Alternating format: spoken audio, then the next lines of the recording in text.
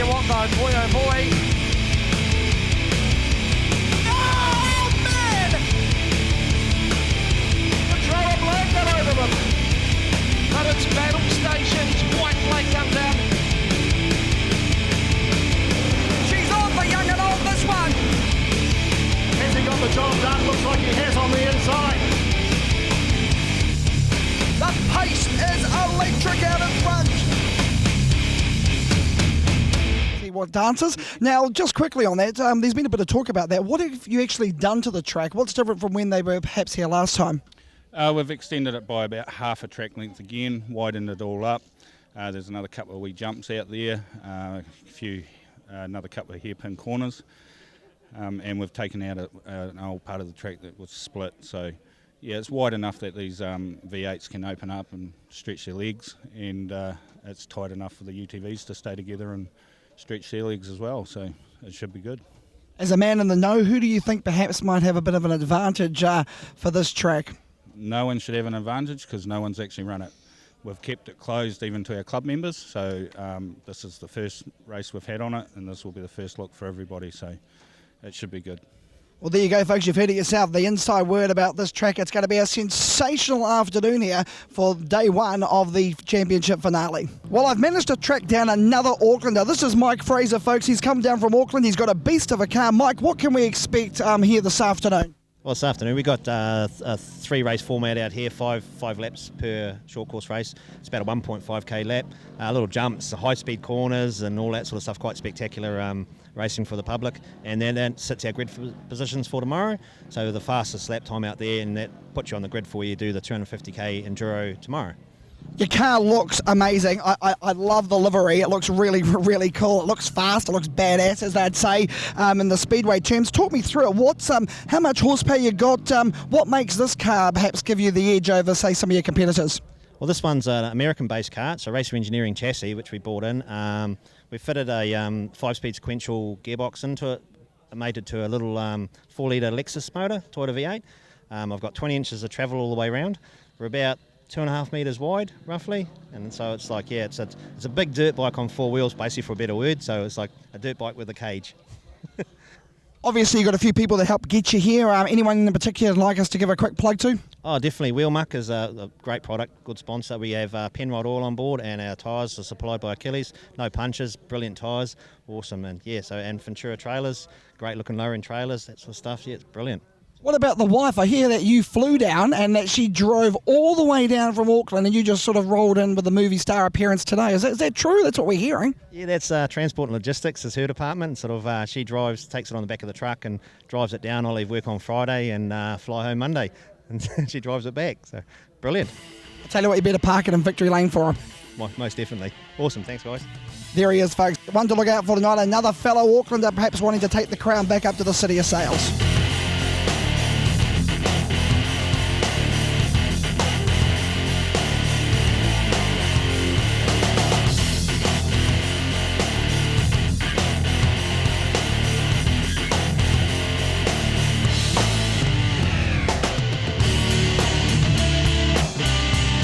Someone's coming around the outside. Yeah, these guys are going for it. I think you'll find that young Aaron Crabb's got problems and he stops on the track. And that's a shame. He got some big air down here. But I tell you what. Maybe that's unsettled something in the car. Yeah. Widdop's doing his best to try and chase it through, but Hodgson. I think Widdop has actually closed the gap on him, but it's still a big gap. So old Harry Hedgehog would have to get it really wrong. Yeah, look at that. For Lincoln to chase up on him. Hey, what he's driving superbly. The dependable oil car, NZ1. Roars past us. And, I mean, look at the detail in the car. Isn't that fantastic? Oh, problems now for Widdop. Oh, he's going slow. Car is going slow, so there's dramas for the Hot Wheels machine. Oh, dear. I'll tell you what. Reeve Giddy now will resume battle stations into second, but this is just all playing into the hands of Hodgson, who is absolutely running away with this one. Exactly. It seemed like Lincoln Widdop's car sort of went into limp mode, but he seems to be picking up the pace again, so... Readjust things now. We're in a lap car. Crab's about to go a lap down, so that drama in that one, that will be interesting as I just can't believe the lead. Yeah. Maybe we should drug test him. I'll tell you what. Whatever he's having in his cornflakes, I want some. Yeah. Here we go, over the first jump. Our race leader, Hodgson, comes past the pit chute area, gets around again. And I tell you what, I'm a betting man. I reckon he's going to do a lap on Crab. There you go. Wow. And Aaron Crabb would have seen him in the rear vision mirror and think, what can I do about this? I think after this this heat, they'll go back and get his team of skilled race car technicians to tweak a few things. And tell you what, oh, he had problems again for Crab. He's got majors just coming out of that corner. Hodgson has to make evasive action, went to the inside, then to the outside. Come past the Dalton's livery. And well, they're all dropping like flies. oh yeah, They're all Lincoln dropping Wood like at flies. his car. He's got a definite issue. Sounds like a popcorn machine. I guess he's just trying to keep on going to get his points. Yeah, it's all about the points. And that's really what it is, isn't it? You know, the points are critical. How many points do you get for a win usually in these cars? 5, 4? Yeah. I think so. That's what I read, but I wasn't sure. So here goes over the first jump, over the second. It's like a 100 lapper. It is.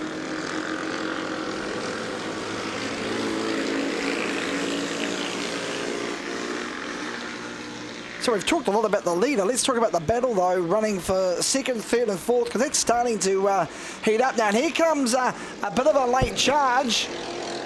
This is where the action is aplenty. Oh, trying to come through the inside. Jack Brown leads. No. He's going to try. Oh, has he got the legs? no. It's all about the gearing, I think, for that. It's a long straight there. It is. He's going to try and diamond into the bottom. And, of course, Aaron, this is a north-south challenge, really, because 3 of these guys are from the South Island and 3 from the North Island. Well, I can tell you, you guys are pretty good at rugby. We might be good at motorsport. Right, well, we'll talk about that later today, and we'll see who has to eat humble pie on that one. Absolutely. So Hodgson, meanwhile, will come through. It should get the white flag. And Willett just creeps across the line now. And look at this battle, though, for second and third. Wow. They're going inside, outside. White flag for Hodgson. It's your last lap. The Dependable Oil Company is certainly dependable today. They're making things happen in his car. I tell you what, it's not over yet for second, third, and possibly fourth. No, actually very close. I reckon it'd be quite fun to go over those bumps and one there. Oh, no. Oh, dear. We put the hex. Oh, no. 2 of them go around. What's that about? What's going on here? Well, 2 of them are going to... Oh, gosh, well, that's very disappointing for those guys. Well, you did say the hot coffee was good. So, it's... Jack Brownlees is out racing again. He's sorted out the problem. Crab's got problems again. So, not quite sure what's going on, but I tell you what... They've got going again. It seems funny how both of them conked out on that corner. They were probably concentrating on what each other was doing. Maybe, yeah. Well, as he comes over the final jump into the final corner, and he will take the win, Harry Hodgson will grab the checkered flag and take the opening race of the afternoon. The rest is kind of well. He is the winningest driver on this new track. He's the first one to win here, Aaron. And not only has he won, he's dominated. Yeah. Wow. Well, they're still racing. Plenty of, they're still all going for it. I tell you what, I'm curious to know what's happened to some of these vehicles, because they certainly... Some of them went, some of them didn't.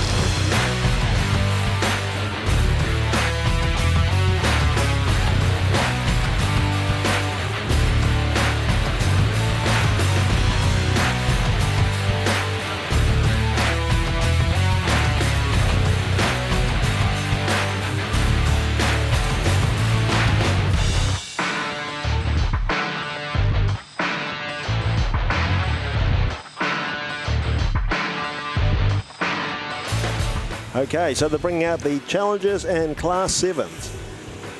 And the challengers, they are 1600 Volkswagen powered, and the Class 7's either Volkswagen 1200 or you can have a 1000cc water-cooled motor, because the old V-dub motors are a bit hard to find.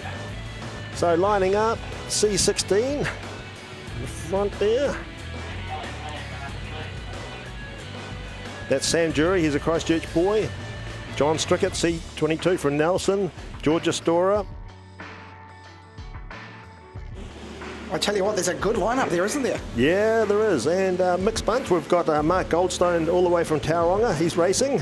That's C87. Where's he? I think He's on the very inside, I think. Yeah, he is, you're right. So they're going to start them 3 wide. They're keen. Yeah, I reckon.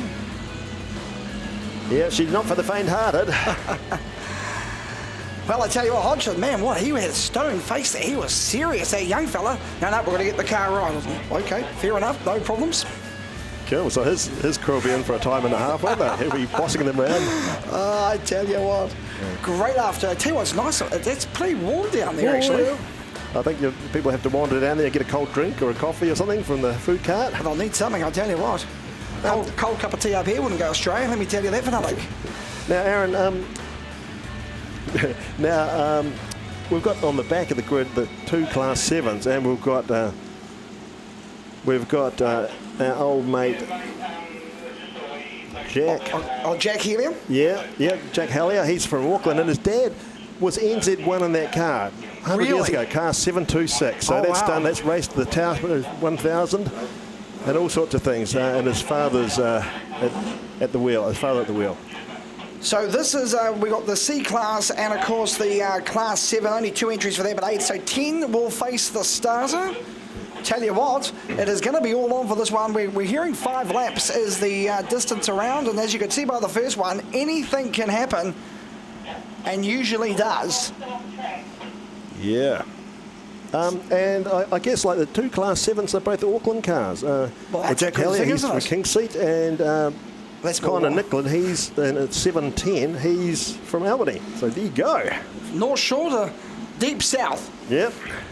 Right, so we're just waiting for final confirmation here. As I said, it's a beautiful day here in the sunny Canterbury region.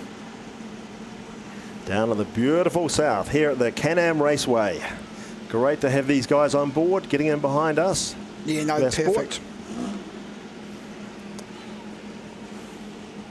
I think they're just waiting for the marshals to get in position, and then they'll be away racing. Currently sitting beautiful, 21 degrees. I thought it was quite hot. Yeah, it is 21. It's 21 degrees. It's official. Canterbury is in the tropics, you know. Chance of rain, 4%. It was tropical the other day. We had lots of rain the other day.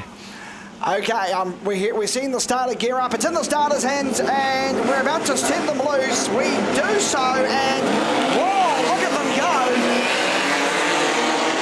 Holy moly. They're off, and that's 1600 air-cooled Volkswagen power out in front there. The wee challengers. They race around that first corner. Here comes the 7 class. That's only a little bit later on, and away we go. That first corner, that straightaway. You're so right, Brett. It's such a long straightaway, isn't it? It is indeed. And these guys, it's all new to them. That's Andrew Knight out in front. Watch him throw it round. Do the old Scandi flick into the corner. Don't tip it up. Oh! Almost have a coming together of biblical proportions down there. And this is the extended course. We didn't see that, of course, with the first race of the day. Look at it go. Okay, now some of these other guys are manoeuvring, trying to catch up on Andrew Knight. Knight is... he's doing well as he throws a beautiful pass up the inside. Did you see that? Look at that. 2 became 3 and 3 became 1. So a new race leader. C87. Goldstone. All the way from Tauranga. He didn't just come down here to eat his lunch, that's for sure. No, I tell you what. They're starting to really feather the throttle, and over here comes the final couple of hurdles. Doesn't really get much here. And 1 lap in the box, and Goldstone from the Tauranga region will lead them home. Phillips running in second. Big Air going over the tabletop jump. That is a big air. That is big, isn't it? John, Maybe we could get a push bike race, me and you, for half-time entertainment. What do you reckon? I reckon. I want to go down the hill, not up it. Yeah, fair call, fair call. Okay, in Class 7. 1200cc Volkswagen power. Incredible. The C24 there. That's Georgia Storer. Doing a good job. Yeah. Just keep it nice and simple. That's all you got to be. You got to finish first. First, you must finish. Exactly, and you know she's got an X on the back of the car, and that is because she's a reasonably new driver. And just so the other drivers know, just to just give her a wee bit of grace, I guess. I guess the only way you can race these championships and get experience is by being thrown in the deep end. Yep. And again, still a battle station starting to form up front. I still think those first 4 cars are within Kiwi. Your leader, though, doing a good job. Mark Goldstone. Yep, from the Tauranga region. Ian Simcock, second place. Andrew Knight. Wow, for 1600cc Volkswagens, they actually go really well. Yeah, they certainly know how to boogie, don't they? The old Dak power. 2 down, 2 in the box.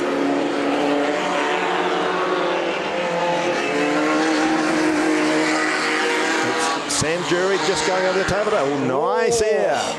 Great air. Oh, what about that for a jump? Tell you what, just about landed in the car park. The C52. Phillips. Barry Phillips all the way from Twizel. Twizel.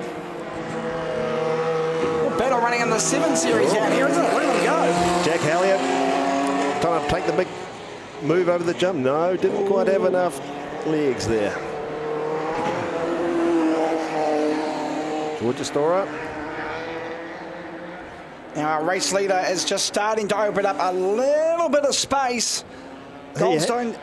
He has. It's almost, he's got sort of the Harry Hodgson proportions of race lead. I think he's found the groove pretty nicely, actually, and yeah, just beautiful cornering, isn't it? Yeah. Doesn't really scrub off much speed, and that's really what it is. It's all about momentum. Again, let's see how much air we get this time. Look at the dust starting to fly. Yes, I think they'll be needing the water truck a bit today just to keep the old dust down. Yeah, it just corners out beautifully. And the third stretch for Goldstone is opening up a fairly sizable lead now. He's certainly a good wee peddler. The car behind is actually for sale. Ian Simcock, you buy his car. Wow. There you go. Go and write him out a check in the pits and you go racing. Barry Phillips. Phillips Racing. He had some massive air last time. The car jumped well and he's got it set up for that big jump. This is a good little battle we're seeing now, just going past the start-finish line. That Class 7 just starting to... They're all sort of within Kiwi of each other. Does your body feel it, you know, like, you know, you've driven one of these. Does the body feel the pain afterwards? Well, some of these cars, like the Challengers and Class 7s, they're limited suspension. So, yeah, those guys, they'll know about it by the end of the day. Whereas some of the other cars with lots of suspension, they soak up those bumps and it doesn't feel so bad. Right, fair enough. So we are seeing Goldstone again. The gap is increasing. Trust you're enjoying the coverage. Pitch TV bringing this to you. Can-Am Raceway Off-Road National Finals. Beautiful to watch now. Albea Plenty. Peddler. Well, in saying that, just... I think, yes, we are looking at... That's correct. Simcox is starting to close the gap, so maybe he's coming home with a wet sail.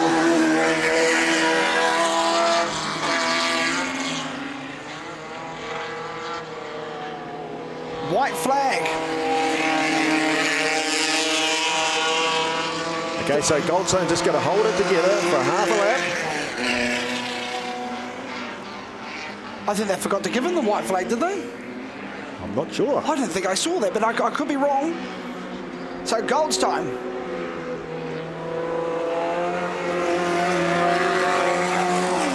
Jack Hellier trying to do the slingshot on the jump. No, he got a bit balked then. Ooh. Good wee driving from our mate from up the road there. From Albany. Oh, there's just a little bit of a problem down here. He got a bit caught up in the gap now. It's tight. Yeah. So Mark Goldstein got to keep it clean for that last. Oh, look, Here we close go. right out. Look, Ian Simcox trying to come through the inside. Oh, final fling. Here he goes. Oh, big ear. Big ear, I tell you what. Spectacular, but Goldstone takes the win. What about that? Pretty cool. And Andrew Knight, C69, third place. Sam Jury.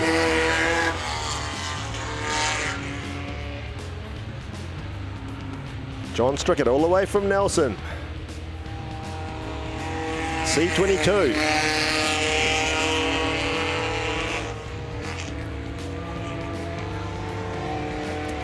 Barry Phillips.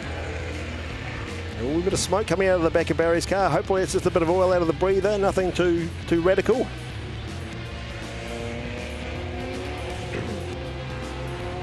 Okay, Class 7. There we go. Connor Nicklin from Albany. Car 710 came in first, and Jack Hellier, 726, second place.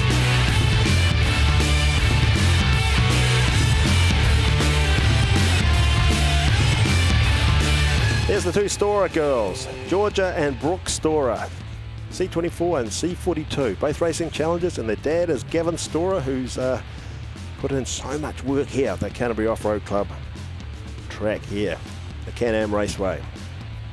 And just for those techo people, if you want to watch the live timing, go to MXT or www.mxt.co.nz and then go live timing.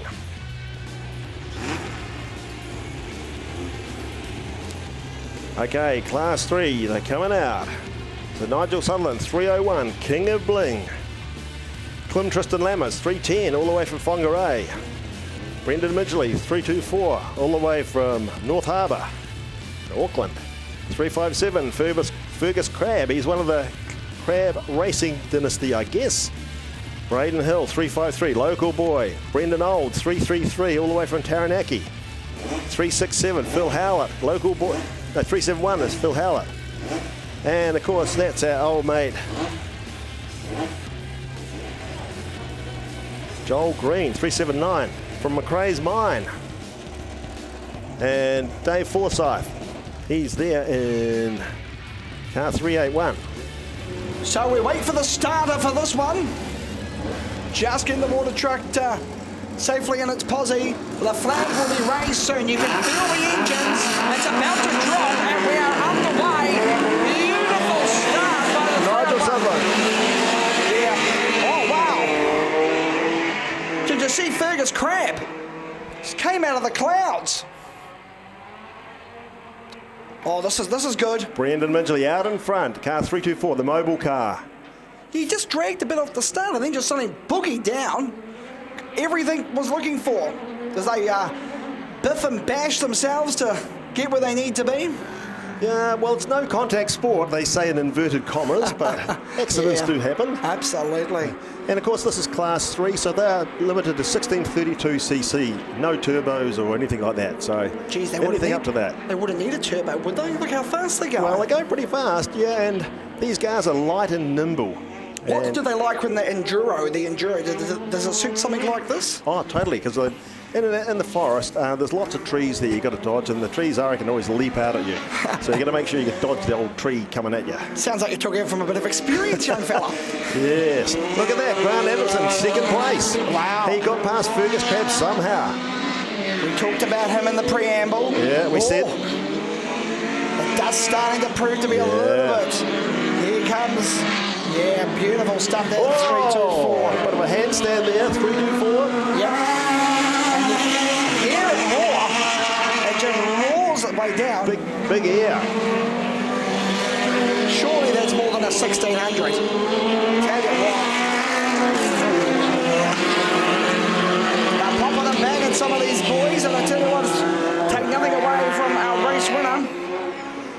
check out the jump.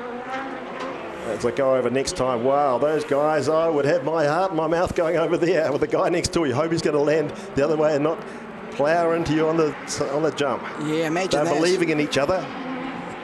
That's for sure. So Crab putting a little bit of pressure on our second place driver. Meanwhile, Brendan Mitchell, he's just shot out in front. Did he find a shortcut there, Aaron? Oh, I think he found something. Look at him go. The Mobil 1 machine, it's certainly hooked up and doing the business. Certainly is. Oh! The old bling bling car's bouncing around a bit. King of Bling, yeah. But again, now let's have a look at the Mobil 1 machine over the air.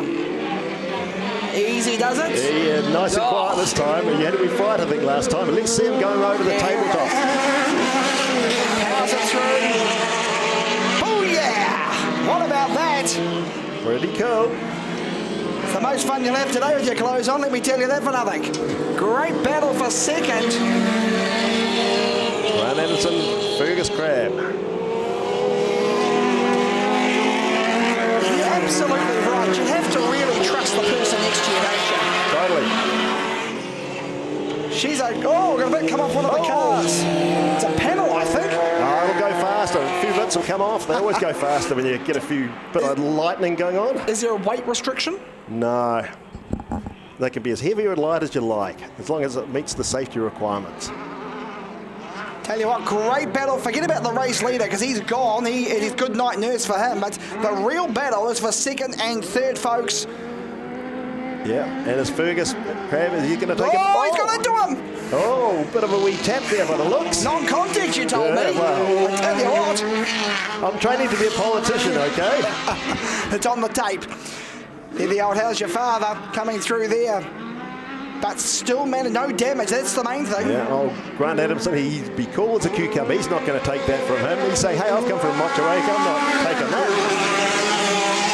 Tabletop jump. Bam. Oh. Big air sideways. Oh, you wouldn't want to have someone right next door and he started tapping on your door. Absolutely not. Laps are counting down now. This is a fast and furious afternoon. Let me tell you that, Fanatic. And Fergus Crab, he goes wide in that corner. just scraps off the momentum, doesn't he? There's our mate Marwood, all the way from Auckland. Nice here. The Motueka boy doing a great job in second. He is. Some of these other guys. Brendan Midgley, though, is running away with this one. I think that's a foregone conclusion, I would imagine. Yeah, as long as he gets to the finish line, he's just got to keep it steady on those jumps. 333's doing a good job as well. The green machine. That's Brendan Olds all the way from Taranaki, from the Naki. Midgley just nice and gently. I think he probably knows he's got a bit of a gap. No need to panic. Yeah. And looks like Crab has finally made the pass. So he moves into second place. Here he goes. Oh, Grant Adamson's trying to sneak up there, but Fergus Crab's got the power. Powers it well.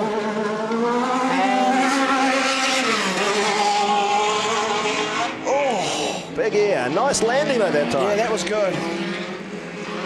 Are there any big jumps in the forest tomorrow? Or? Not really, but they do a lap of round here as well. So you can go and pit and you do a lap. So you're going over these jumps.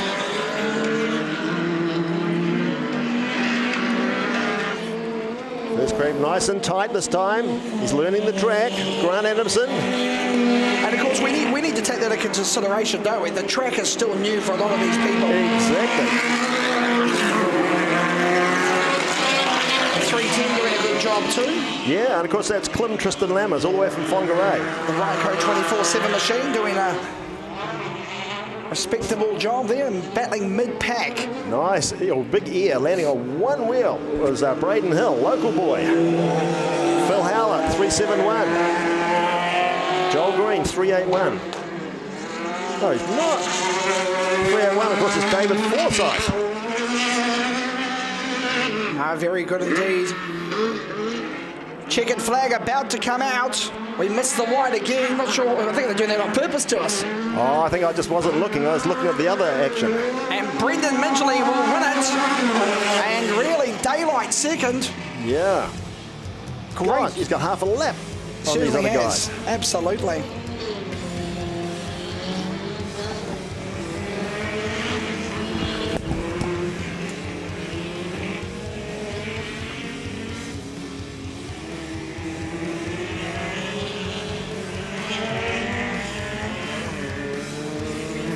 Brendan Midgley on it. Fergus Crabb coming in for second place, 357. Grant Adamson, should I say. Phil Howell. Nigel Sutherland. Joel Green. Clem Tristan. Brendan Old. Braden Hill, local boy. Well, it was pretty exciting, folks, and I guess these guys, it's a new track to them. They'll all go back and adjust their suspension and their tyres. Phil Howlett. And, of course, David Forsyth, all the way from Hastings. Car 381. I think Aaron's going to have a wee chat to our mate Brendan Midgley and see what he has to say.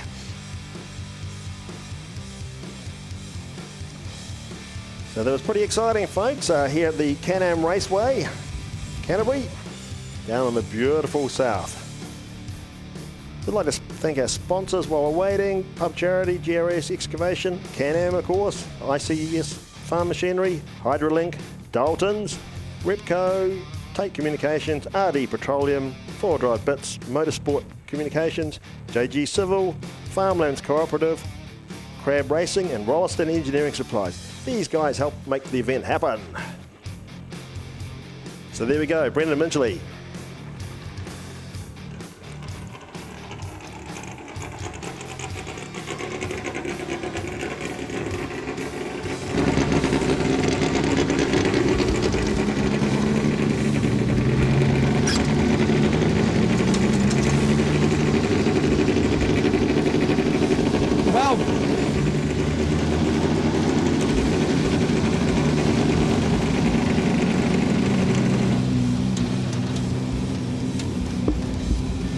Well, Brendan Midgley, what about that? I don't know if you realise how much of a gap you had. It was the size of Sydney Heads between yourself and second place. What a hell of a drive.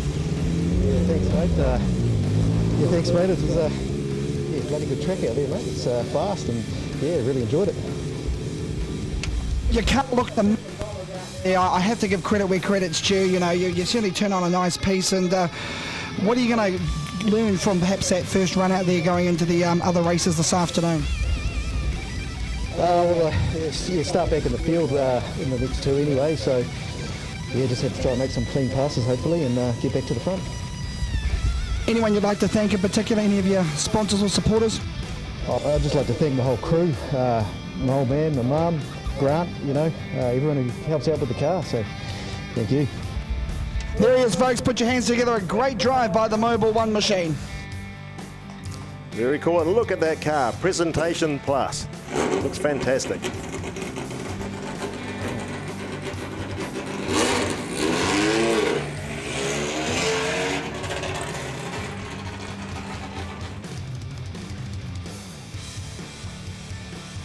Okay, coming out, Class 8.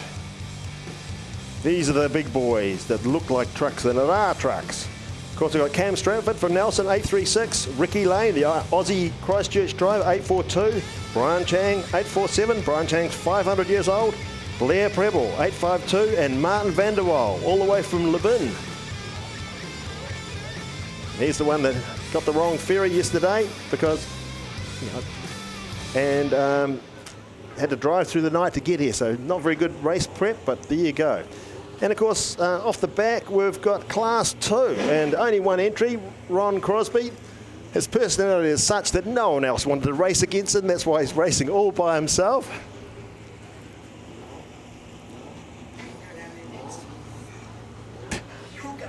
That's a horrible walk down there, isn't it? Terrible. I tell you what, I might send you down there next. Oh, thanks, mate. I just about hung myself trying to get back down to the box. What have I done wrong? Why do I have to do that? I know I'm from Auckland, but gee, give me a break. Lost about 10 kilos walking up and down the hill. You'll grow to like it by the end of the day. Oh, thank you. As the producer says in my ear, that's what I needed to do. So, looking for the start in the starter's hands. We are racing. We're underway, and this is going to be good. The first big air jump. Oh, Brian Chang. Only guy with a Zimmer frame in the car. Rolls through nicely. Down they go. What do you reckon? Cam Stratford in front, and then an Aussie driver, Aussie mate there, Ricky Lane. He's in second. Oh, the old under. Oh, Chang's gone cross country there for a minute. He has to get himself refixed. I think someone probably phoned him. One of his fans, perhaps. Yeah, do an autograph session on the back straight away there. Or maybe it's the old folks home saying it's time to come back. Tapioca pudding at lunchtime. Here we go. Is the Australian come Kiwi, come depends how he goes today. I'll tell you where he's from. The Mount Isa resident running in second position at the moment. Behind Cam Stratford. And of course, Cam, he's a Nelson boy, very clever. He's raced Taupo and all sorts of things. And he comes from a motocross background, so he knows to kill to get to the first corner. Oh, absolutely. That's what it's all about. It's easy. It's easy to be chased than you trying to chase somebody else. Exactly. So again, Lane putting a ton of pressure as they race. Oh, look, it's nice and wide. Going to try and perhaps diamond off the bottom. Look for the slingshot. No. Plenty of dirt being squirted out the back. Yeah, and of course those things have all got locked diff, so you've got to flick them into the corner. They want plenty of air.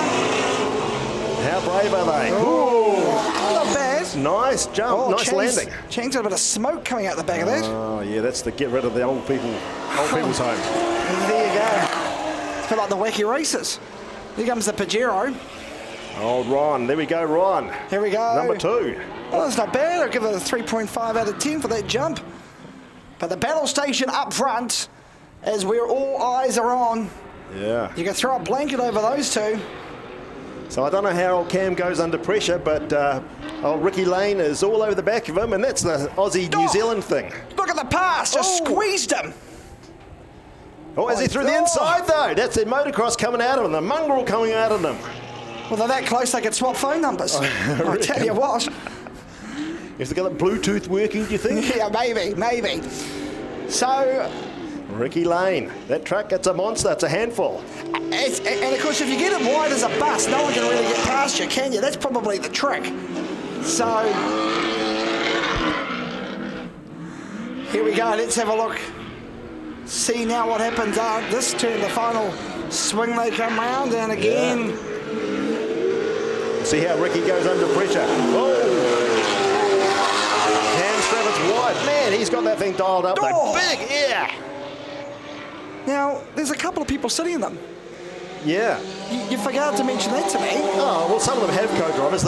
You pick a person you don't like and you put them in the passenger seat and you say you'll go really slow. I might take Jason for a spin. He might take me. Okay, there's our El Presidente, Martin van der Waal. He was late on the ferry, lives in Levin, cheapest petrol in New Zealand. Go to him if you want some petrol. You don't want to come to Auckland to get petrol, let me tell you that. No. $2.75 a litre. So the Australian visitor lane is now starting to open up a little bit of gap. Pretty amazing. This is the second time he's driven that truck. And the first time on this track, obviously, Yes, under true. competitive circumstances. So you'd have to suggest he has got a bit of talent He has. to burn. So I think we'll claim him as a New Zealander. He has. He's just on holiday in Australia. The Kiwi boy out in front. Yep. And old motocross boy Cam Stratford on his case, though. He's not going to let him away with anything. Brian Chang, he's not quite in the hunt there. Hasn't got the legs, I think, but he'll shine tomorrow in the Enduro. Oh, he's got a bit AWOL here. Just about joined us in the commentary box. Wouldn't be such a good look. No. I think we're quite safe, though. I hope. I'm just going to pull the windows down. Close your eyes, that always works. Yeah. Brian Chang, GT Radials.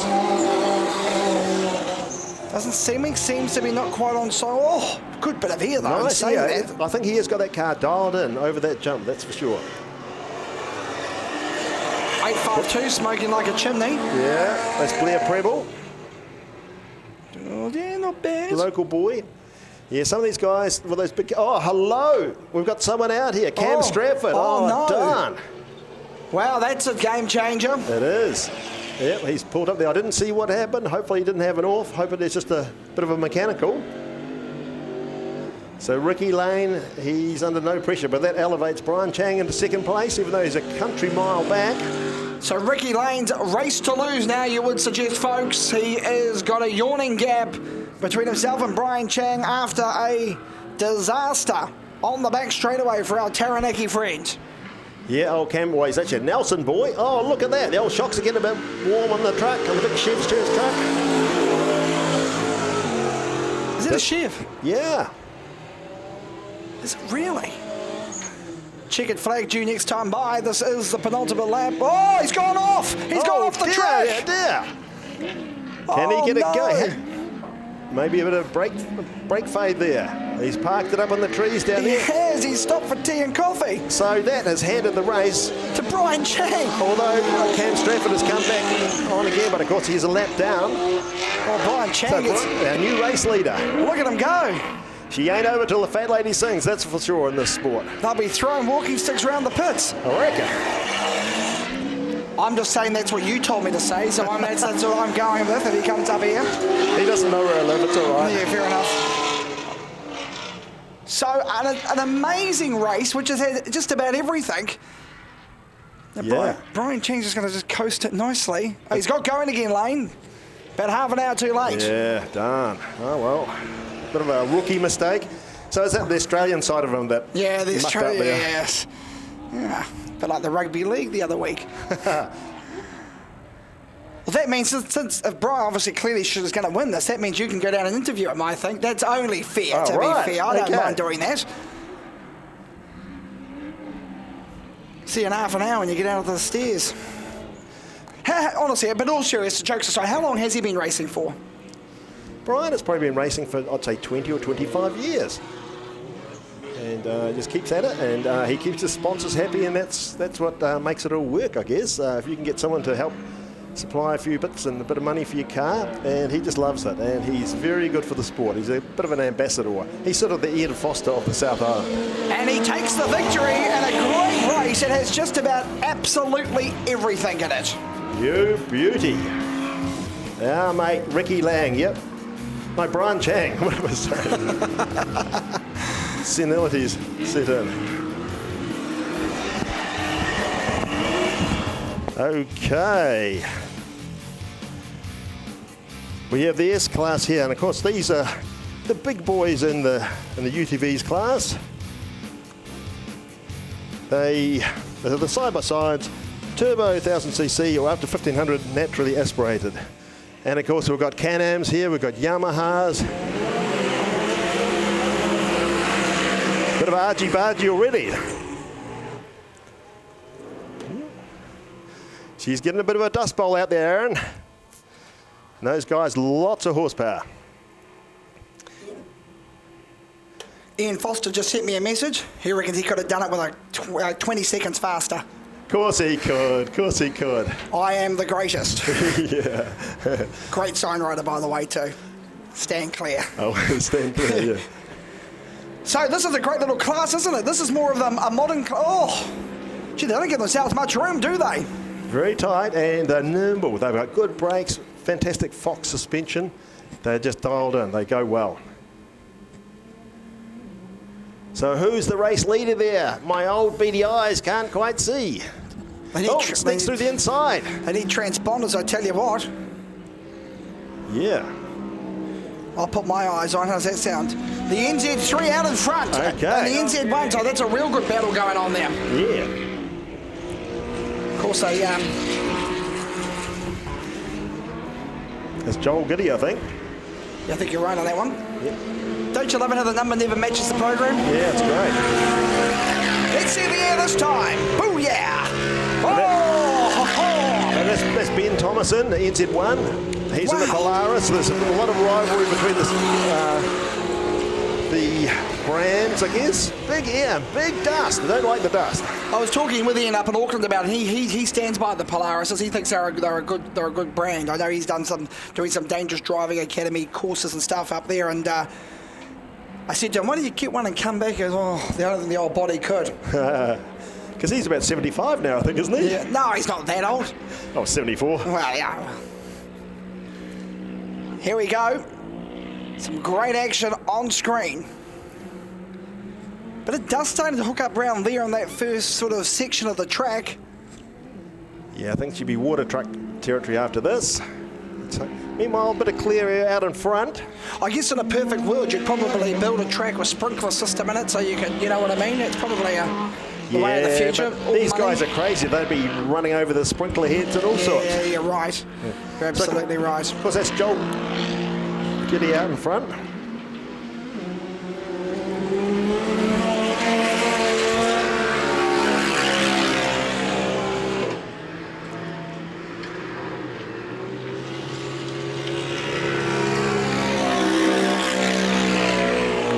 Minutes past the hour of 11, so not bad.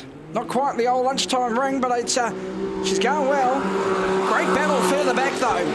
Oh yes. 3 battle here. Now here they go over the jump, and they all give themselves enough real estate to work in. So hey, not bad at all. They are quite a small car, so you can get 3 wide without too much grief. Racing now, racing fast, and out in front. Those front 2 cars have checked out. They're in the Kuru Club Lounge. One on the infield already that's parked up. Who we got parked up there? Someone's got a wee problem there. 31, I think. Yeah, could be a heating thing maybe. Hot day, they sometimes can get a bit. That's what I was going to ask you actually, because obviously weather must play an issue in something like this. So what do they do? They must have good coolant or radiate systems that they do use. They do, and if it's muddy, the mud can actually block up the radiator. Oh, so it's that mixture of having not too much water to mud the cars up, but not less enough for the dust. Exactly, it's that fine line. Hey, okay.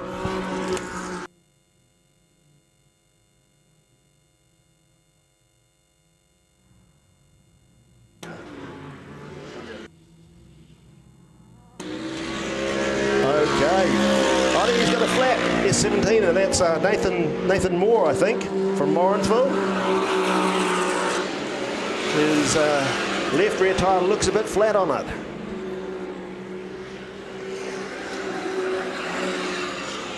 So they're racing down, of course.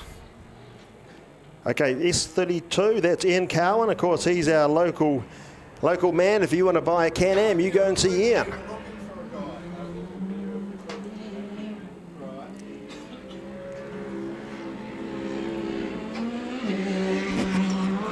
Just admiring some of the machinery when you look at them, how they're racing themselves through the, this track. It seems tricky, especially in this top turn. A few of them have come unstuck. Yeah, I guess getting balked, I guess, with the other traffic, but of dust, that can also be a problem. So I can tell you that it is Joel Giddy out in front from Ben Thomason. And he's done the quickest time so far with a 1 minute 15.220 on the 4th lap. So Ben Thompson running in 2nd, Nathan Moore in 3rd, Hamish McPhedry's running in the 4th position, and Ian Cowan rounds out your top 5. So that's how it looks at the moment. Right. White flag. And there's 2. Oh, shredded tyre. Nathan Moore. What's going to happen now? He won't be driving in that back to Morrinsville, that's for sure. Well, he's got 1 little lap to get around. Let's hope he can get around. That was Nathan Moore, wasn't it? Yeah. Sitting in 3rd position too. That's a shame. That's a crying shame. So checkered flag will be out very soon, and I tell you what though, Joel Giddy. All the way. He's worked for it though. Well executed. Ben Thomason won't be liking that. He likes to be first, but he's not today. Checkered flag. Yep, well done. Well done. Joel Giddy, quickest time of the afternoon, a 1 minute 15.220.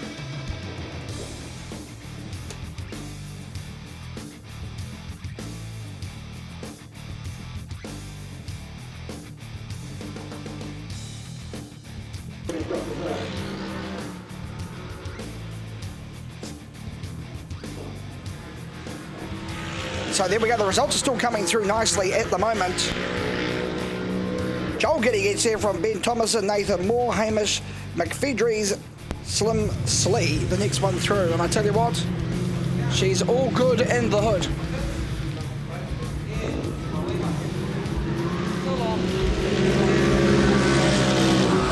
We're still racing around the track, and of course we'll go down and see Brett. He's got the, bring them in with the checkered flag victory speech.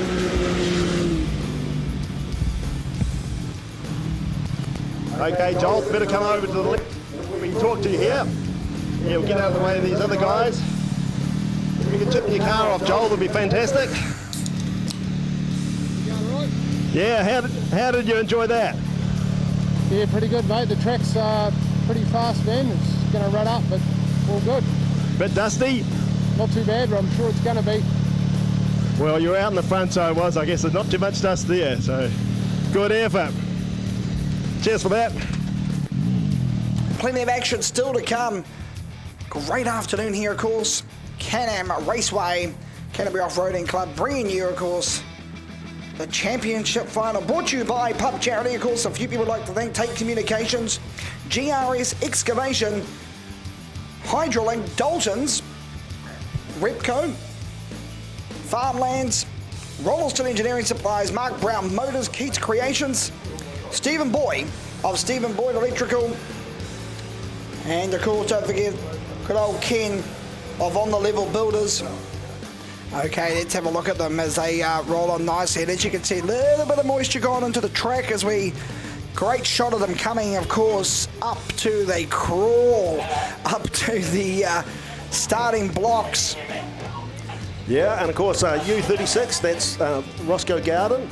No, it's not. U36, oh, I've got that wrong. Yeah, look. That's Lee Bishop, all the way from County's Manukau. He's an Auckland boy. He's driving a Yamaha. Dion Edgecombe there in the beautiful Dalton's number 14 car. That'll be one to look for. Yeah, and he's from Matamata in the Waikato. And of course, Carl Ruterman, he's U22. What about 517? Old mate. Okay, there we go. That's combining classes, so that's class 5. 517 is our old mate Nick Magnus, all the way from Gleneden. Oh, he's a West Aucklander too. That's even better. He's a Westie. And 507, that's Todd Graham, all the way from Napier. You see, they look like old school off-roaders, don't they? That's what I'm thinking. That's the type of thing you'd see at the Woodhill. Yeah.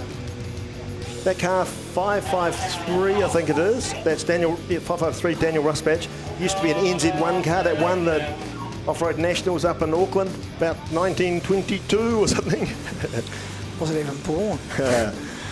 So, we're getting ready now. They're looking pretty good. This is the moment that they sit there, they assess the gauges, they think about what they're going to do. They're looking at that big tabletop in front of them and they're going to go, wow, do we trust old mate next to us or what's going on? And of course, that's 2 flag drops because they're different races. We're going away. One flag drop. I tell you what, here comes the first jump, and there's already a bit of pushing and shoving, and they go through it rather easy to the first corner, and pretty much. Oh, a dust bowl. It is a dust bowl, like the Bahrain Classic. I reckon. So.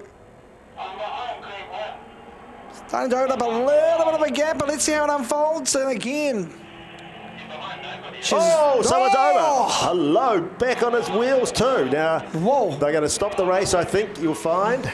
Surely. Yeah, it's a major airtime there.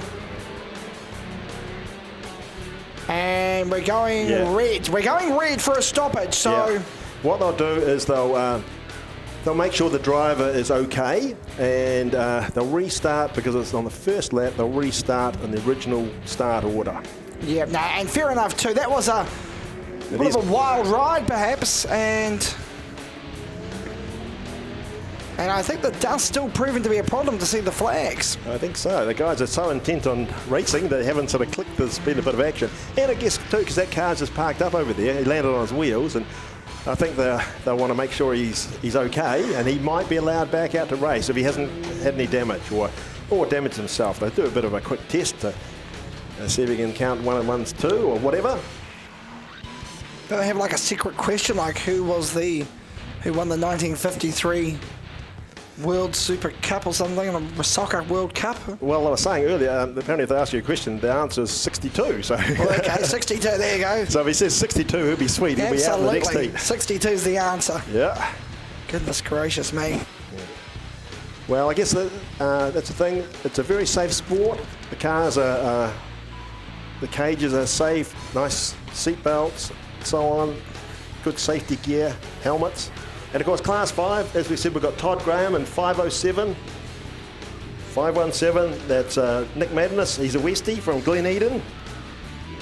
Regan Swenson, he's 545, all the way from Makarau. And then we're going to drop the flag. Sorry to cut you short. Second time by, and now all time to dance as they all roll through, and those 4 cars doing a pretty good job. And you were right, there was a second start this time by. Yeah, they were just practicing the first time around.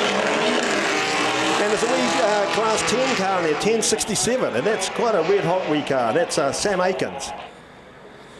And he's from Waikato.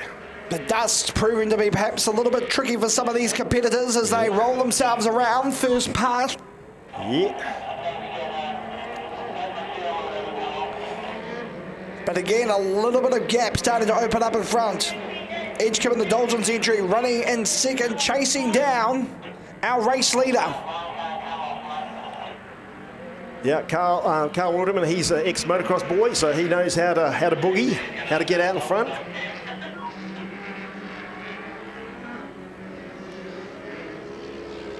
Plenty of luck, but luck's a fortune in motorsport. Certainly is.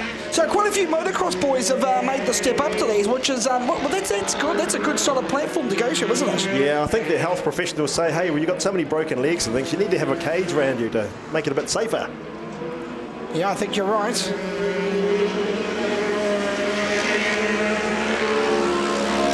Dion's in second place. Enjoying the action aplenty, live and exclusive on the Pits TV.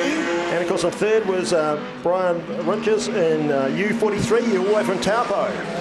Class 5, Daniel Rusbach, 553. I like that 545, that's a good looking car. That's pretty cool, nice and bright yellow. Yeah. Mr. Magnus, 517.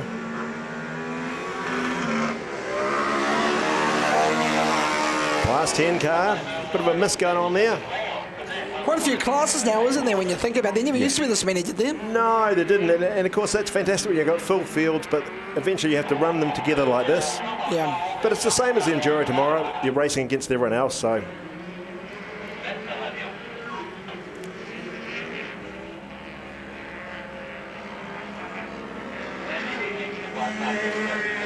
So just having a look at the action aplenty on screen at the moment. Carl Rudderman is your leader. 1 minute 21 second is the lap time at the moment. And he has got a bit of an advantage. Somewhat advantage. 3 second advantage, in fact, over the car running in second. That is Edgecombe in the Dolgen's entry. Richards in third. Gordon running in 4th position.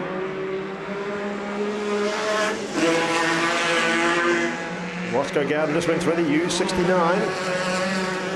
Brian Rusbach.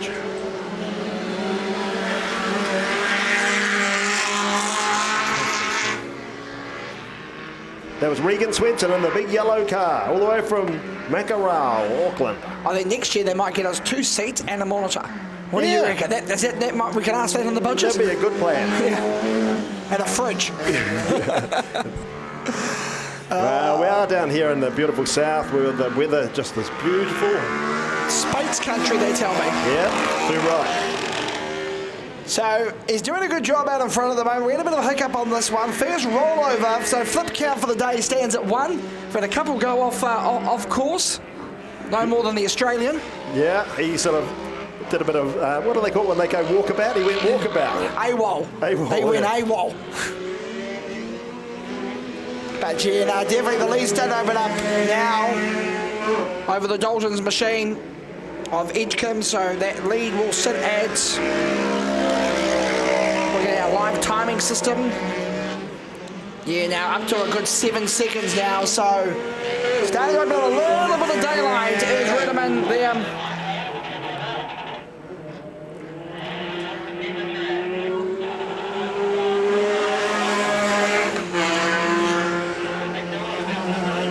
Class 5, I guess Daniel Rusbatch is leading. Of course, if you are tuning in and you want to follow the live timing, you can at livetiming.co.nz. Click on the off-road icon. Yeah, mxt.co.nz is a direct link to go to. And then live timing. That's what you want to do if you want to see what's happening. Check out the information that we're getting as you sit back at your Barclay Lounge and let it wash all over you. So Edgecombe is a little bit of an issue there coming into that corner. But look at the gap now, it is a yawning gap. White flag is about to come out. So one more lap to go, one more circuit around here. So Carl Ruderman here would have to get it horribly wrong, I think, to throw this one away. Well, let's not jinx him. Let's not jinx him.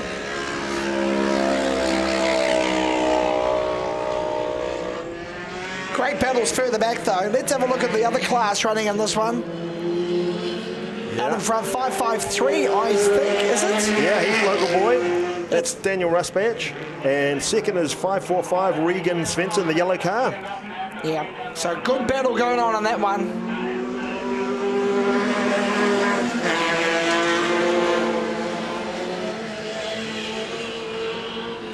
So the white will become the checkered next time by. Yep. Todd Graham, his dad used to race yonks ago. Oh, really? Yep. A lot of these guys, it's in the family, it's in the blood, in the DNA. It's in the DNA, he says. So the white flag flies from the race control position.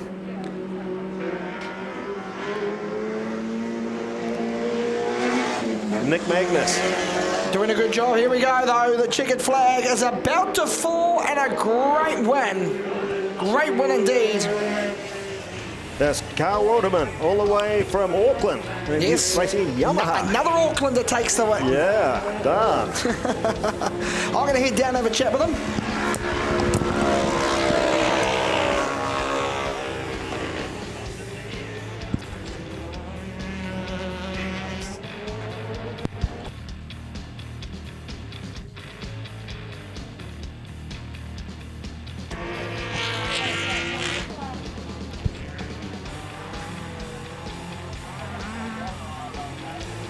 Daniel Rusbatch coming around to take the checkered flag for Class 5.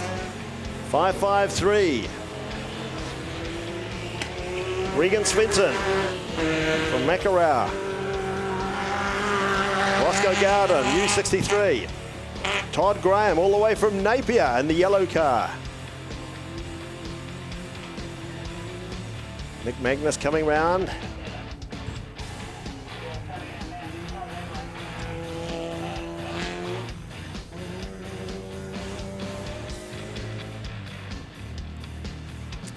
Well, that was pretty exciting. A bit of a false start in the first heat. We had one guy fall over and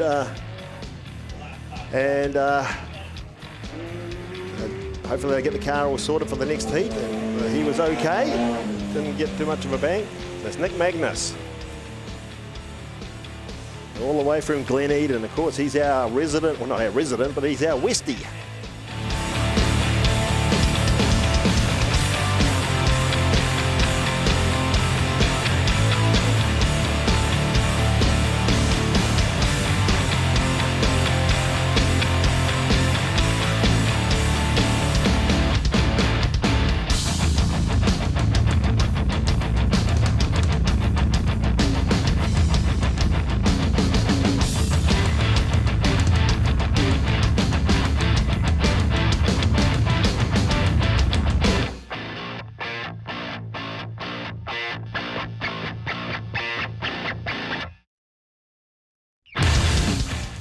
Okay, moving on to Class 1.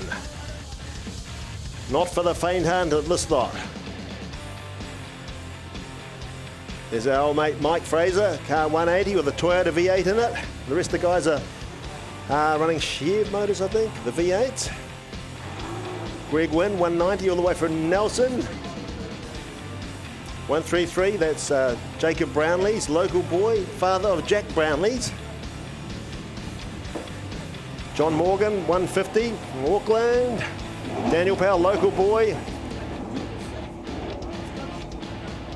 And a new kid on the block, 112, that's Dan Fisher from Nelson. Brand new car for him. He got it out of Aussie, only driven it once, I believe. Tony McCall, number 1, is right behind him, and late entry, wildcard entry, Trevor Cooper. Trevor Cooper. So this is going to be an interesting race. The creme de la creme, will they rise to the top? They usually do. Yeah, we'll see. Okay, so the starter walks back, assesses the situation. Water truck still laying a bit more participation on the... And they'll need it, because these guys They will will. be spitting out sparks. Well, The back row is going to be worth the price of admission alone, one might suggest. yes. Fraser was talking big time he was talking down there in the pits about what he can do and the wheel muck machine. So I tell you what, if you're a betting man, you want $1 4 ways. You reckon? Yes, and like we said, Tony McCall, 6-time national champion, a wily old fox. He calls himself the GOAT, greatest of all time, he told me. In the starter's hands, folks, this is what you've paid to see the money, and we're underway. First jump, let's have a look at how they fall. Already contact. Down they go, and Jacob Brownlee's a bit sideways there, off the back. first corner. John Morgan out in front. Oh, we got one that's almost gone cross country. McCall making some good movement through. From the back, they're pushing and shoving. Oh, 2 cars into each other. Oh, dear, dear, dear. Boy. That's And now it's time to dance. Look, they're doing a pirouette. Daniel Powell and old mate Motormark. So, Oh, so can you much for that. believe it? Dear, dear, dear. I tell you what, it was more of a foxtrot than it was a waltz. Yeah. And it's still going with... Oh, that was Jacob Brownlee, actually. Yeah, it wasn't Motormark. Oh, Paul, you gave old Fraser the old stick there, didn't you? Yeah, it wasn't him at all. No. 2 local boys instead. Here comes McCall. He's already up to 2nd place and he's only halfway through the first circuit. Oh, look at that. He had that car out of BSL Racing, getting some tweaks and bits and bobs done on it. Desperate to win another national championship. Look at him go. Meanwhile, John Morgan's got clean air out in front. This is the battle station. Look at the air they're getting. Beautiful.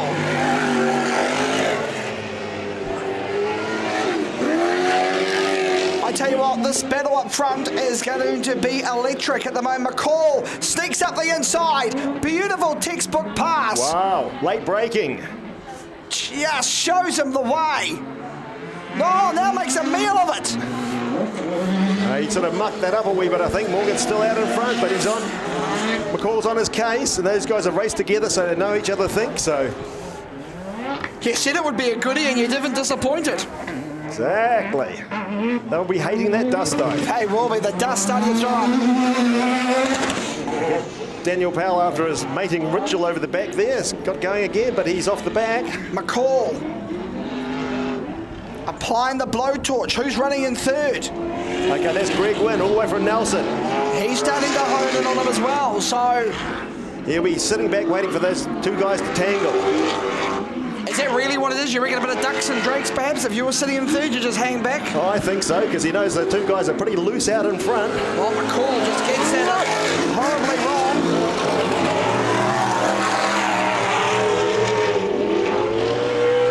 Nice ear. The ear's really where you get the advantage, isn't it? If you do that right, it can be the difference. Exactly, because if you get it wrong, it's good on earth. You can break something, bend something. Trevor Cooper. Yeah, look at that. That's a beast of a machine by Cooper. The big black beast. So the battle is still raging up front at the moment. Daniel Power, he appears to have something hanging out the side of his car. Maybe that's to stop people going past. I think it was the damage when he tangled up on that first corner incident. Okay. Morgan and McCall. McCall coming out of the dust. You won't like that. Eating the dust. Hey, well, this is good. I think he may have had his chance, and maybe Morgan. He's a little bit more wily. Sometimes they only give you one shot at it, and he had it. Yeah, I think he's opened up a bit of a gap there. I think you could be right. So McCall chasing him down. Fraser doing a good job in the wheel muck machine, a little bit further back in the fourth posse at the moment. Yeah, Greg Wynn keeping the... Oh, look at that. McCall looking very untidy. Now a beadlock has come off the wheel of the 190 car. Oh, dear. Just rolls onto the track. Well, Ibag's not going to the track to retrieve it, that's for sure. So this is, here he comes, McCall. Now he's got a shot. He's within cooey of Morgan, putting a ton of pressure on him. I think these guys are loving this new track. Yeah. Who wouldn't? You'd love to be out there, wouldn't you? Shit, yes. I can arrange it. I can arrange it. Oh, I've actually just sold my race car to Barry Phillips. I'll get you the water truck. Here goes McCall, trying to get up the inside, makes the pass. Does he make it stick? Yes, he does. Now Morgan's going to try and return the favour. Get up the inside again. Look at that. The McCall's got him. He's on the inside, but can he duck in under him now? No, he squeezes the lemon and sends Morgan out. Oh, no. Morgan probably couldn't see there. Hero to villain. Yeah, exactly. For Morgan, he will be spinning tax. Valuable points lost. And the Star Spangled Banner 150 machine. Call out in front, 6-time champion, and look at him go. And that's why. White flag for Tony McCall. Of course, those guys, John Morgan and Tony McCall in car number 1, they are tied for points coming into the championship, so... I have to suggest Cooper getting plenty of dust. Enjoying this one wherever you might be tuning in. Labour weekend, National Championship finale, and McCall and Morgan are going at it like two old foes. But Morgan's parked up there. And that may be enough to... that may be a problem with the championship. It could be. That could be game, set and match by the NZ1. Meanwhile, Daniel Powers trying to pick up a bit of... tangled up with Jacob Brownlee's earlier. You take nothing away from the others. It's a great race out there. Well, this has been certainly a class act, hasn't it? Shit, yes. Fantastic. And interesting, Dan Fisher, first time out in that car, 112. Having a good, clean race. He's back there, but he knows he wants to be there tomorrow. So McCall coming around for the checkered flag. Look at that. I'll tell you what, you have to give it to him. Yeah. And Tony McCall takes first blood. All right. And the Class 1 race. Second, Greg Wynn, all the way from Nelson, second place. Well, don't try this at home, folks. Mike Fraser, all the way from Albany, Auckland. Had the inside wheel up there, save scuffing the tyres, perhaps.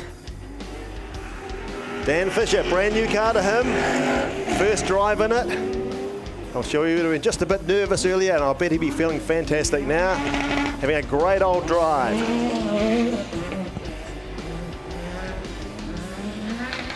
All those flames coming out of the back of Daniel Powell's car. Ooh. There's Trevor Cooper, 189. He was the wildcard entry. These guys are racing for sheep stations here. Daniel Powell goes wide. Jacob Brown is 133. Daniel Powell, 118. Mazda rotary power. Tony, there's a reason why they call you the GOAT. What a hell of a drive that was. Yeah, it was pretty hard off the back, and it track's a little bit harder than it looks. It's sort of one lane in the corners, so you've got to be real precise on your passing, you know. Mate, the car looks like it's on rails. You had it inside, you had it outside, you had it on dancing on one wheel, you had it on two wheels. Mate, it's a weapon. Yeah, after 35 years, you should have get good at anything, wouldn't you? Any sponsors or anyone you'd like to thank? Yeah, look, I wouldn't have got down here if it wasn't for me sponsors. Alan Butler brought us down, so it was good. I've got a new set of tyres on the back.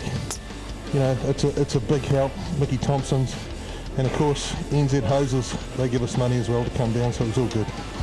Mate, if you can carry on this form, the championship is yours for the picking.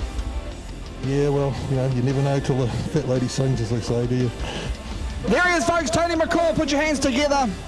Dominant drive from the number 1. Okay, so we're back with our Kiwi trucks. So of course we've got Harry Hedgehog in front, NZ1. That's Harry Hodgkin in the dependable oil company car, and Lincoln with it in 321, J21, J321, whatever. And next to it, of course, we have Aaron Crabb, Caden Thomason, Reeve Giddy, and Callum Keith. Of course, Jack Brownlees is in there, and of course you recognise his father's car in the race before.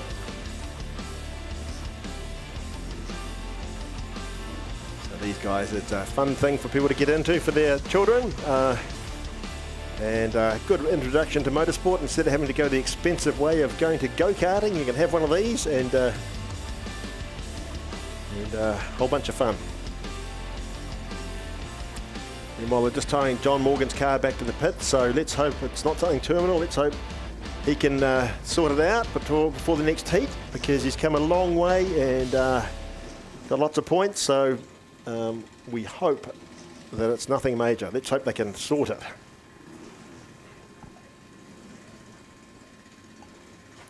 Of course, if you need a cold drink or a hot drink, pop on down there and see the troops. Go to the food den. They've got lots of yummy food, cold drinks and hamburgers and whitebait patties. Can you believe it? Of course, this is the home of whitebait, the South Island. So if you want a sample of whitebait patty, pop on down there. If you want a coffee, pop over and see Amy in the pit area. She's got the coffee going on over there.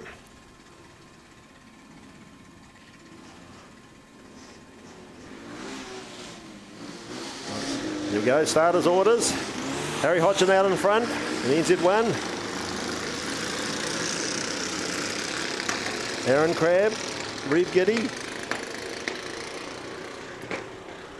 And Callum Keith. A few popping and farting noises out the back of the field.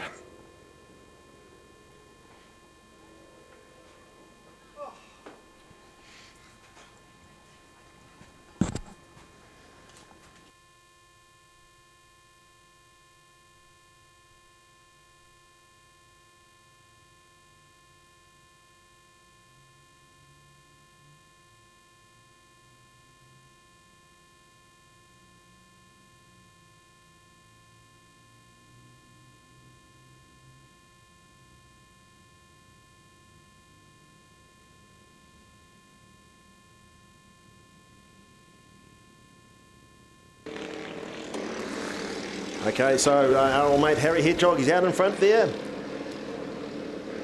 And the well-prepared... Beautiful car, isn't it, really? Yeah, dependable oils. I'll use plenty of oil on that to get it all looking Well, the slick. idea is if you put it in, you're not meant to use much of it at all. Tell you what, just having a bit of a wander around while we had a slight bit of a chance, it's really hot. Super hot. It's actually not that bad in here after all. Well, you got an air-conditioned box and a monsieur, so Yeah. you're doing quite well, aren't you? You have to climb down the wee goat track there to interview the goat. I didn't see that in the small print of the contract, but I could be wrong. You've got to read everything, mate. Yeah. And of course, this could be being taped. Your mate Jamie, what's his name, Ross. Yeah. He might be taping it as we speak.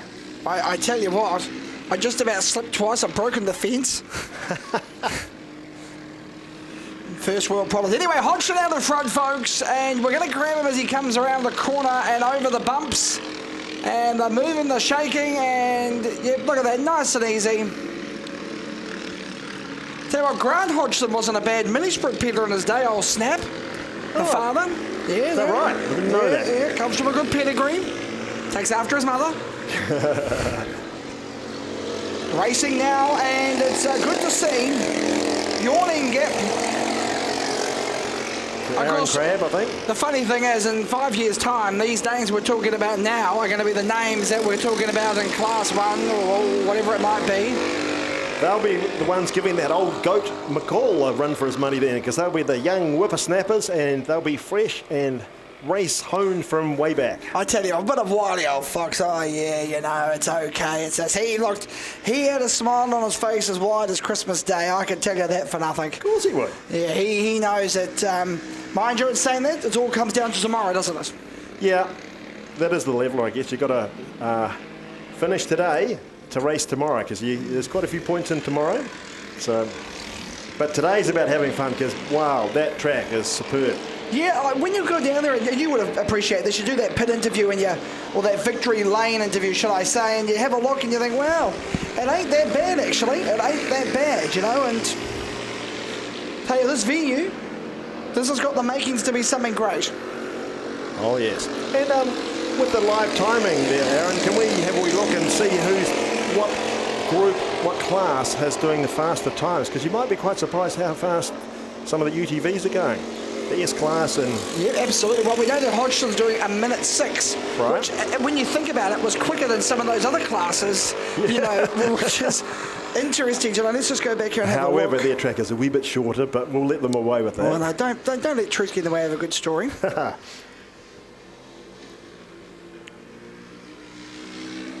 Well, the Canterbury Offroad Club have certainly turned on the weather for all the people that came from out of town, and for the spectators, nothing worse than watching off-road racing when it's cold and muddy. This is a nice wee place in the sun to be watching some fantastic racing.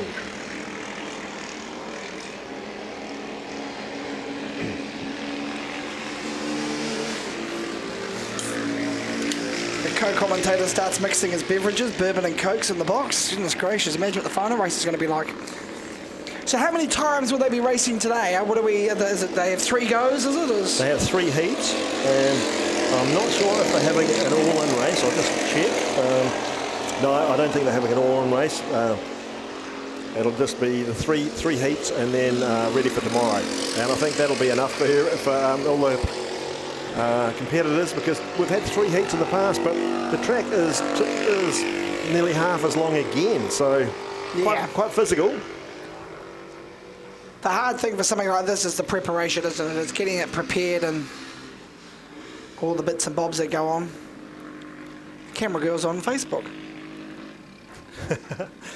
Well, there you go. No, I'm not, she's saying. Checkered flag time, folks. Hodgson again takes the second win of the afternoon. As he comes around, folks, put your hands together. Great drive from the young fellow in the Dependable Oil Company car. NZ1, and that is the reason why. I think it's your turn to go down, because I did the last 2. Oh, right. Okay. I'm going to swap you.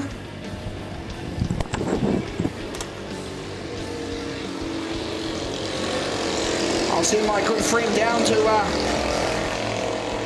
mix it. He puts his race apparel on.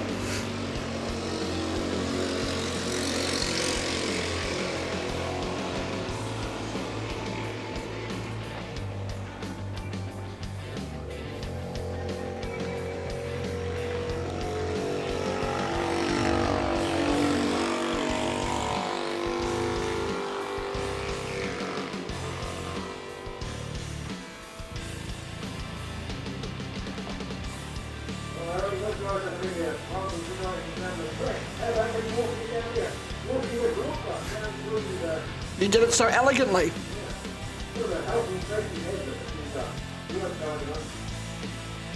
So now we're going to have a talk to Harry Hodgson, see how he enjoys that.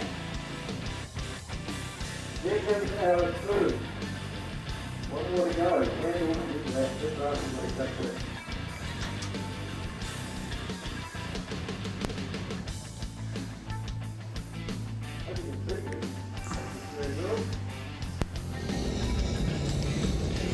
We'll get him to come in here where it's nice and wide.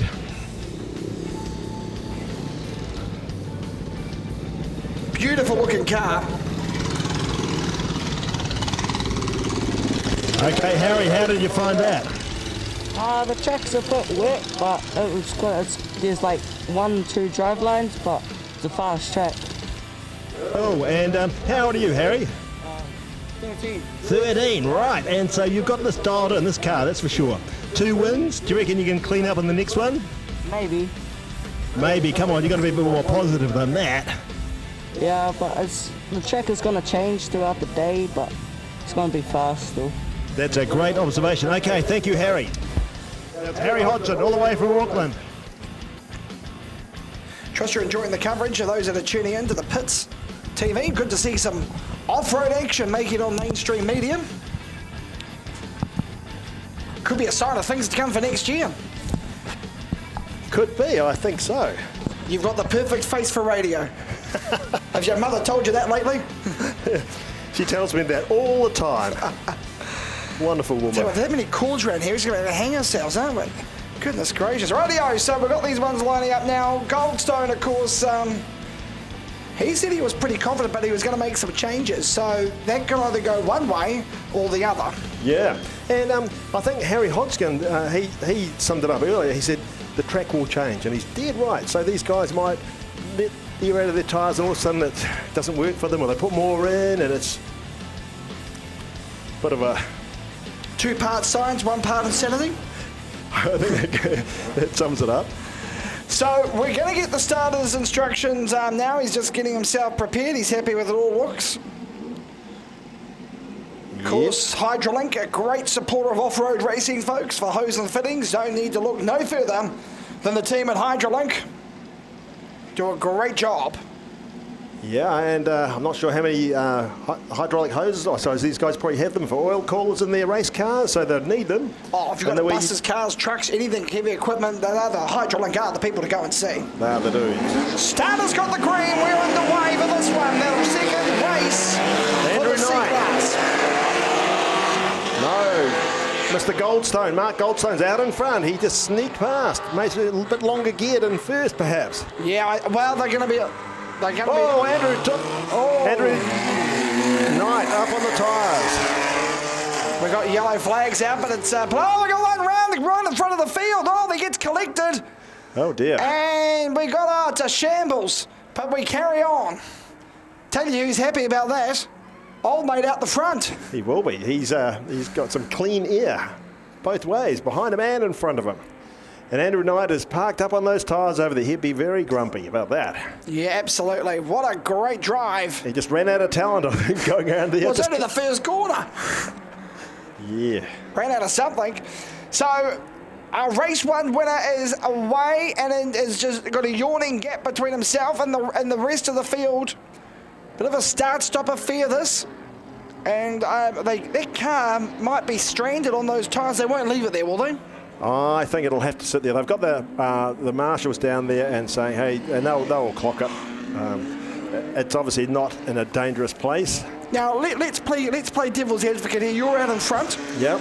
You're leading it. You know that there's no one behind you. Do you just ease it off a bit and take it easy, preserve the equipment? You do, but you keep an eye on that mirror because you just don't want to make it easy for anyone else.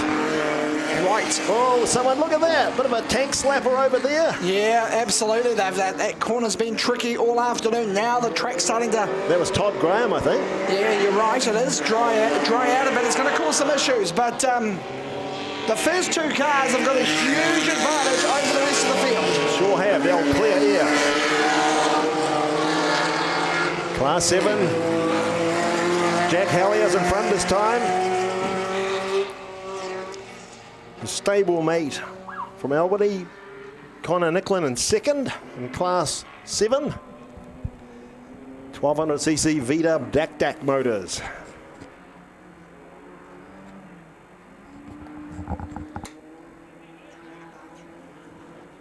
And if any kids want to grab a poster, as we said, they're great for wrapping up your mum's birthday presents. Come on up to the race commentary tower, and we've got a bit of a selection here. Come and get one that you like, that you think your mum might like, or whatever. Maybe even Christmas presents, great wrapping paper. Anyway, Mark Goldstone, all the way from Tauranga, out in front. C87. Oh, bit of grief over in that corner there. The 2 Storer girls. Anyway, Ian Simcock He's in second place, but quite a way back. He's not close enough to threaten Mark Goldstone. Of course, Andrew Knight was saying he's stuck on those tyres around the back there. He'll be a disappointed boy. He was looking good, but the old hotline around the outside didn't quite pay off. Ian Simcock, C73, local boy. John Strickett all the way from Nelson. Sam Jury, local boy, C16. George Astora. Jack Hallier. He's actually pulled out a bit of a lead on his mate Connor Nicklin. I don't know if Connor sort of got it wrong in the corner.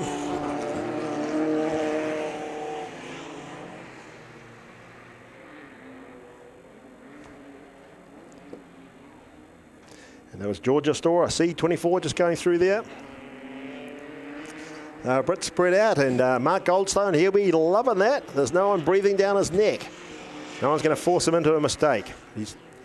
He's doing a nice, clean drive today. Ian Simcock hasn't got any answer for him. He's going to have to try and pull something out of the hat for the next heat.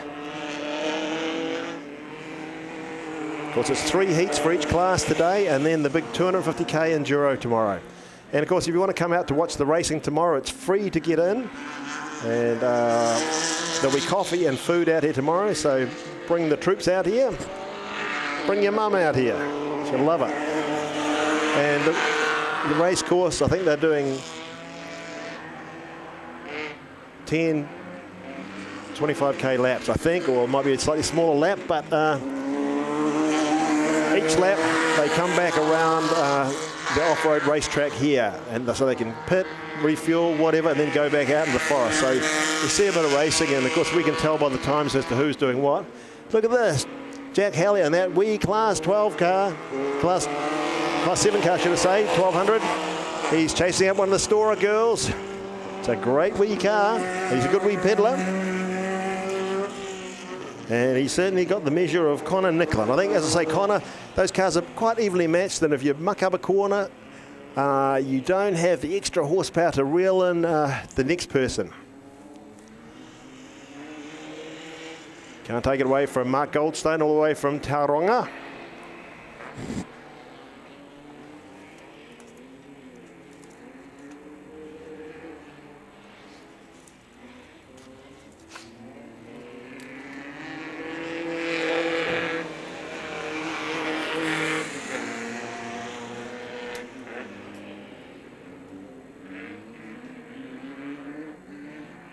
Of course, Mark Goldstone, he's sponsored by Goldstone Tree Works, Ansell Mechanical, Motormark, McFall Fuels, V-Dub Shop, and Hawkins Marine.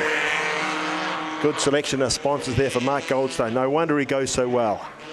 And they'd like him because that car is immaculately prepared.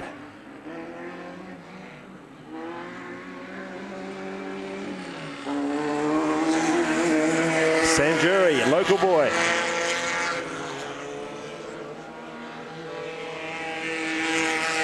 John Strickett.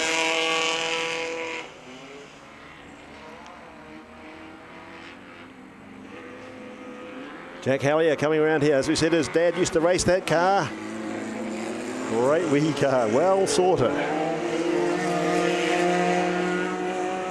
Bookstore, a bit of a passing move there on our mate Connor Nicklin. George Astora.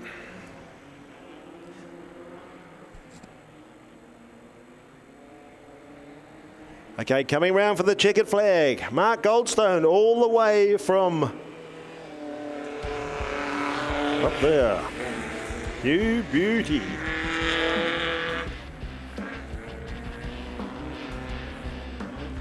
Of course, Mark Goldstone all the way from Tauranga. Great to see him here racing.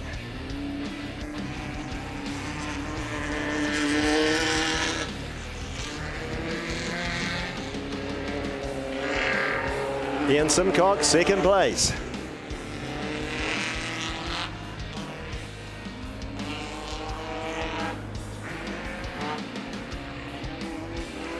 So, of course, Aaron, Mark Goldstone's got that one in the bag. Well,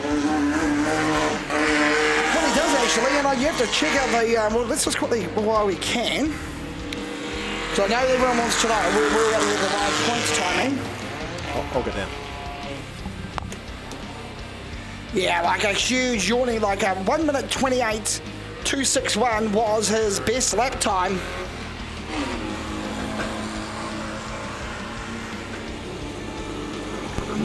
Yeah, no, it was, last race was great. Didn't finish that, won that. This race was great, started off the front and just, yeah, drove it home, got a good start and just kept a consistent pace and just brought it home. Steering issue seems to be sorted, so hopefully we have no more issues with that. But yeah, great track, starting to wrap up a little bit now.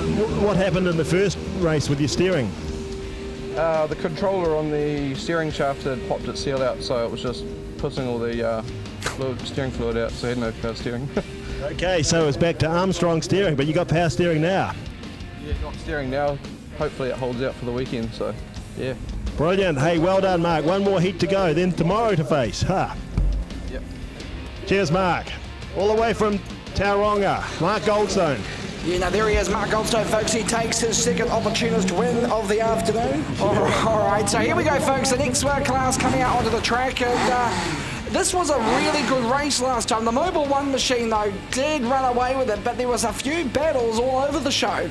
It was. I think it was second, third and fourth was pretty tightly fought. But notice Brendan Midgley, the mobile car, he's off at the back this time, so he has to fight his way through the crowd, through the dust and so on. So that could be a wee bit of a leveller for him. Absolutely. Opportunities knock. You've got to be in the right position and prepared to take the risk, knowing you got that big race tomorrow. Where was he on points coming into this one? Was he one of the contenders? I think he was, yes. But he is actually racing the South Island Series, so he's got South Island points. He can't have both, so he didn't contest the North Island Series. So, yeah, he's right up there in the points. So, and, of course, we've got lining up off the front. We've got Joel Green from McRae's Mine down south in 379. 389.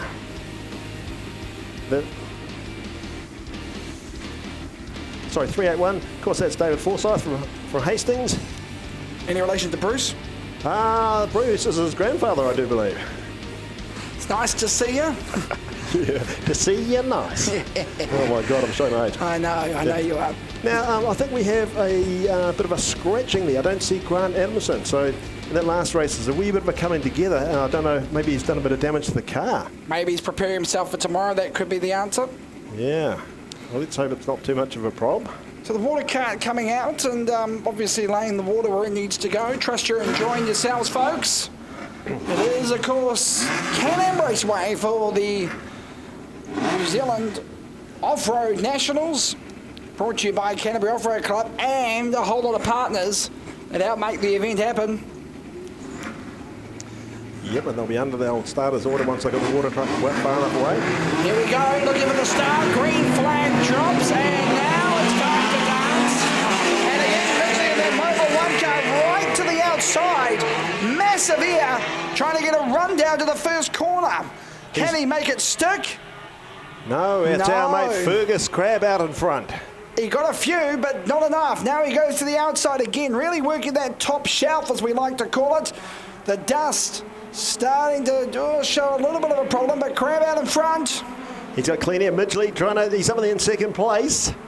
So now it's going to be, they all sort of, dear, drama down there. One over the tyres. He collects the tyres and carries on. So heavens above. Bit of bicycling there by Midgley. He was up on two wheels, but managed to save it. Back on all four now. Although Fergus Crab's got a problem. I know he's picked up the pace. Maybe there's a gear selection. So Midgley's out in front, and that's where he wants to be. Well, these other guys are going to try and ruin his day. Oh, we've got dramas down here. It's got a procession of cars slowing down. They're all trying to avoid him. Goodness gracious me. Oh, one round. It's the blinking. He does the pirouette. Is he doing a victory lap all by himself? He is. Meanwhile, out in front, Midgley got there eventually. He had to work for it though, didn't he? Yeah, Yeah, he did, but I think Fergus Crabb had a bit of an issue there before too, but he's back in the game now. And of course, the King of Blink, what a show off he is, just trying to do a few spins out there to get a bit of attention. Brendan Old, Louis Green car all the way from Taranaki, from the Naki. King of Blink.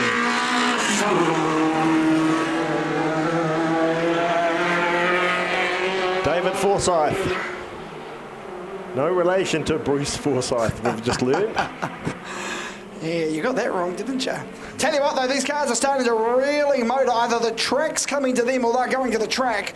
I tell you what, because Midgley is really starting to show a clean pair of heels. Let's have a look at some of his lap times. I'll just bring that up on the... He is opening up a gap on Fergus Crabb, that's for sure. Yeah, huge gap. 13 seconds. Oh, wow. And quite a wee way back to third in class, which is it Braden Hill? Oh, something, I can smell something burning. Yes, something smells hot out there. 1.24080 is the lap time for Midgley at the moment in the Mobil 1 machine. Here he comes, down past the broadcast position. Another lap in the book. And he just smokes that time even a bit further again. Nice ear there, nice ear. Fergus Crabb, nice and quiet over the jump. Bit of a war of attrition starting to develop. Midgley's going to be fairly confident. Braden Hill in the Eruption Brewery car, 353. Bit of a handstand from Tristan Lammers. I'll tell you what, do you want to know some of my opinion? What? Imagine this under lights at night. Now that would be a spectacle. It would be. Imagine the dust. You wouldn't see a thing. Nah, it would make it exciting. Well, you kind of would. You wouldn't have as much dust, though, would you? Sort of, maybe. Midgley, though. Yeah, he's out. I mean, the field has spread out. Yeah, I think the advantage of Crabb's pulled him back a few notches, but not enough to really dent the damage of the Mobil 1 entry. Just nicely does it. Yeah. Looking very nice indeed.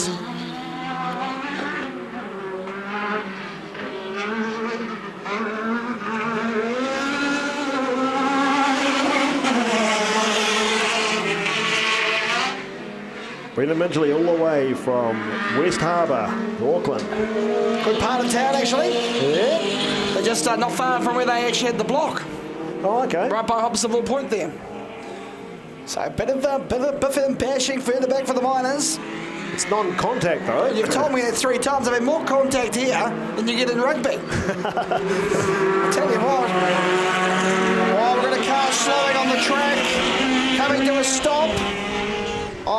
That's our old mate Dave Forsyth from Hastings. He's got a bit of an issue. Cuddly toy on the conveyor belt. So Midgley, though, we're about to put a lap down. We're going to put the yellows out shortly, just to let, yes, they've done that, just to let them know as the white flag will come out this time by. Bit of a precarious place to park the vehicle. At least they will have all seen him by then. So. Yeah, that is a fair point. His car does stand out with the vibrant green and white. Yeah. Midgley with the big white flag. Last lap, folks.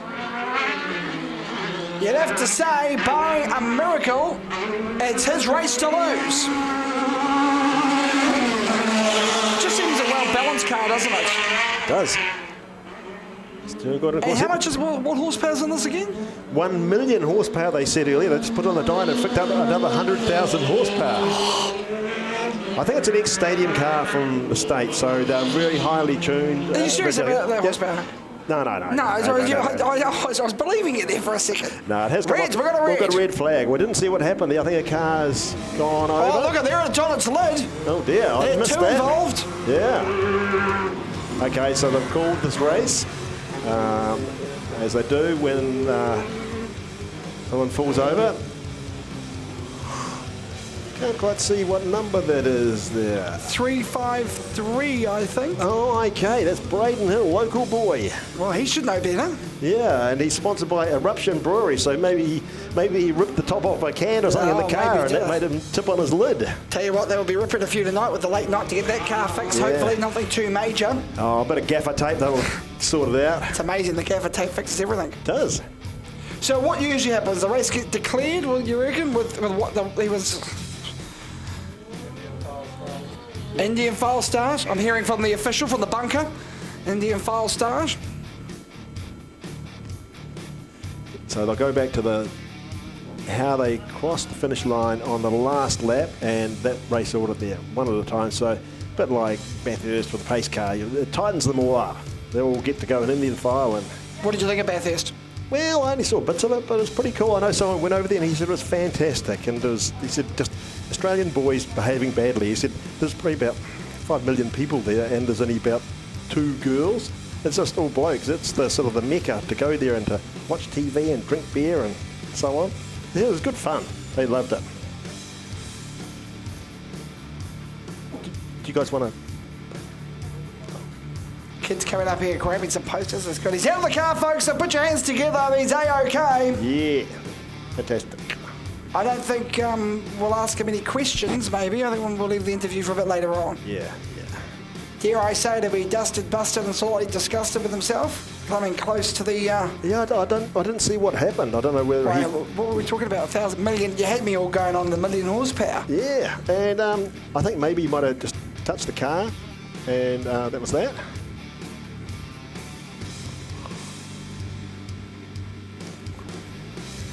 Green, white checker. So is the finals always held in the South Island? No, they alternate it. North Island, South Island, and whatever club sort of puts their hand up and says, hey, look, we'd like to do it this time. We've got this really neat bit of dirt we can access. And there is a formula for it. It has to be short course and enduro, so 2-day thing. And yeah, and sometimes it's a bit difficult, like you can see here in the pit area. With everyone's race cars getting big, their trailers have got bigger, and especially in the forest venues, they're really hard to find enough space to have a good pit area. So there's lots of things come into it as to where they can hold an event. You could do one in Auckland and run down the Southern Motorway. It's part of the enduro. Hey? Yeah. Well, what about, I was up there a couple of weeks ago, in fact, and when did that toll road thing, going up to Whangarei and having to pay to go on the road. How's that work? I was in a road car, so I couldn't sort of duck out of the way. Listen, we have quality roads up there. Right. You have to pay for them. Absolutely. Yeah. It's a user pay system. I had to pay for my own petrol up there. You guys should be giving me a donation for the extra 10 cents a litre I had to pay. 15 cents a litre. Oh dear. Maybe we can set up a give a little page for these poor guys from Auckland to put some fuel in their tank. In fact, I might phone Jacinda on Tuesday and see what she says. We'll get abused by the camera girl.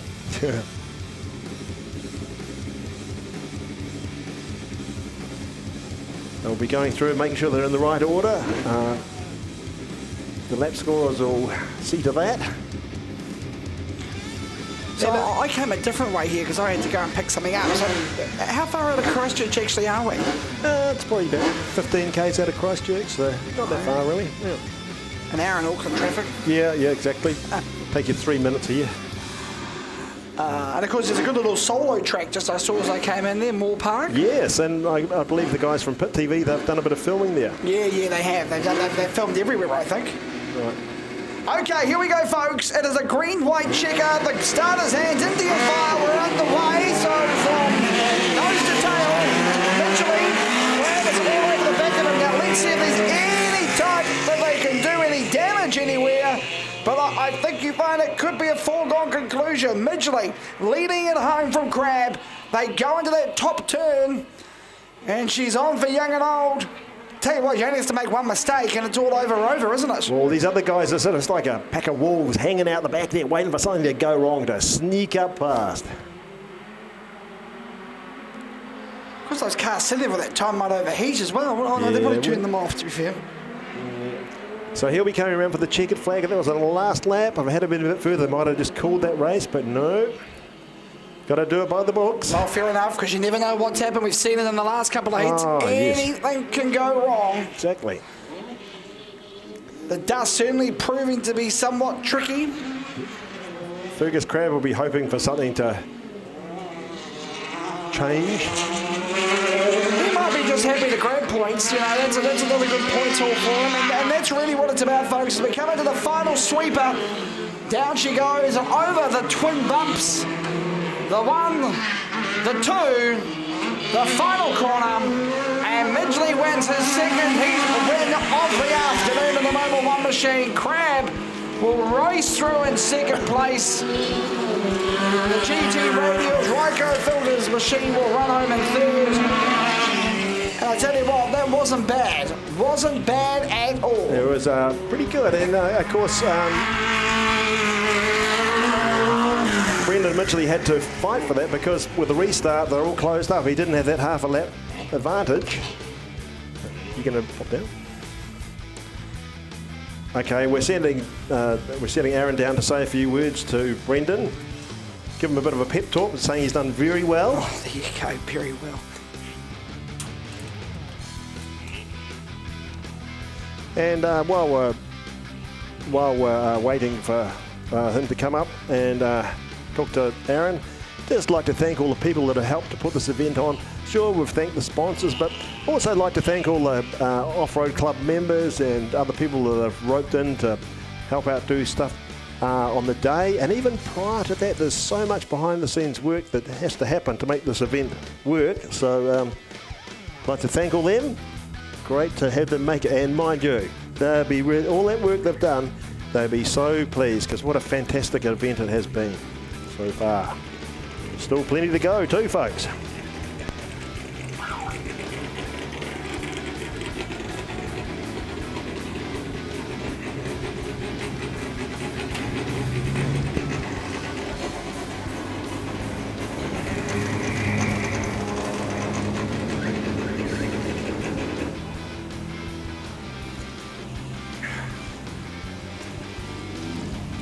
Perhaps Aaron can ask him how many horsepower that thing has to see if it's 1 million horsepower or not. Maybe I was slightly exaggerating. Well, it's the second time we've met here this afternoon, 2 from 2. You must be happy with that? Yeah, no, pretty happy with that, mate. So all good, going well. Now, how much horsepower does this actual machine have? Because old mate in the box up there was trying to tell me it's got 1 million horsepower. Had me going there for a second. That much we missed what happened over there on the corner. So how fast is this weapon?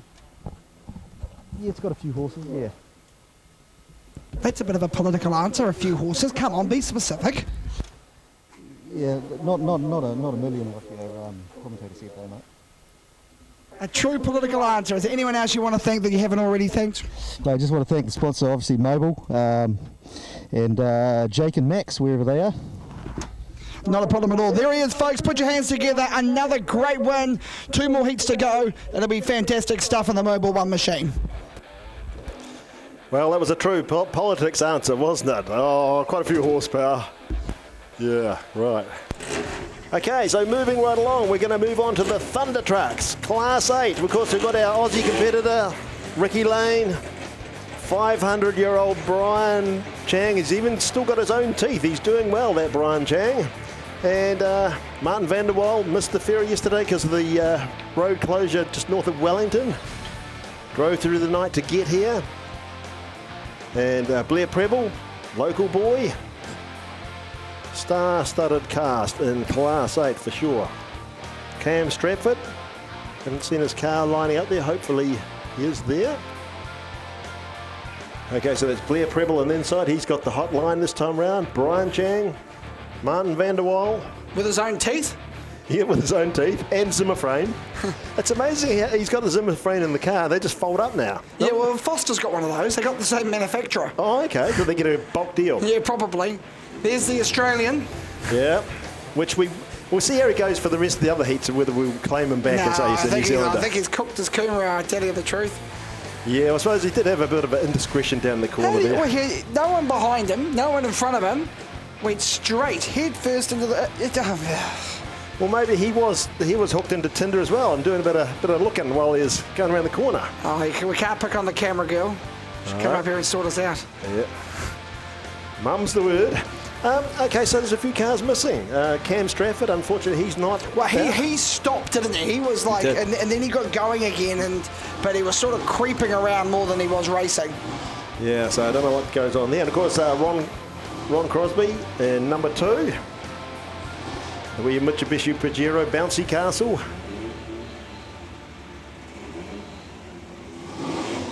Just going to wait for the water truck to get off the track, and then they'll get the race underway.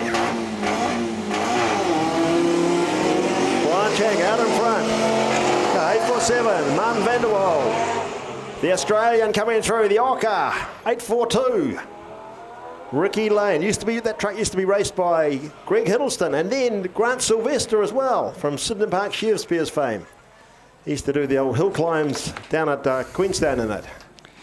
Certainly did. A beautiful afternoon, though. Look at the Gavel Brian Chang. He's got the throttle jammed. Yeah, those Zimmer frames hopped on the accelerator. He's driving on the kill switch. No, just about went round 2. Goodness gracious. Oh, he's probably kicking the Zimmer frame out of the way. Ricky Lane, look, the Aussies coming up through here. But trying to get through that cloud of dust, how do you deal with that? Yeah, but heinous for the guys further back in the field.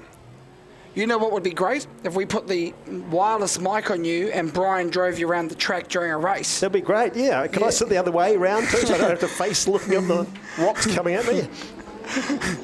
Grass, dirt, sky. Yeah, old Jet Ranger, he'd love that, sitting in the passenger seat. Oh, bit of a wee handstand there from Brian. Not bad at all. Pretty good stuff, to be fair. Here he goes. So he's got a little bit of a gap. Don't want to scrub off too much speed as they go into the final corner. Gets nice and low, tucks it out wide, and powers it down, passes one down. Chased by the 842. A line, nice. Plenty of air for both of them. That was nice air from Brian Chang. He's got that truck dialed.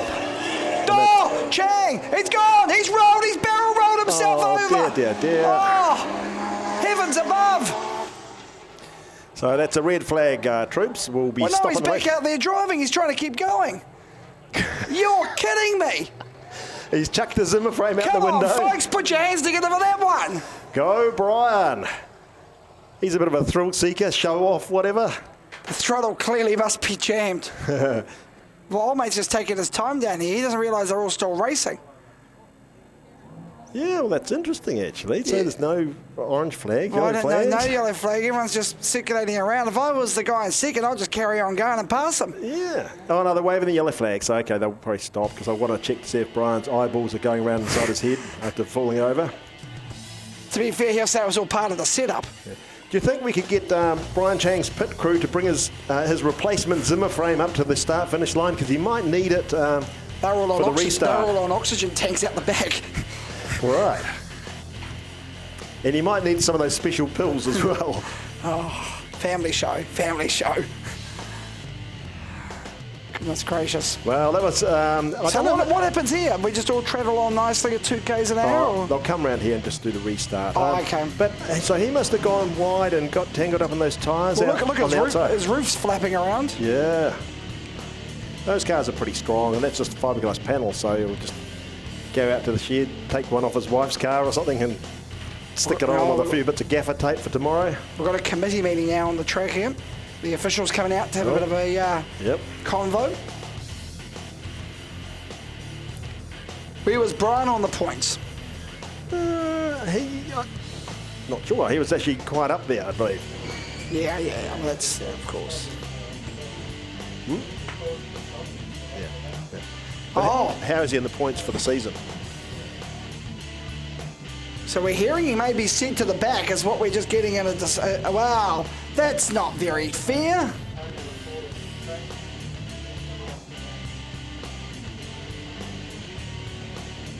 Yeah, after all, he caused the race to have to be restarted, so he goes off the back. So. I know, but it was very spectacular. It was pretty... Has he still got his false teeth? Yeah. No, he's got his own teeth. Oh, he's got his own teeth. Yeah.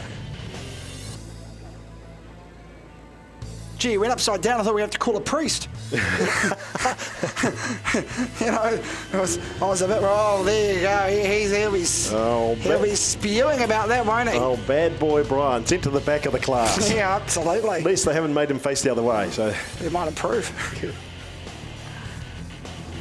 So, wow. It'll be Indian file, I guess. No, they're sending him back as well. What's going on here? So Lane's been sent a bit further back now too. That makes no sense to me because he was leading.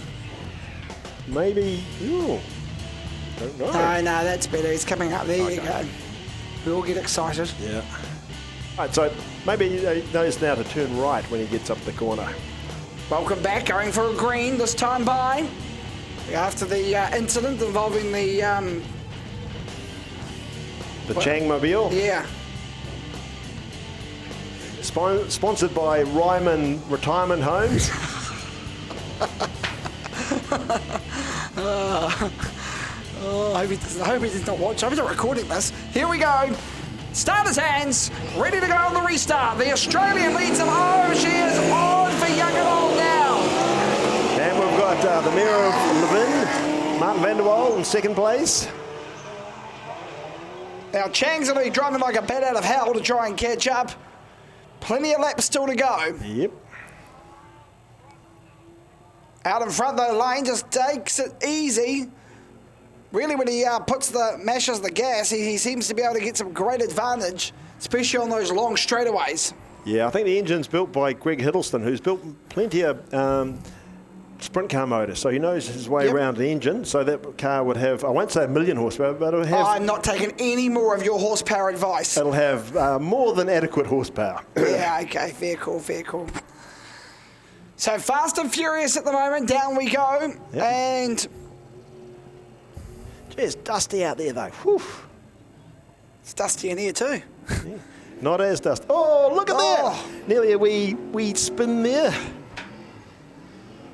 You just got to roll that throttle.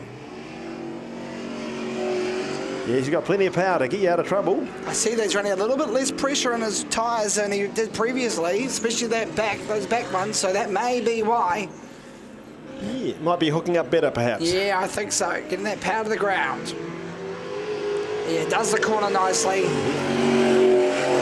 So the New Zealander lying out in front.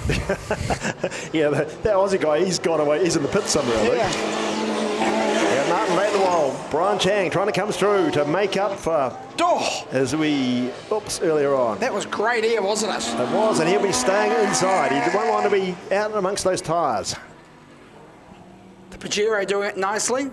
You'll find that probably down at the Rollaston car market tomorrow, 6995. Yeah. One lady owner. Yeah. Just put the... Never had a rash on its life. Just put the bumper bars back on it. She'll be right. Good suspension. Yeah. Try it. Yeah. Tested suspension. Yeah. Race proven. Lane doing a good job at the moment though, folks. He's out in front. Yawning gap between himself and second. Brian Chang back to third. Good Kiwi boy. It's not his fault he has to go to Mount Isa to work. Those Aussies, you know, they make you work. Probably because they don't work themselves. Yeah.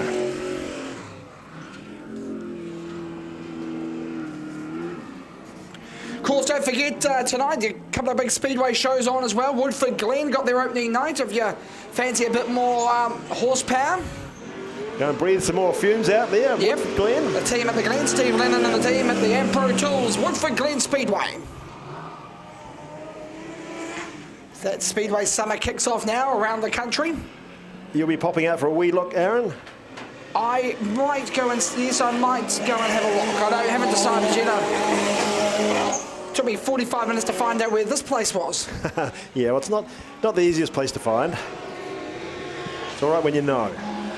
Now, Brian Chang, he's sort of, maybe the car isn't quite handling as well as it should after as we tip up because... Might be a bit gun shy. Yeah, and he's not sort of making any headway on Martin van der Waal. Mind you, Martin, I'm sure, is picking up this track and getting his head round it.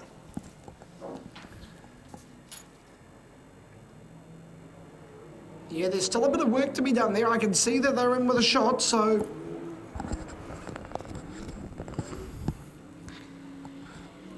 Lane, though, doing a great job. Good Kiwi boy.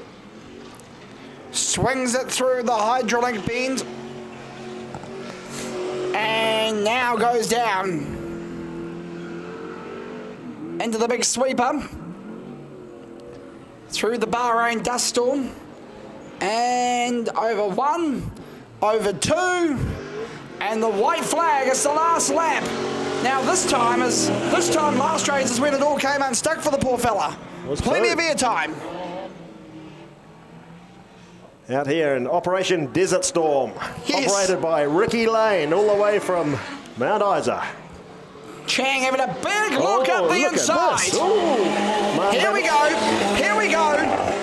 They go, and he's got the pass. Wow, what about that? The roof just about flies off. Yeah, maybe the old gaffer tape's sort of wearing thin on the roof. Oh, Chang's driving like a man possessed. He got second.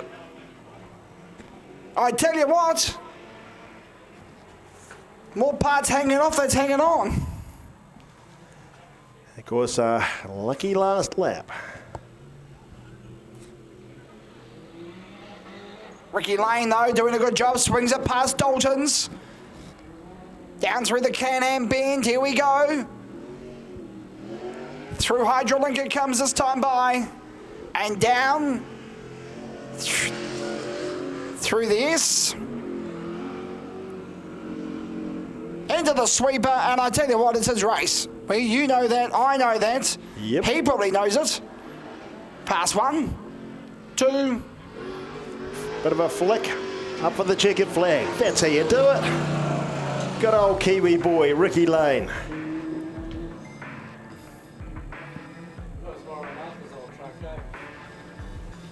And George. Okay, Ron Crosby coming through there, Class 2. He's won his class. Brian Chang, second place. Look at his roof, flapping in the breeze. Martin van der Waal. Where's Blair Preble? I can't see him in the dust. Oh, he's still coming round. And of course, we're talking about the racing history of Ricky Lane's truck. Greg Hiddleston used to race it, and originally it belonged to Aucklander Aunt George. That's back in the day, so it's got a good pedigree, that truck. And of course, they're all pretty good drivers, because that thing, she's a bit of a beast to drive.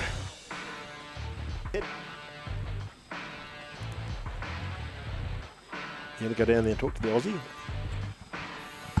I'll leave the Aussie. I think I'll leave the Aussie to you. So I sent him down to talk to the Australian, and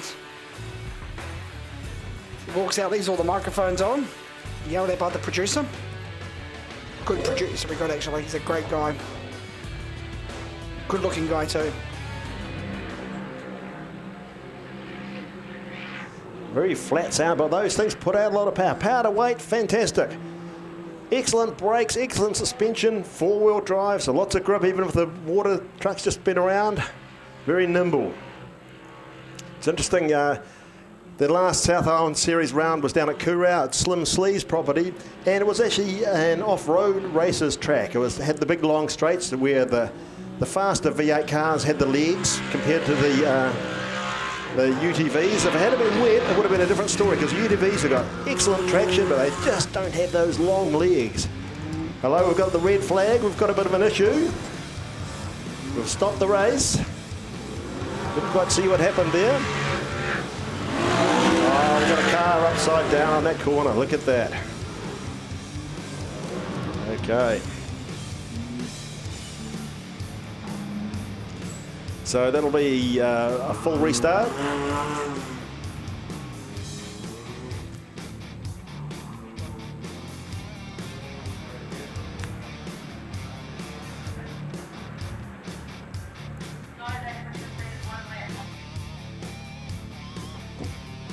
Yeah, so that'll be right off.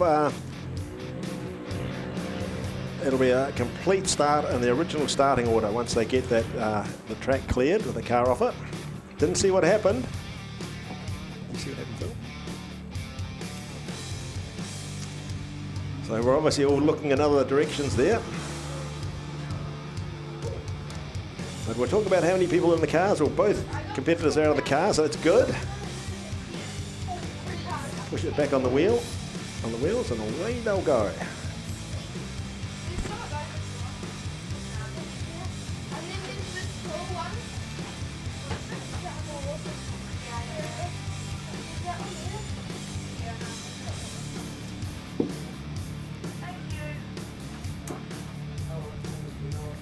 Nearly ready to get this back going again. Welcome back. This is going to be the restart, of course, after that little incident. You would have seen just before the air break what went on. And of course that was James Fleming from Methven, and there's a whole bunch of them out there, the whole family race, and we call them the Methven Mafia.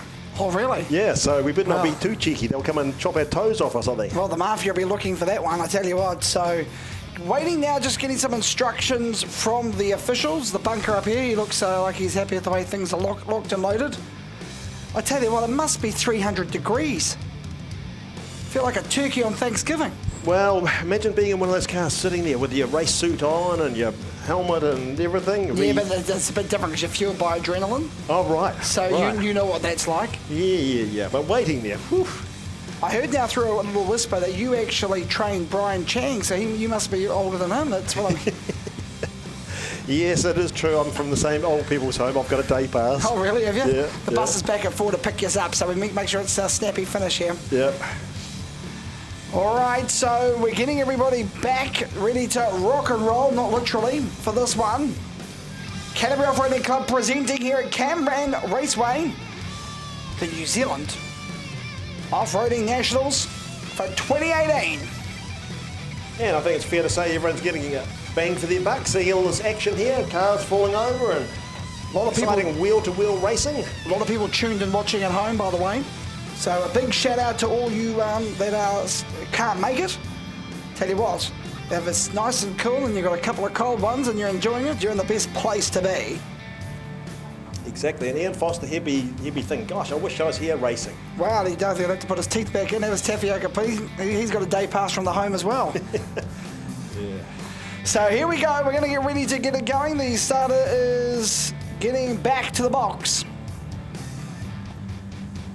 You know, you often wonder with all these, like when you have a stoppage like this, whether you would just put a bit more water on, but nevertheless, we are what we are. In the starters, and flag goes up, and flag comes down. We're underway on the restart, and oh, look at that, 7-8, racing to the outside. Oh, goodness gracious me. What speed. Is he round the outside? I think he is. Can't quite tell, but yes, he is. Nathan Moore, he had the flat in the first heat, and he's smoking now. Well, he's making up for lost time as we've got a challenge for the race lead. They swing past the Dalton's corner, and down they come.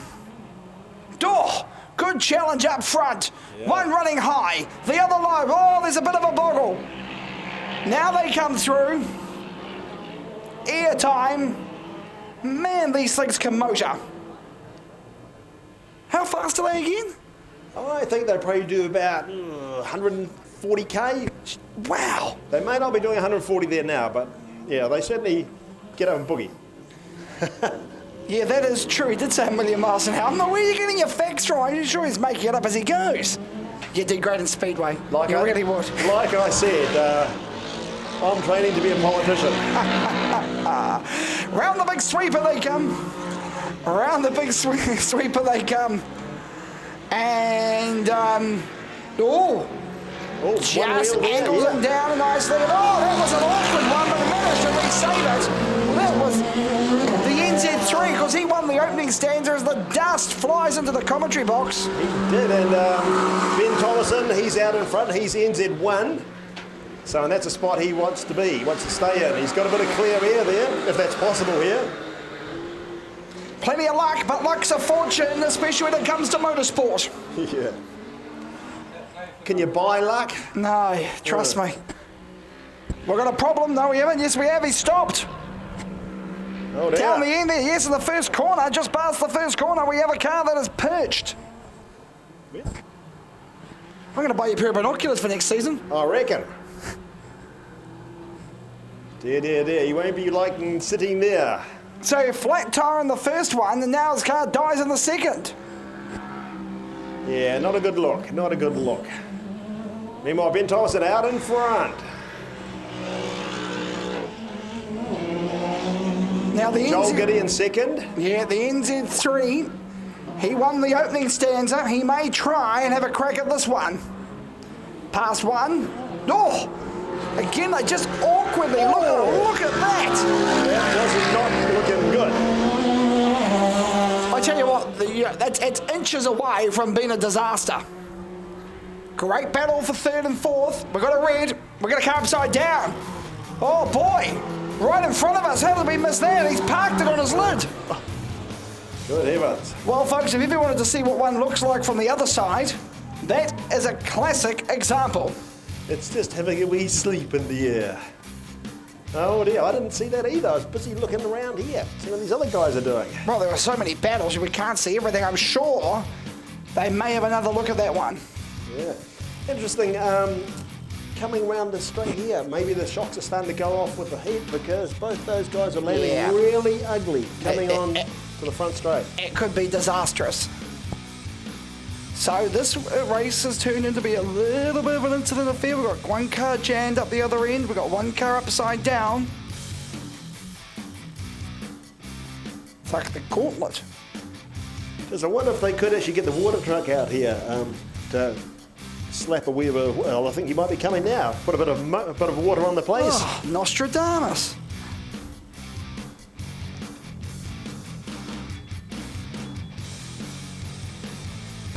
Well, it's interesting when the UTVs, the Can-Ams, Yamahas and Polarises came on the scene. It was good, clean racing, and people were saying, oh, it's great, you don't do any damage to anything, just give them a wash and put them in the shed. But now they're all finding they have to repair damage because they're all driving so hard, and just the wee nerf bars on the side and things that get perhaps a wee tap from somewhere else.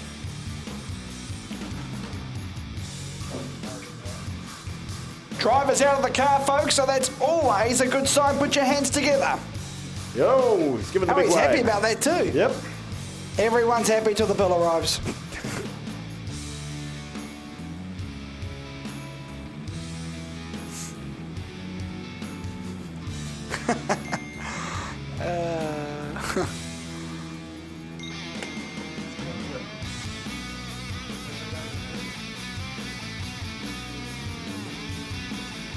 That's great. They're both out of the car. That's good.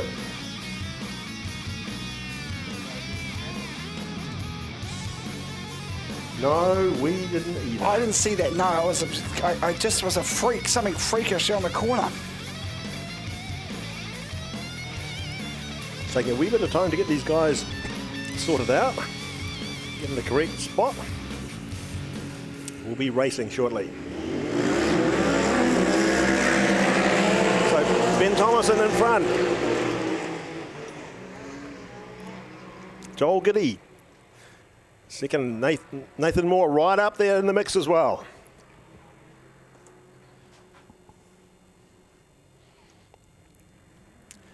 Battling out in the dust there. The back markers, the field has. Look at this, coming up on the inside, coming around the outside. Late braking.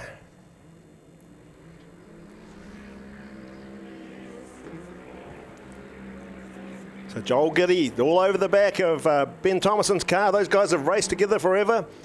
And Ben Thomason is going to do his best to shake him off. Of course, Ben Thomason, he's from Tauranga. And Joel Giddy, he is a Orewa boy from Auckland.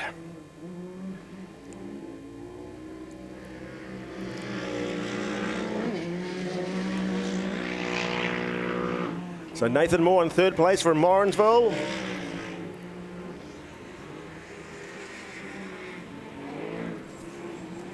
Well, landing heavily on that front wheel, coming around there. Ben Thomason, he knows what he's doing. I'm not telling him how to drive.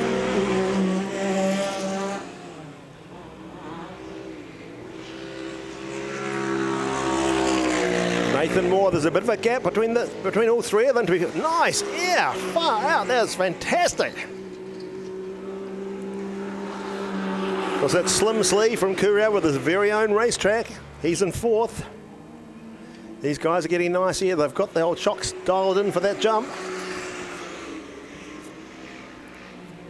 That's Gavin Fleming. He's the one that had we roll over earlier. C36 from the Methven Mafia.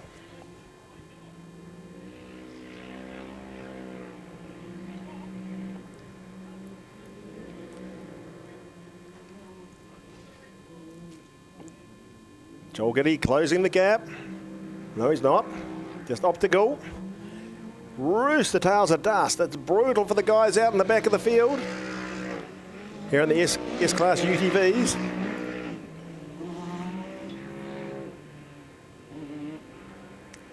Ben Thomason, of course, is the Polaris boy.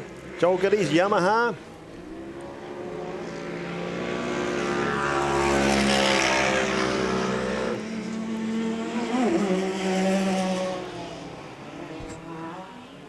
Quite a gap back to Nathan Moore. Doing a bit of a handstand over the wee jump onto the front straight.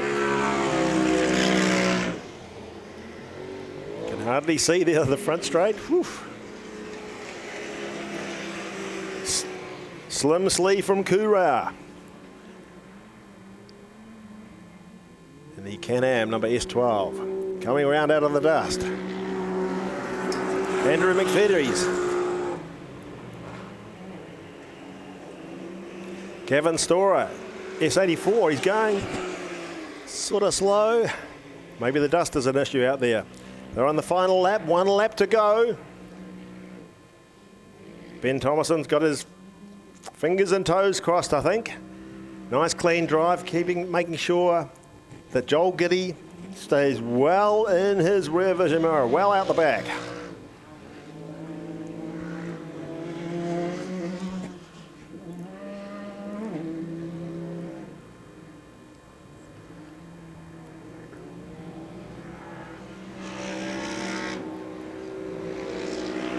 Ben Thomason takes the checkered flag. NZ1, all the way from Tauranga. Joel Giddy, NZ3.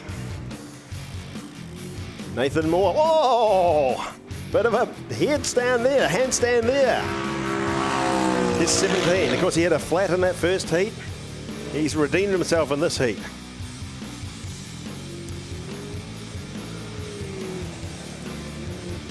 Slim Slee from Koura.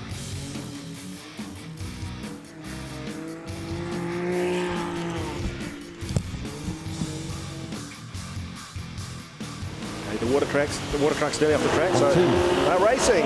Two flag drops, of course. The field has dropped down a wee bit. Bit of an attrition. All the humping and bumping out there. It's taken its toll. Definitely a few cars on the trailers out the back. Oh dear. Now I have got a bit of intel for you if you're interested. Oh, do tell. We'll get the start of this one away, so problems at the back now finally. Yes, hello sailor. Car number 150. Yeah, John Morgan from Auckland. Leading that race. Yep. Power steering seal broke. Oh. Contact with McCall, dislocated the shoulder. Dislocated his own shoulder. Yes. Oh no. Been pushed back in, he's strapped himself in and he's going back out there. God heavens, he's a tough cookie, that one. So there you go, he may be a little bit ginger. Yeah. Whew. And so hopefully they managed to sort out his power steer. Well, I assume so. There was a lot of people around there. Brian Chan's busy giving out complimentary false teeth as posters.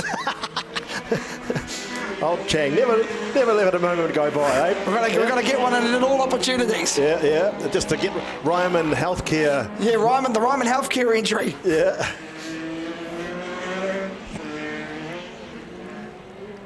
Anyway, back to Class U, up to 1,000cc, twins side by side.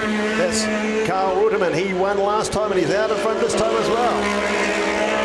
And of course his old mates Brian Rutgers and Dion Edgecombe on his case.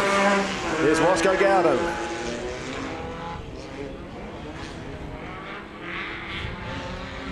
He's still pretty dusty out there.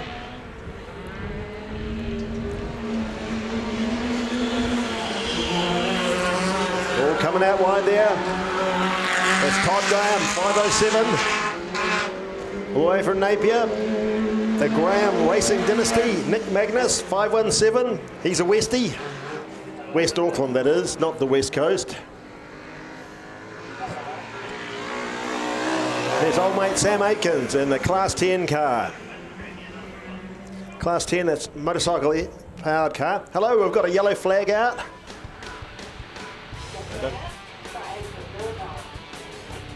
Don't know. Oh, someone's fallen over. I didn't even see that. Darn. You see that, Phil?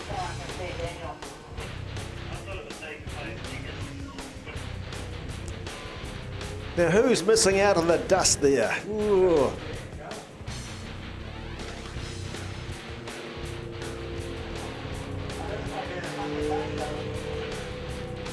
I thought I hadn't seen Daniel Rusbatch for a while, but he's out there as well, so I don't know who it was.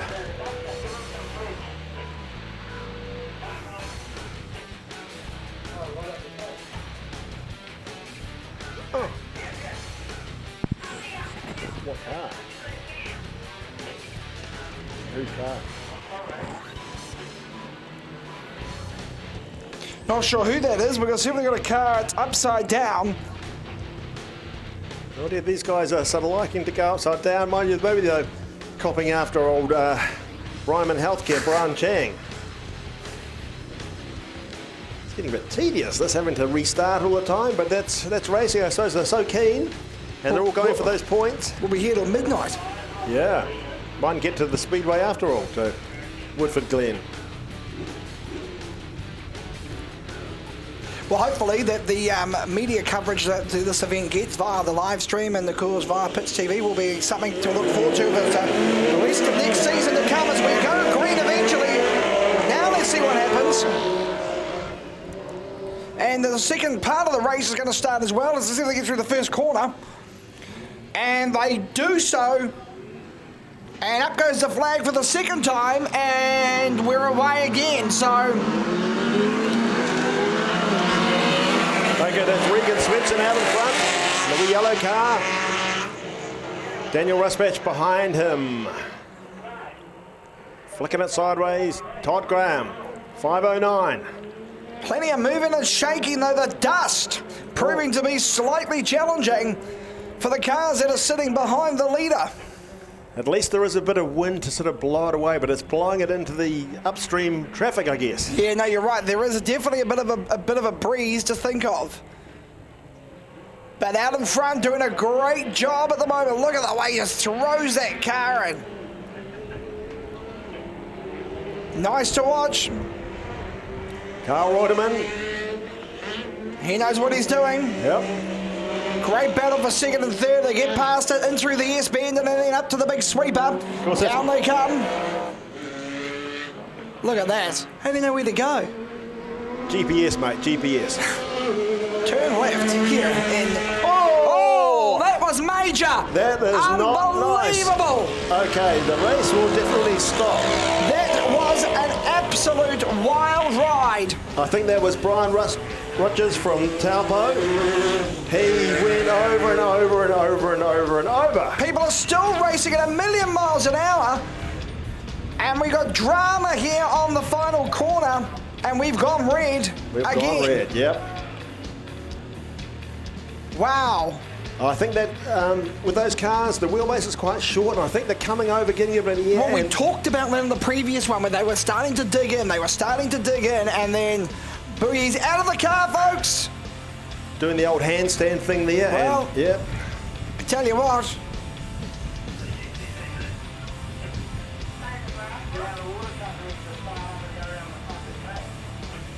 Well, we won't repeat what's going on in the officials' box. Well, that's right. But the dust is starting to cause a little bit of a problem. Well, I think we're going to get the water truck out there, have a bit of a gallop around now, because it'll take them a few minutes to get sort of ship shape and Bristol fashion again. You should buy a lotto ticket. Well, I guess, Aaron, the thing is these cars are very safe cars. So you're belted in there properly. The cages are built to take it. I guess where people come unstuck is in a situation like this, where, of course, car's upside down and then you've got the Bahrain Classic behind you. Yeah, and they can't see what's going on. You just got to hope they're not going to... hit you at 1,000,000 miles an hour. Yeah, but boy, he went over. He did, got some massive airtime, major airtime. I wonder if the guys got it on the camera. Yeah, they did, so they're probably going to replay that. That will be like that. Is it the Minties moment or something like that? I don't know about that. It certainly might make Jason's top 10 plays of the week. Might do.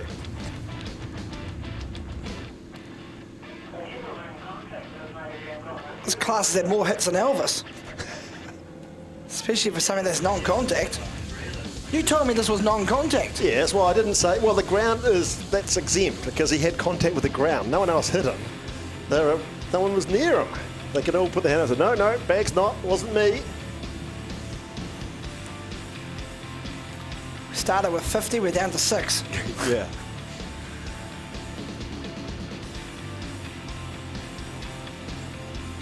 Well, at least there's an let's look at the bright side. Opportunity to get a wee bit of water on the track, get some of that jolly dust down.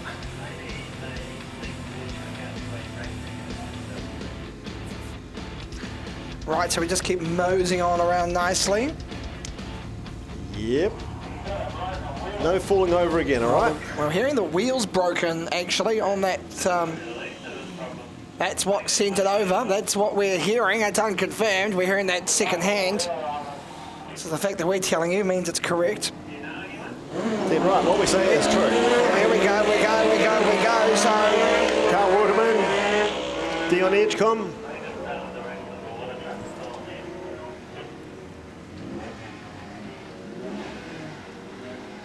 And the second one's underway. We are indeed. Here we go. Regan Swenson out in front.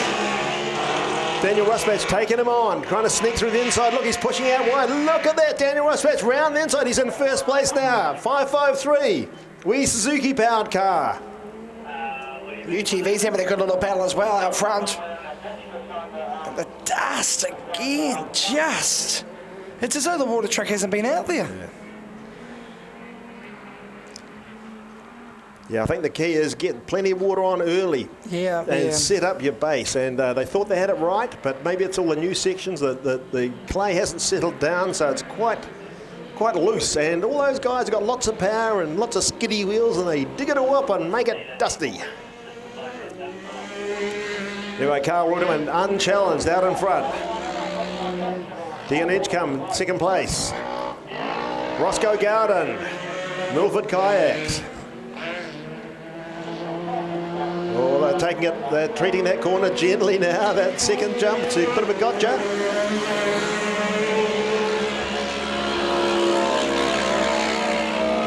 Oh! Yeah, a bit of a handstand there. That's the trouble, I think, Aaron, trying to set your car up for the big jump and also for the other bits. It's hard to dial it in for every corner. You've got to sort of figure out what's going to work best for you. Bit of sideways going on there from Regan Swenson. Now what's he going to do over this jump? Is he going to take his foot off? No, he kept his foot in it, but the car landed nice and flat. Todd Graham, bit of a handstand there. Bit of a bouncy car, so when it landed, those shocks are getting hot. And they don't work as well when sort of hot. And of course, old Lonely out the back there, Sam Atkins. Nobody's got he hasn't got any friends out there. Very disappointing. Still, he's circulating with other guys, having a bit of fun. That's what it's all about here at the Can-Am Raceway.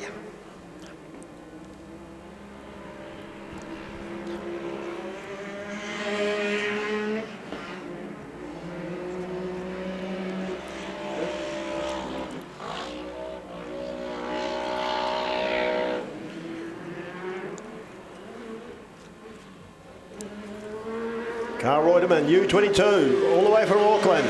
He's racing in Yamaha. Dion Edgecombe, he's from Matamata in the Waikato.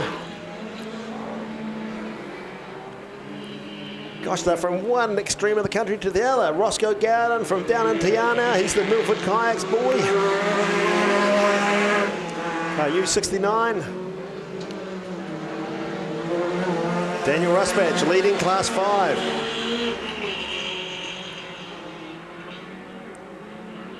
Regan Swenson from Makara, Auckland. Todd Graham. Nick Magnus.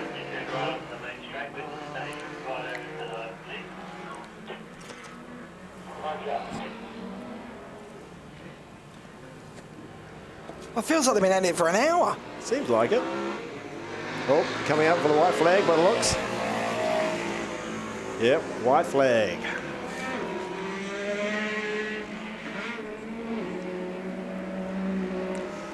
Well, let's hope they get a bit of water on the track ready for the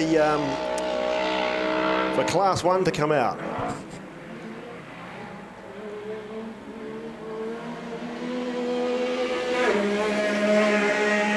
White flag, Carl Reutemann. Dion Edgecombe, U14, second place.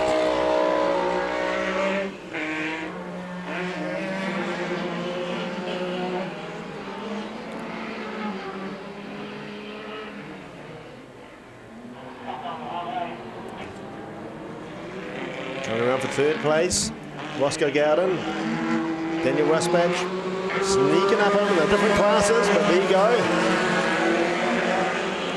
Regan Svensson, car 545. Todd Graham, 509. Flicking outside it with the old Scandi flick coming under the front straight. White flag. Mick Magnus.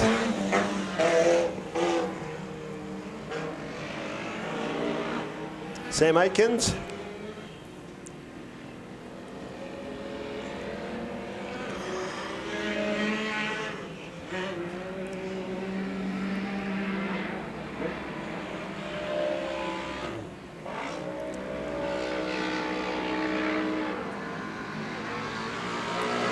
Sam Aitkins, white flag. Coming around with the checkered flag. Carl Reutemann all the way from Auckland. Old mate Dion Edgecombe, all the way from Matamata. Second place. Daniel Rusbach, not far to go. No pressure, Daniel. Don't spin up in this corner because Regan Svensson's right on your case. You muff it up and he's going to get your spot. Daniel Rusbach, nice wee drive from out Daniel. Okay, Daniel Rusbach.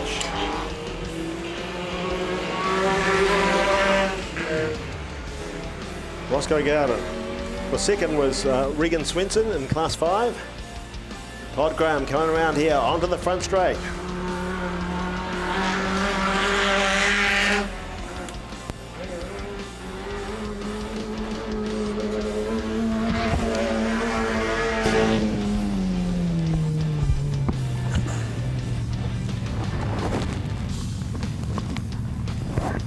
Well, we'll send him down for the interview, and of course he is the best man for the job. Look at him go, glides himself down that stairwell so elegantly. Should put a hat on.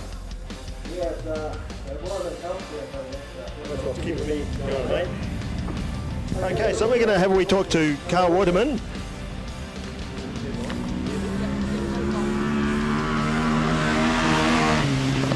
Now I've learned you have to stand over this side to talk to these guys with the UTVs because that's the side the steering wheel is on. Gosh, she's hot out here. Old Aaron's sitting up there, the air-conditioned thing up there. He's drinking iced tea and all sorts of things. He's having a great old time. I've been sent out here, checking it out. Well, that was a mean old race. Too many stoppages for my liking. These guys falling off the perch here and there. We just about fell off the perch. Yeah, and I guess we're not going to have the water truck out here. They're putting a bit more water in before Class 1, which is next to come up, so it'll be a bit dusty. So Carl Reutemann, we'll have him over here and have a wee talk to him. Jet Ranger wants to have a talk to you. Come on here.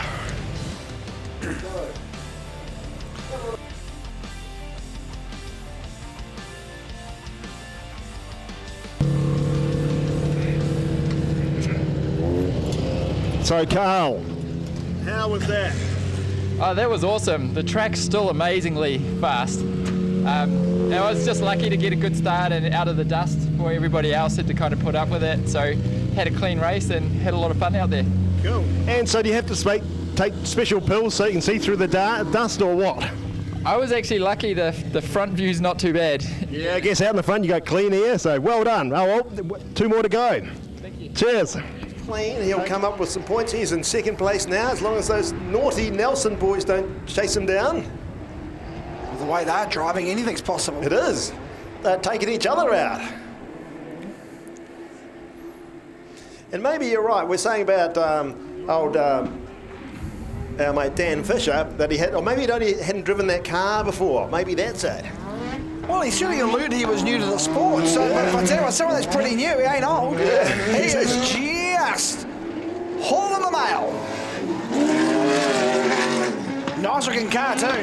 Comes from Australia. Yeah. And Mike Fraser, he's he talked the talk, but he hasn't really walked the walk today. Well, he was involved with on the McCall, so he might be running with a little bit of damage. Who knows? Oh, contact! Oh, no! Yeah. Just as we said that, he has kissed the tyre. He did. Wow, kissed and made up though. He survived. Woo.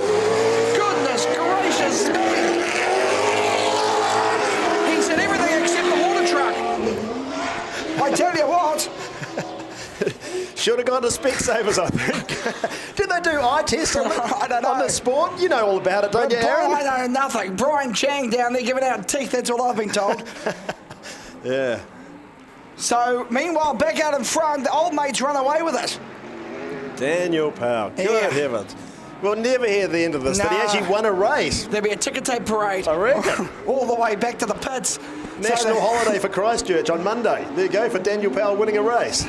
He's doing a good job, though. He has got a yawning gap. Morgan tucked into second. Then we've got a couple of those Nelson boys. Oh, that didn't sound too crash hot, did it? Bit of a it's just the old turbo lag thing. He has the flame thing that singes the guy behind's eyebrows, you know. A bit like the Batmobile. Yeah. Okay. Again, that corner is still proving to be slightly tricky as they come off that second jump. And just watch Morgan, he just... Oh. Yeah, flicks him up.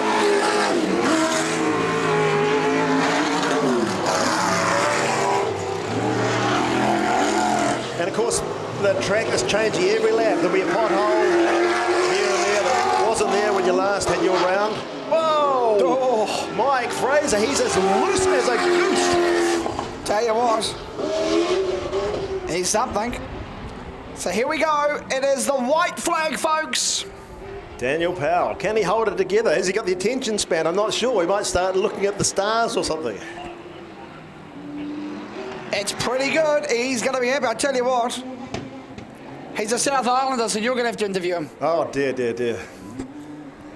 He speaks a different language, I think. Well, no, you're from the South Island. Yeah, we've all got 6 toes and 6 fingers, no, but you know. we love the South Island. Great bunch of people. Sounds like a popcorn machine going off. It is. There we go. So the white flag this time by, everyone's kind of just calmed down a little bit. Yeah. And this track, it's changing. You're absolutely right, Jet Ranger. It is changing like you wouldn't believe. It's the last lap, as we said. The white flag is a-flying. And the track, a lot of those jumps, you just can't be complacent.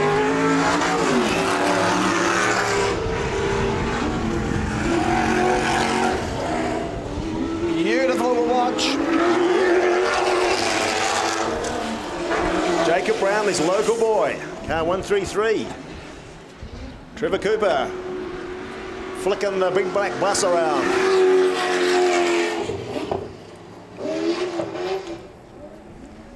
Giving it the big rev in middle here. Is that sort of double declutching or something?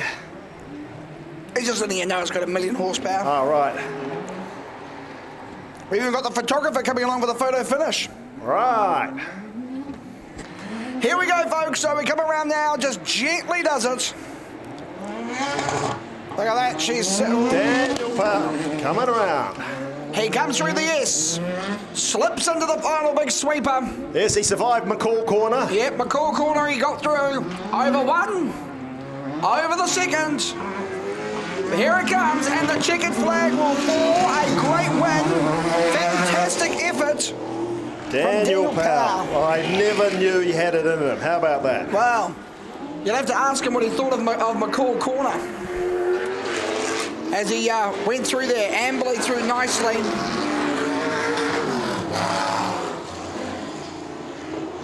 Trevor Cooper's lost his door.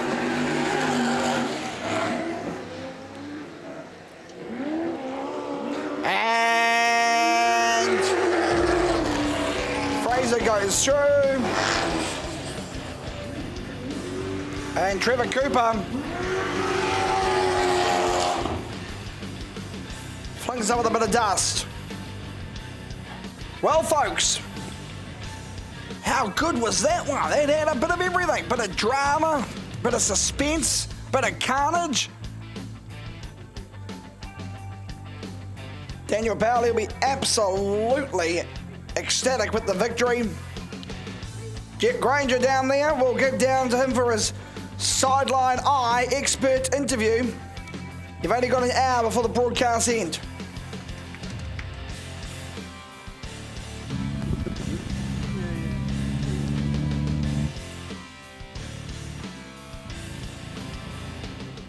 On over here.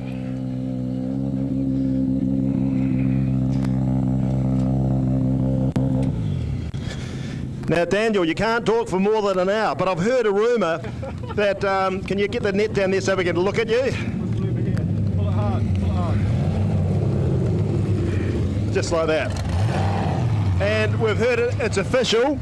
Spoke to Jacinda Ardern just recently, and she said that if Daniel Powell wins the race, we're going to have a national holiday on Monday. So how about that, Daniel? Labour Day, they're going to call it Powell Day. Amazing. So you enjoy it? Are you enjoying it? The car is incredible. It's got so much left in it, it's just not funny. I just can't drive it at the moment. It's incredibly fast. I just need some talent. Cool, okay, well I suggest you go and have a cup of tea and a lie down before the next heat. So well done, Daniel, and we like the public holiday on Monday. Shit hot, mate. We don't have toll roads though. I just like toll roads. I did pay to be part of that toll road thing, and you've got to pay a minimum of $10. We could always walk. Well, yeah. Wasn't $10, was it? No, it was two. You didn't pay the bill, so it became $10. No, but you've got to put a minimum of $10 in your account. So they're looking after $5.40 of my money as we speak. They're clever. And I'll probably never go back up there. So they'll probably just keep that money for eternity. Very disappointing. Trust you're enjoying yourself. Make sure if you are in the sun, you slip, slop, slap. So here we go. Is it green? We are green. Yep. Well, I don't know if we're green anymore. We're going green. Hodgson's again got a yawning gap. He's off and racing. Something about the gearing or whatever. He just seems to be able to talk his motor, pulls away from the other guys. Well, I think his father puts a new motor in every race. Oh, does he? So, right. That's really that's the secret, I imagine. No, it's running good, dependable oil, you see. All right. Good old sponsor. I like that Hot Wheels car too. That's a pretty mean-looking machine. They're all really, really nicely presented. I'm impressed. So, these guys at the prize givings and things, they always get up there and say the right words. They're just true ambassadors for the sport. So as they get older, they'll be fantastic wee guys, and their sponsors will love them. And of course, it's the perpetual motion. Then you've got good sponsors, and you can help sell their products. How's your bronze statue of yourself going at Taupo? Oh, pretty good. It's about life size, yeah. A bit like the Statue of Liberty. Next to bit of airtime for Hodgson. Bit of a handstand. It was actually. Contained it quite well, one lap down. And just really racing away with it.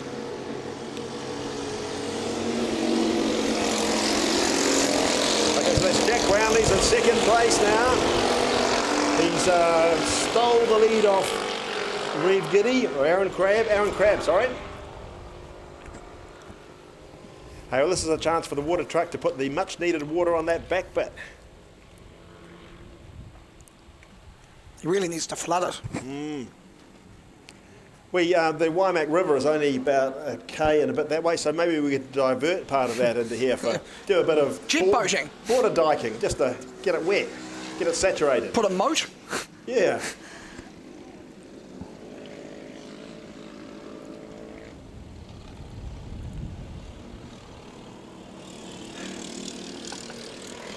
I don't know what that means.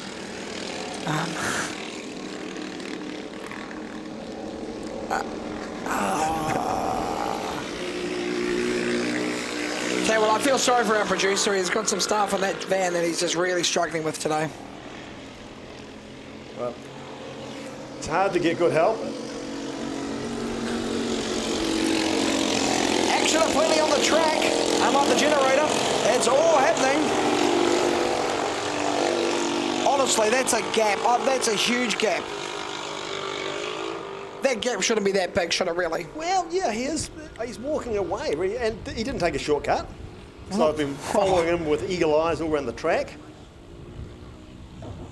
He's certainly just like, it's amazing driving skills. I know there is more than one car on the track, and we do talk about all of them, but you know, you can't take anything away from the race leader. What about these guys with a stellar battle for second and third place? Yeah, look, oh, bit of... Oh, Jack Brownlees, that's good South Island tactics, cutting him off. Work for you. Yeah. Now we made there, Aaron Crabb.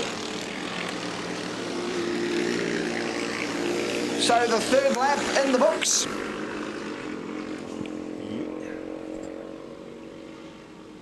Tell you what. Actually, the rest of the whole pack length are of the quite straightaway. close. Yeah, but... The whole length of the straightaway. These guys, second and third, having a good wee battle. And further back in the field. Oh, look at that. Oh, Lincoln, he's taking a bit of a move there. Round we go, looking good. Nice and easy. Harry could stop and eat a pie before the next guy's caught up with him. Well, his mother's run that big catering tent out the back. Has she? She's got a few pies out there. Oh, she's got everything. Right. So down they go. White flag to fly. Hodgson gets over one bump. Now gets over another. Yep, gently does it. Going for the three-peat hat trick tonight. One more lap. He's got half a lap on the field.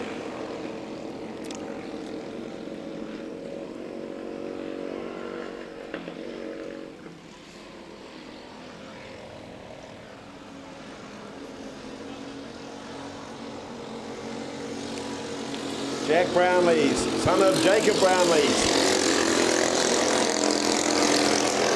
Aaron Crabb, son of Richard Crabb. All these off-road racing names. Reeve Giddy, his dad races as well. He's J81. It's good to see the generations are coming through. Really good to see. Caden Thomason, J97. It's Andrew Thomason's boy, local boy, both of them. Funnily enough. Checkered flag about to come out for Hodgson. He won the first one, he won the second one, and has absolutely dominated the third and final one. Come on, folks. Put your hands together. Whoa, what a win. Harry Hodgson. What a guy. Yeah, drive. Unbelievable drive. Now, we've got a wee man parked up round here. Oh, it's Winnip. Yeah, and have they had a wee coming together there? They have, but must have come round. And look at that, they can just lift the cars up and away they go, Away they go. Look at that, they're into it again. That's great stuff. They didn't have a wire about it or anything. I don't see any fireworks back in the pits, but who knows?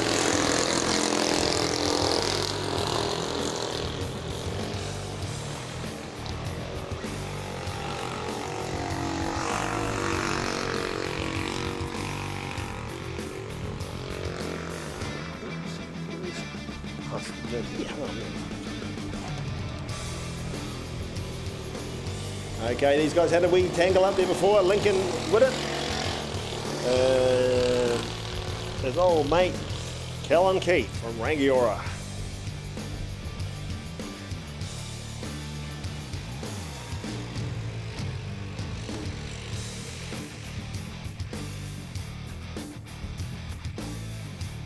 I think the officials are having as much fun as the competitors, fanging around out there in the Can-Am vehicles, the service vehicles, provided by Can-Am, I guess through Ian Cowan, North Canterbury Can-Am dealers. If you want a Can-Am, don't be shy, step up and buy. Go and see Ian. He'll show you what vehicle to buy.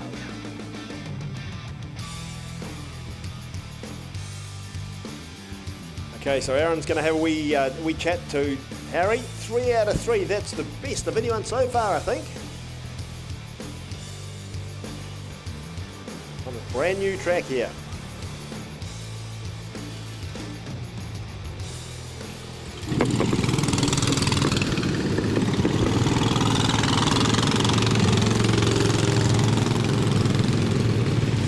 Neat wee cars.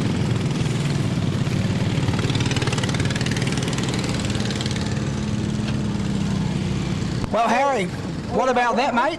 Not 1, not 2, but 3, and that smile pretty much says it all to me. Yeah, it's getting faster, but the ruts are getting deeper, so it's getting a bit harder to drive. But it's still a fast track. Do you realise by how much of a gap you actually won? Like, it was at one stage the length of the whole straightaway here. You were ahead. There was just daylight in second. Your car is unbelievably quick. Yeah, it's pretty fast, but we clean it every race meeting. It gets the full strip down, and then we fix it if we need to. I've got a good support team back over there, and of course a whole lot of sponsors. Who would you like to thank? Dependable Oil, Maida Hanga, Grandma and Papa for bringing me down, and my friend Sabian for coming to support me. You are a young fella with a bright future ahead of you. Congratulations, 3 from 3.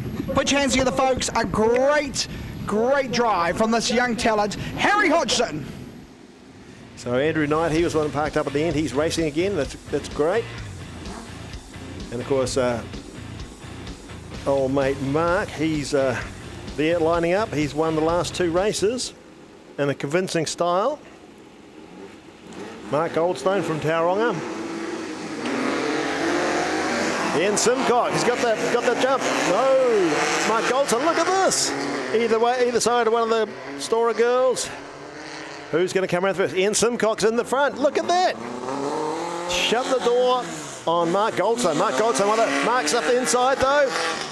Ian, shut the door. Ian likes racing door handle to door handle, likes rubbing door handles off, but there's no door handle on his car. Oh, look, he went out, got out in the loose, slowed him down. Mark Goldstone's got past, fatal error. No, we've got problems down the end. Look at this. The car's one round, one into the other. Another one joins in, the 3 of them. Oh dear, it's sort of like jelly wrestling, isn't it? Well, I've never seen jelly wrestling, have you? Oh, haven't you? Oh, well, it's like that, just exactly like that. There you go. That's far be it for me to tell you what's different. Yeah. So anyway, back up front. He's doing such a good job. As he got one out of the last 2. We've seen a bit of a trend here, actually. We did, but I thought old Ian had him sussed out, but unfortunately he went out in the wide, and that just gave Mark the chance to get past. And of course, clean air. You're out in the front there, and unless you make an error, it's pretty hard for these guys with all similar horsepowers to catch up. Good, clean drive by Mark Goldstone.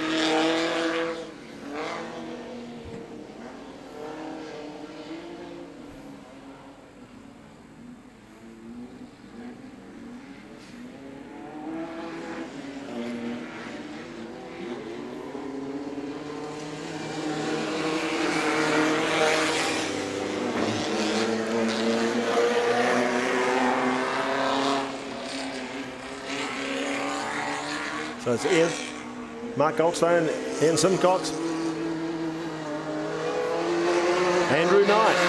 Andrew Knight's definitely not having it all his own way today. Normally he goes very well, but these other guys have got the measure of him.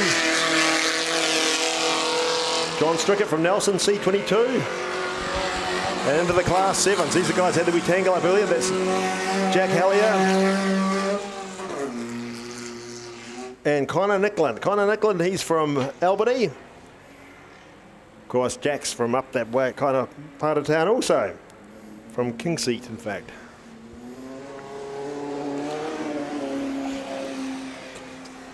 Brooke Storer.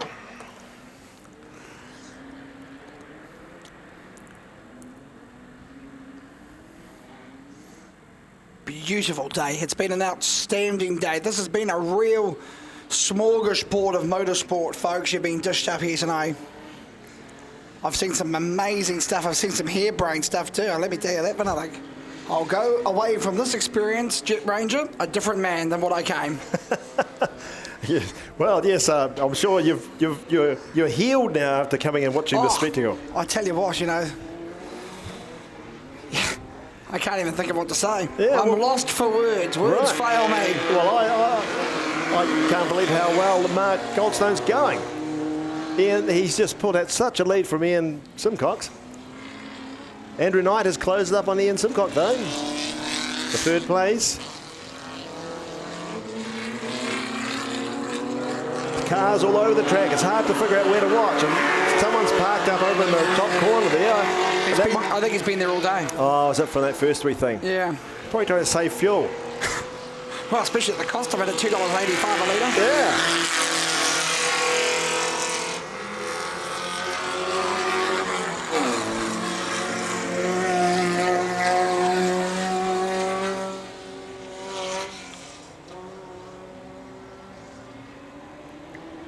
What do one of these cars cost you, do you reckon?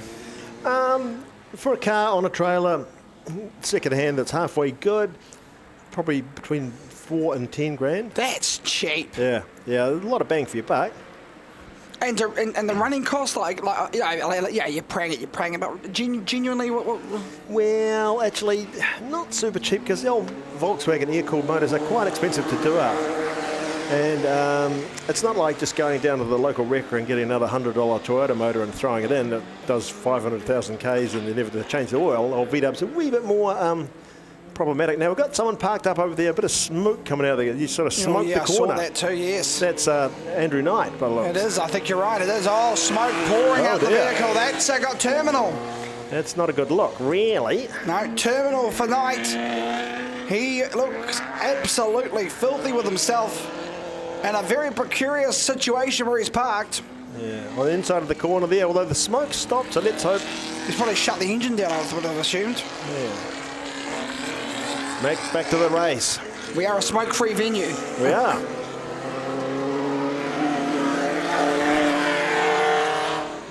What other great plans they got for the venue here to do? Is there any other, maybe a staircase to the bottom here would help?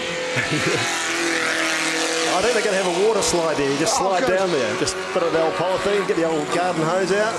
Do they do many shows here? Yeah, quite a few club days. Yep.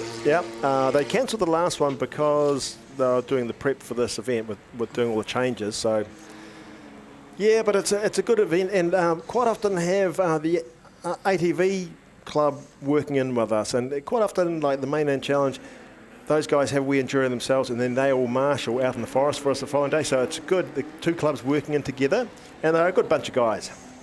So, and great having them out here racing. And same deal, there's a lot of people that go through the ranks, kids of other people racing, and she's all good. One of the senior officials coming over.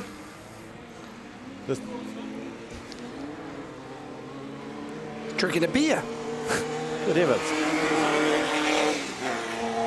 So the white flag is out, folks. It's the last chance to dance for these vehicles. The big Challenger class, 1600 V-dub. And of course the Class 7s as well, 1200 V-dubs. Although Class 7, you can actually run a 1000cc water pumper motor in it, because you can go and buy them from the wrecker for $100. And the old V-dub motors are getting a bit hard to get.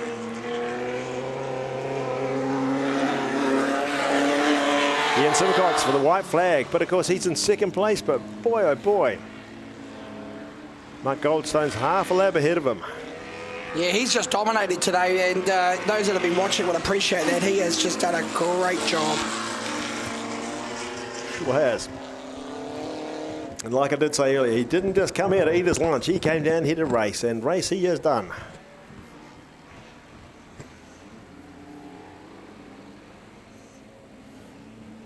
John Strickett passing one of the Straw girls.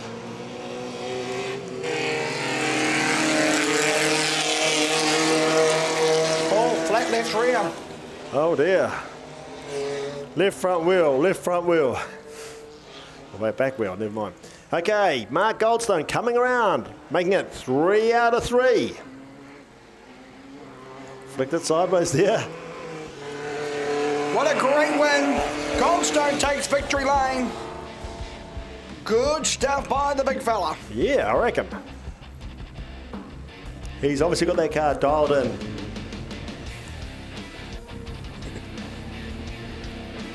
We'll have a cup of tea and a lie now while I wait for the rest. Yep.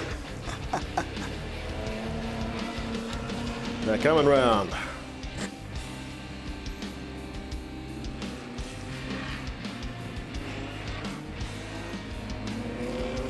Jack Hill, he's cleared out quite a lead in Class 7.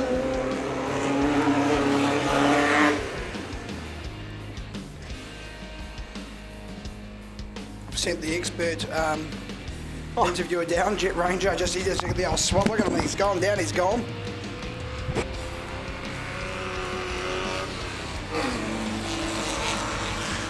Maybe next year they'll get us a uniform.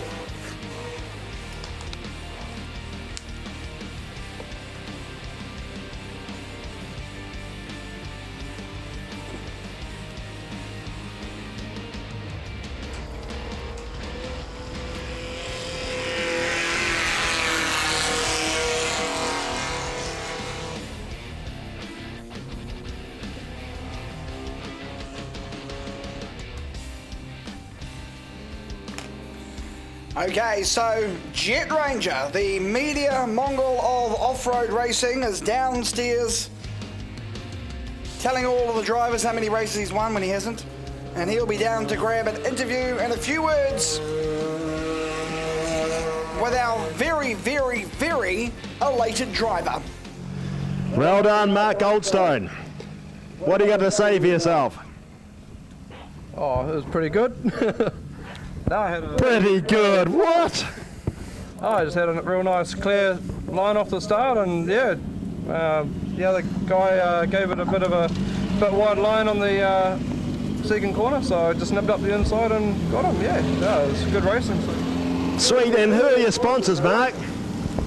Huge thanks to V-Dub Shop, Goldstone Tree Works, Ansel Mechanical, Moto Mark, McFall Fuels, and just everybody that helps and supports me to get me down and to be able to do this sport. I love it, so thank you very much to all those people, and my girlfriend and parents. Without them, they're a huge help as well, so, and Campbell, so thanks everybody. Yeah.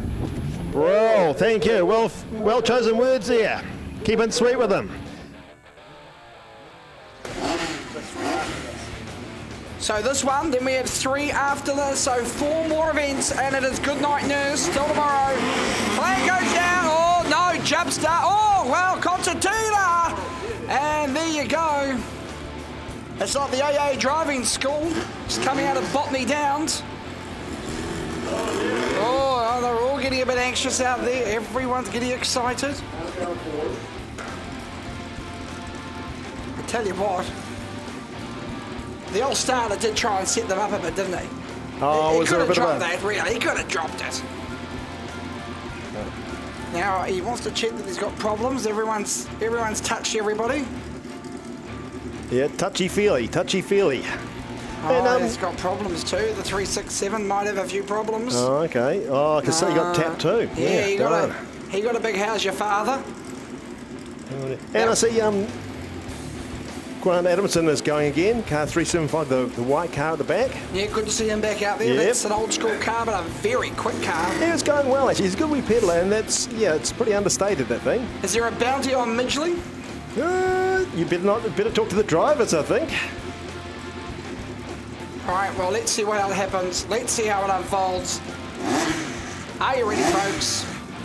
Tristan Lammers will be trying to close the door on them through here. Midge will be trying to go through that gap. Absolutely. So there'll be ducks and drakes all round. There will be. This is going to be exciting. Starter's got the green flag. It goes up. It's going to come down. We're underway. Here we go.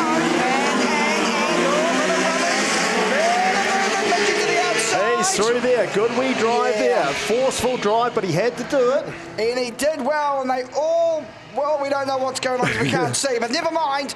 They all come out the other end. That's what we're hearing, and it's good news. Brendan Olds from Taranaki's out in front. 333. Yeah, good Naki. Oh, Oh, boy. Bit of dust going on, a bit of off-road racing out in the dirt somewhere. Tell you what, Mitch is going to go to the top shelf this time. Now try and diamond at the bottom. They all just hug the apron as they move themselves around the hairpin, and down they go. More like a paperclip, to be fair, but they swing it around. Yeah, I think that corner's a bit problematic for all the drivers. Yeah, they get deeper, then they get loose, and then they don't know where they're going. And it's the same for everyone, so I suppose they just have to learn it. And well, it's what makes this. Oh, we've got one gone cross country, and that's all the Mobile One team needed. yeah.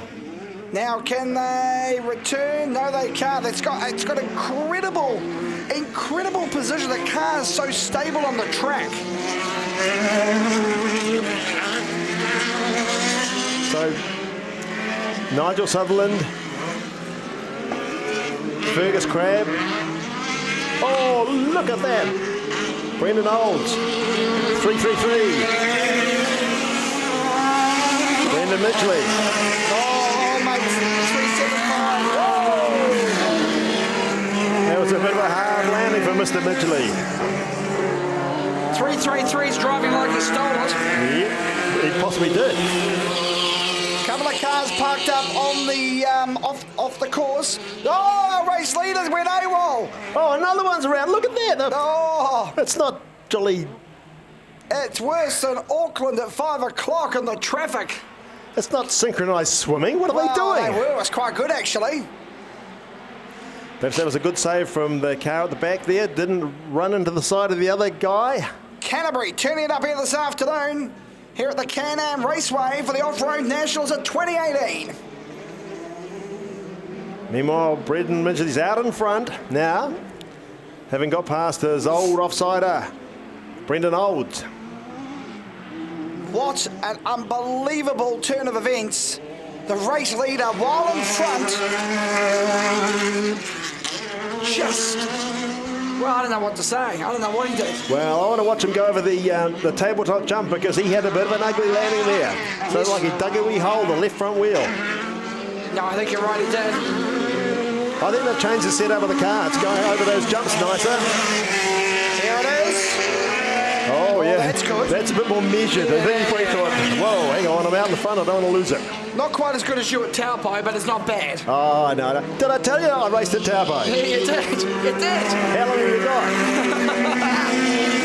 Here we go. Bit of a challenge. This, I tell you what, did you race Taupo or Taupo race you? So they're going down to turn number one, and it's not bad, folks. It's not bad at all. The track's actually, despite the dust here at Dubai, it's actually not bad. Operation Desert Storm is performing as suspected. Tell you what, like sand through the hourglass. Oh, the king of bling, Mr. Gear, then he's too busy looking at himself in the mirror, I think. Just checking his hairpiece. Yep. No dramas. Has old Brian Chan got his wheelchair in the car yet, or is he still trying to get it in? No, his backup Zimmer frame is folds up better, so he has. Bit of gaffer tape, he's all good. Absolutely. Ryman Healthcare, when you get them on board, they give you the best equipment. He'll be doing those funeral ads next with Keith Quinn.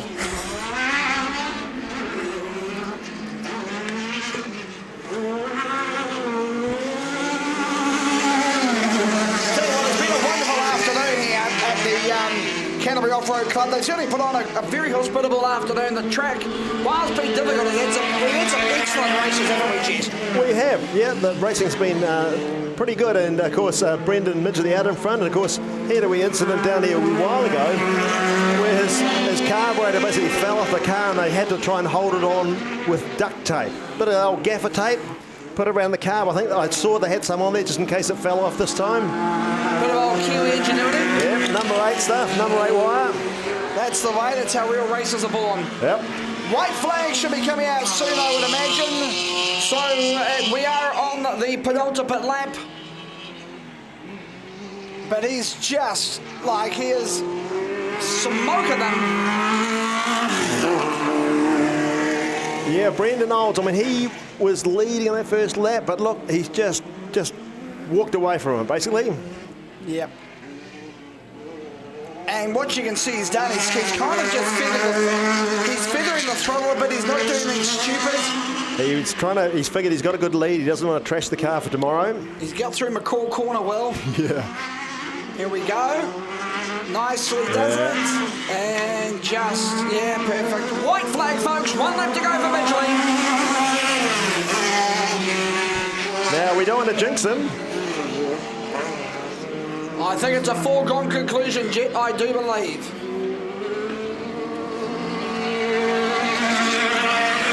And what I like about this track is that no one had an advantage, and it has proved to be some great racing, and certainly the cream has risen to the top. Yes, the cream. I don't know what happened to the scum, but definitely the cream has come to the top. So, where is old mate? Oh, there he is. Going along the banks, past the Dolgen's bend, through the paperclip. She'll swing itself around. Well, but it coming together. That was pretty close. Far out. They realise middle to end and it's the last race of the day? Do they realise that? No one does, do they? No. They don't care. They're just going for it. 301, the only one with a makeup mirror? Yep.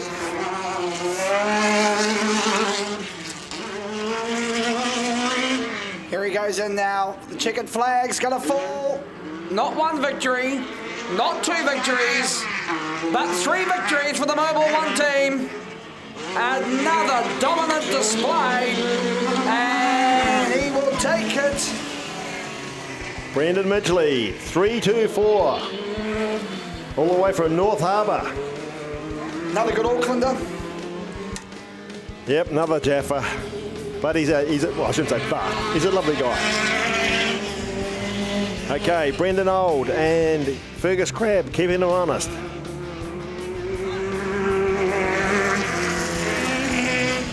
Tristan Lammers.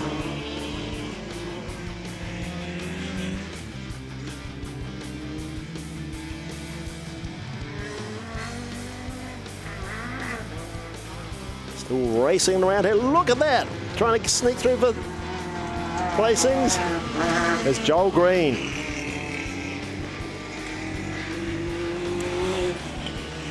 He works at McRae's mine down in the beautiful south. Hangs out at Oamaru when he's not working. And probably from that part of town, probably drinks Spates as well. Good on ya, mate.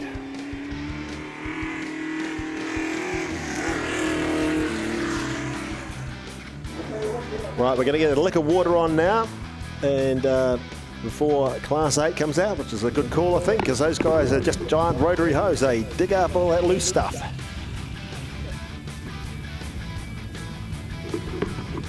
Few stones on the track, old boy. Could you pick them up, please?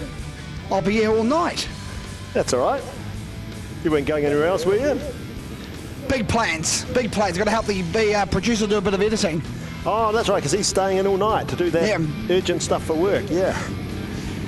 Yes, folks, put your hands together.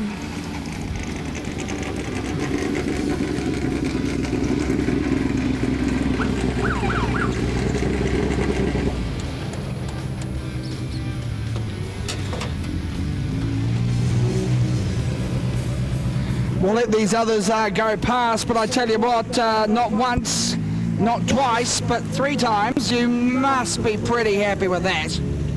Yeah, mate, very good day. So, no, happy days. Cars all one piece, so you can go on the trailer ready for tomorrow. So talk us through it. The track's obviously a bit of a moving document. It's starting to change. It's getting dry, the dust. How do you adapt the car in between each race to cater for the changing track? Oh, we don't change too much on the car. Just change the driving line, driving style out on the track, just to try and miss all the big holes. So, what's your plans for tomorrow? Finish well. I tell you, you're a man of few words, mate. Gee, it's hard. It's like getting blood out of a stone here. But anyway, your car looks $1 million. You've driven really well. You've got a good support team. Anyone you'd like to thank before we hand it back upstairs? No, just the whole crew again. It's been awesome. Couldn't do it without them. Obviously, it's your shout tonight at the bar. So there you go, folks. Put your hands together. Brendan Midgley, Mobil 1. Good skills from Brendan there. Fantastic drive. 3 out of 3, as Aaron said.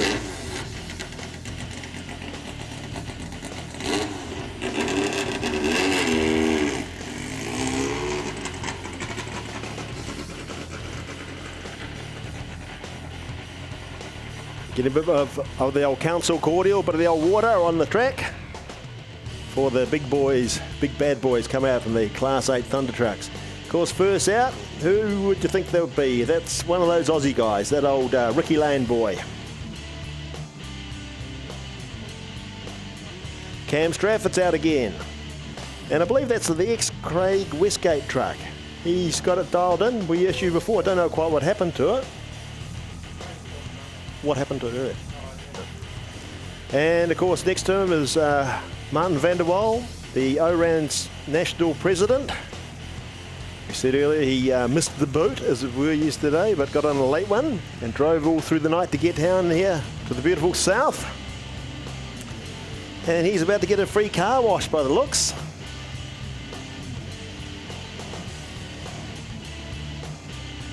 Probably many a person would like to go for a wee run under that at present to cool them down.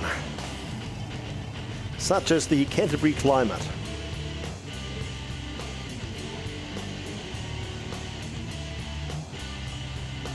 Of course, Class 8, sponsored by 4 Drive Bits. And of course all the other sponsors as well. Pub Charity, GRS Excavation, Can-Am Off-Road Raceway, ICS Farm Machinery, Hydrolink North Canterbury, Dalton's, Repco, RD Petroleum, Tate Communications, JG Civil, Farmlands, Crab Racing, Rolliston Engineering Supplies.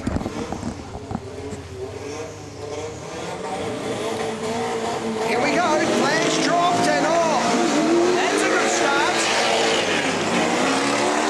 Bit of moisture on the track, that always spices it up a bit.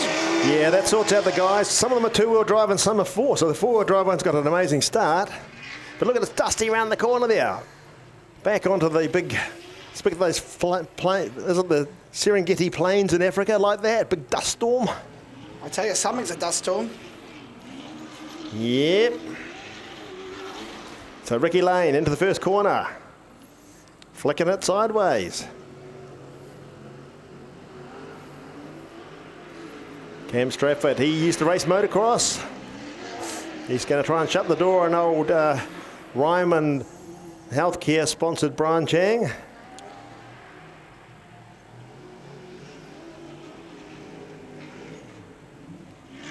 I tell you what, for those that are watching at home, there'll be some brilliant camera work. You'll be seeing some close-up stuff that we are also seeing here.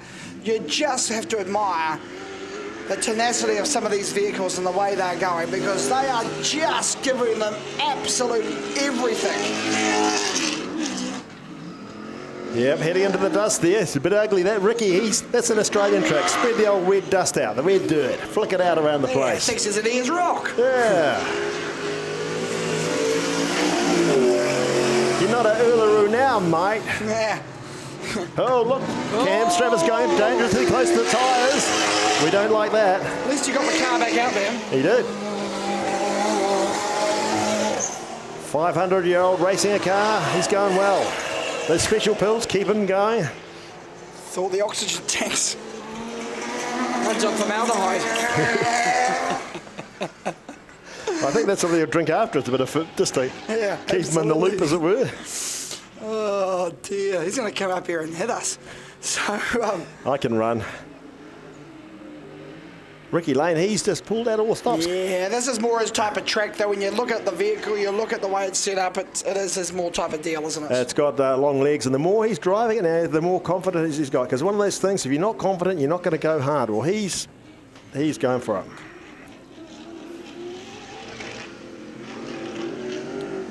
Here we go, folks. Cam Strafford's not going to give up, though. No, I think he may want to give a bit of a challenge. And Lane needs to be careful as well, because if he gets a little bit too relaxed, Cam Strafford might just do a little bit of damage. Well, last time when he had a look on his phone at the old Tinder screen, and he took off into the trees down the end there, so...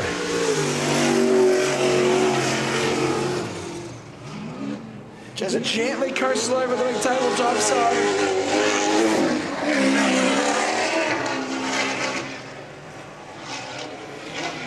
Good ear. Yeah, that from was Cam. great ear. Here's Grandad. Ryman Healthcare, they'll sort you out. Yeah, Look at Ryman that. Healthcare goes Ryman Healthcare Racing. In fact, did I see the van coming in to pick up Brian soon? Tell the guys I have to wait till at least after this race.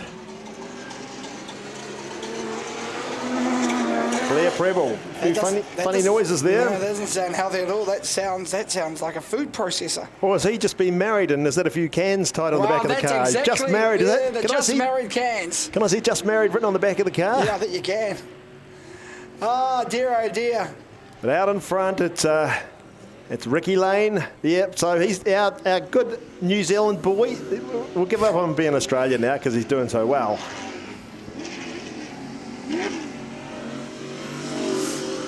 Looking good though, looking very good. Bit of a cloud of dust there. What's going on? He's come out of it. That's all right.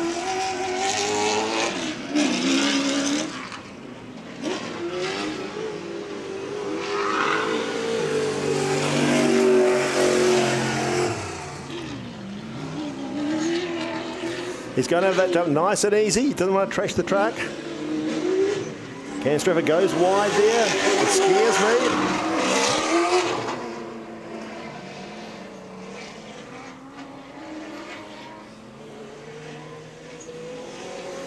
These are Class 5, aren't they? Class 8. Class 8. Class 8 trucks, yep. And so that's any old motor. You can do what you like. Have a supercharger or a hairdryer on it, turbocharger.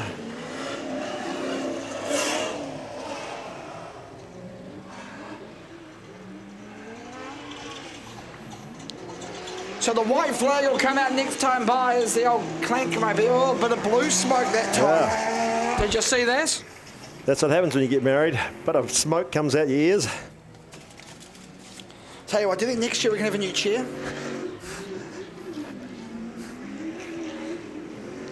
Clankmobile, of course, that's Invercargill colloquial term for a bus. Valiant, sorry folks. Hand fettled by Bert Munro himself from Invercargill. Ricky Lane. White flag for Tricky Ricky.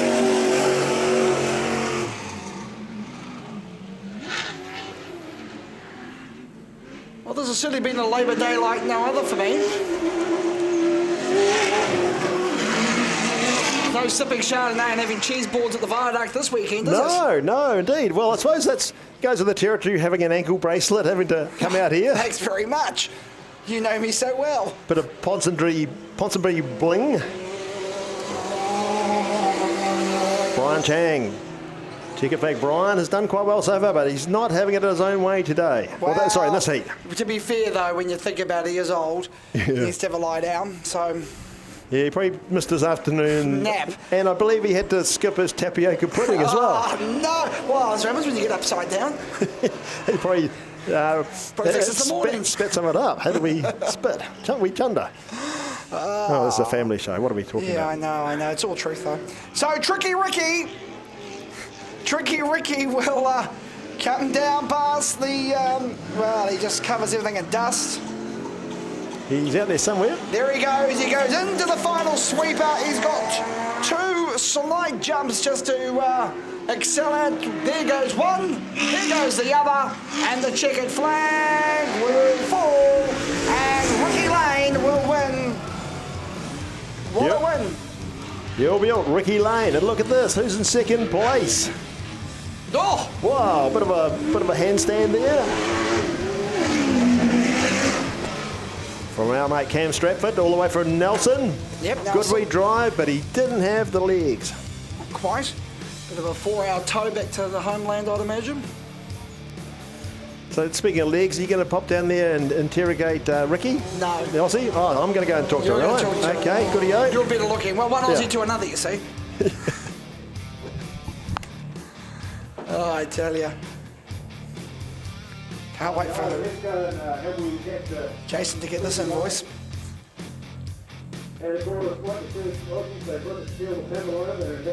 Now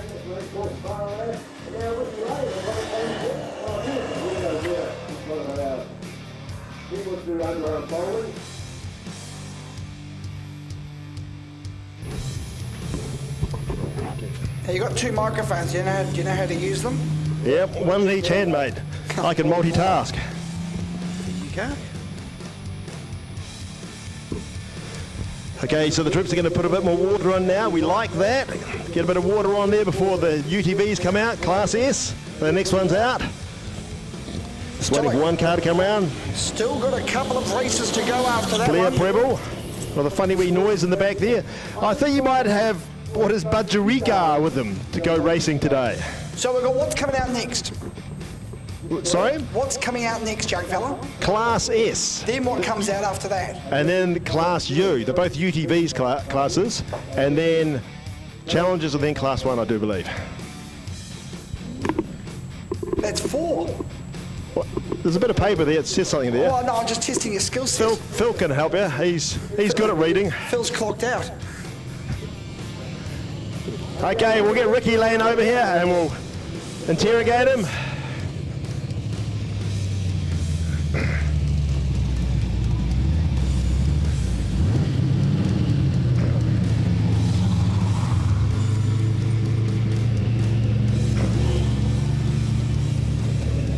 Okay, we're going to have a few words to Ricky Lane in the Hiddleston Race Engines Sydenham Park Share Spares racetrack. Ricky, what do you got to say? You cleaned up. Yeah, it was good going out there, Brett. The track's cut up and it's yeah, a lot of good fun out there. Good competition out there. It's good. And it's good to see Cam and everyone's back on track for the weekend. It's awesome stuff. Great to see Cam out there racing because he was trying to keep you honest, and I guess he did. So good drive, mate, and we'll see you here tomorrow. And yeah, we're saying you're a New Zealander, mate. You're not one of those Aussies. You don't do underarm bowling or anything, do you? No, I don't tamper with balls. Oh dear, dear, dear. Okay, hey, thanks, Ricky. Okay, so let's see who can do what. Ben Thomason has won one, and Joel Giddy another. This is the third heat. So are they going to share it around or what? I see Nathan Moore is in the middle there, and of course he's a peddler from hell. I remember seeing him at Taupo a couple of years ago. He nearly cleaned the 4 of them, and he was a sort of someone that no one really knew. And so he's proved he can do it. So has he got the legs to beat these guys off the start? It's equal, he's in the middle, just as long as they don't shut the door on him. There we go, he's out in front. Not for long, Ben Thomason out in front. He's pretty tight over the jump, although of course it looks far worse when you're spectating in the car. It just feels, oh yeah, a bit of a nudge as you sort of rub elbows with the guy next door. Not a problem, mate. Anyway, Ben Thomason out in front. He loves being in front, does our Ben. Joel Gidley sneaked up on him by the looks. The JG Civil car.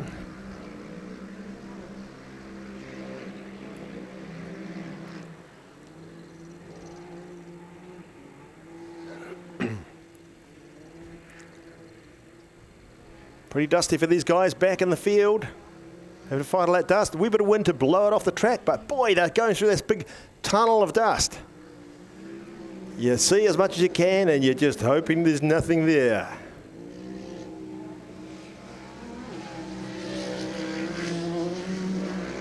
So Ben Thomason, all the way from Taupo. Joel Giddy, Auckland. Nathan Moore, Morrinsville.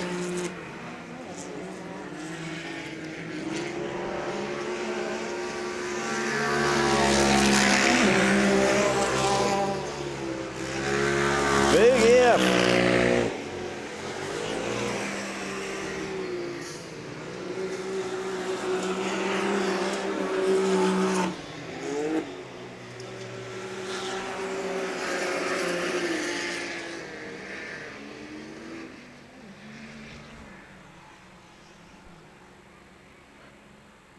Okay, look at that.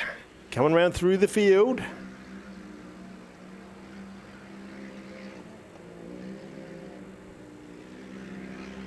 Joel Giddy is sneaking up on Ben. How is Ben going to react to pressure in his third heat for the day? Joel Gillies putting the pressure on. He's trying to come through the inside. No, not quite, not quite. Maybe the next corner. Ben Thomason will block the door, close the door on him, won't let him in.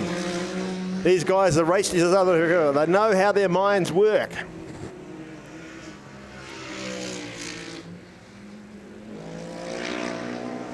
She's all go here at the Can-Am Raceway. Ben Thomason gets it sideways. Joel Giddy coming through inside. Look, trying to slingshot on the outside. Can he do it? Whoa! Ben Thomason balked him then, came out to the right. Nathan Moore. Slim Slee. Remember, he's got his own racetrack in his backyard in Kurau. Gavin Storer. Andrew McFreddy's. Ian Cowan.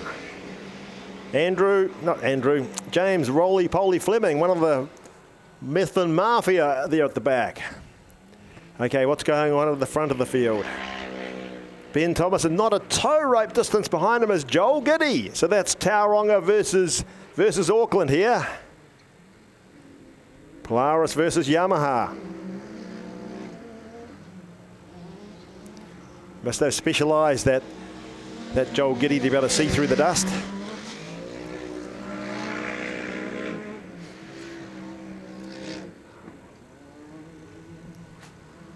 Okay, Ben Thomason's still out in front. He's trying to go around the outside. He's a brave man, that Joel Giddy. He's a long way around the outside. Gonna try and kid him into going through the inside. No. Right behind him. Can he duck through the inside? No, not quite. Ben Thomason's not getting rattled. Meanwhile, those guys are pulling out a bit more of a gap on Nathan Moore, and the other guys just circulating out there. Someone's come on the infield. Maybe the car's overheated a bit. It's S84, I think. I think that's Club Presidente Gavin Storer. Andrew McFeddy's S30 going through there. Ian Cowan. James Roly-Poly Fleming.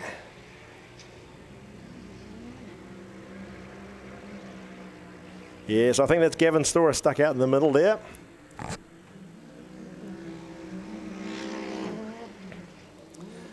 All over the back of him like a rash there. He could get medication for that. Maybe Ryman Healthcare could help out with that. Bit of medication for you meds as he's going around the inside. Look at that, a cloud of dust. I can't see. Darn. No, not quite. Oh, Ben Thomason, he's the master. Joel Giddy trying everything. Incredible drive between these two guys. Fantastic.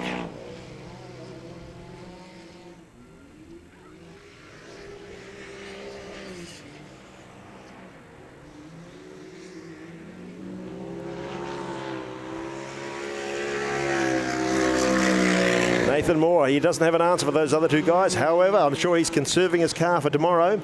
If he comes in third, he gets valuable points, so why break the car? Look at this, there's hardly a car's length between them now. That must be very fatiguing for Ben Thomason in front. One mistake, knows that Joel's right there. Joel's going to have him for dinner.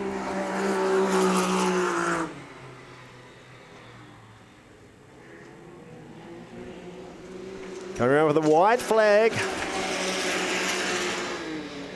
That's a good wee battle there between James Fleming and Ian Cowan. Coming around here. Race leader ready for the checkered flag. Ben Thomason. Joel Giddy keeping him honest in the JG Civil car. Can he pull one out here? Sneak through on the inside. This is going to be exciting, folks. Can he do it? Ben Thomason. Joel Giddy, not 2-6 behind him. Good wee bit of racing there, guys. Fantastic. Good, clean racing. And, of course, when you're in the second place, you have to leave wriggle room for the guy in front in case he falls off the accelerator or does whatever. But... so good wee drive there.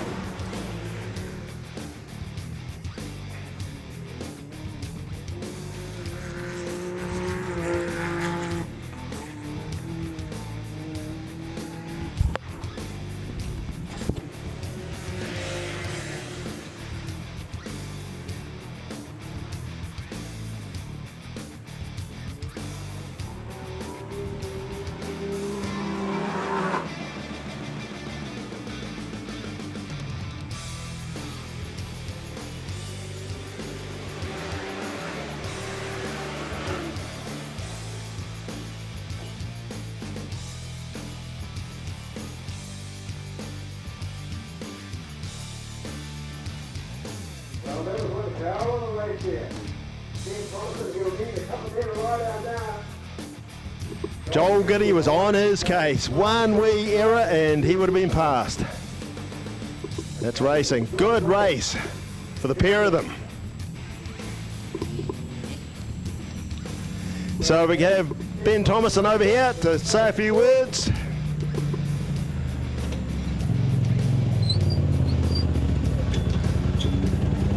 Mate, looks like you got a bit of a sweat up. What's going on? Yeah, that was hard work, yeah. That was hard work, yeah. Joel was right on me there. I knew if I made one mistake, he was going to go past. So, yeah, track's pretty rough, so just trying to avoid all the holes and keep an eye on the mirror of where he was and try not to make a mistake. It was quite stressful. Yeah, that's what I was thinking. I think Joel was right there. He was trying to psych you out, I guess, and one little mistake he would have been through there. And of course, you guys have raced each other forever, so you'd almost know how each other thinks. Yep, no, raced him a lot of times and yeah, used to racing close like that, so it is a great race. We both held it together and I got the result I wanted. Lucky, well not lucky boy, skillful boy. Yeah, okay, fantastic. Ben Thomason all the way from Tauranga. So the Class U's are away, 3 of them. A bit lonely out there for those guys. And the other guys, Class 5, be under the starters' orders. Are away. Daniel Ruspatch out in front, 5.53. He used to be a Nelson boy, but they kicked him out. He now lives in Canterbury. Meanwhile, in the UTVs, Class U, up to 1,000cc, 2-seaters, side by sides.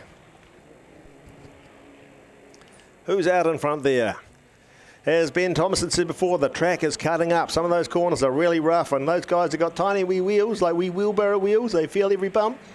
So they'll all be a bit sore tonight, I'm sure. It'll be well worth it because they had a fantastic day's racing here at the Can-Am Raceway.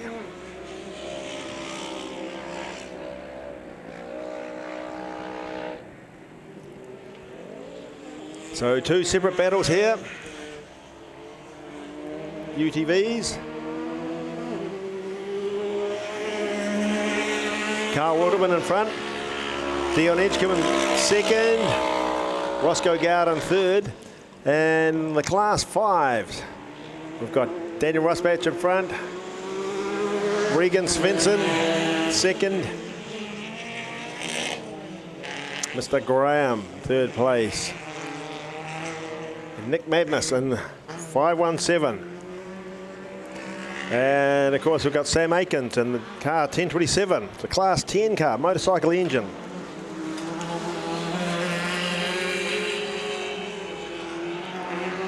Todd Graham, 507. Nick Magnus. Changing gear, figuring out which gear is best to go over the jump in. He's trying to conserve the car for tomorrow. Just coasting around to get the old points.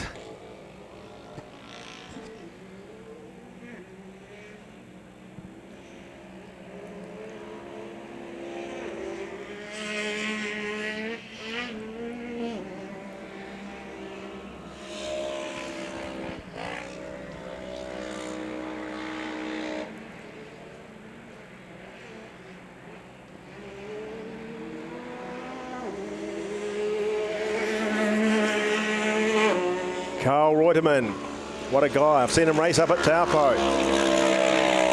Very slick. Good wee drive, got a good team to help him.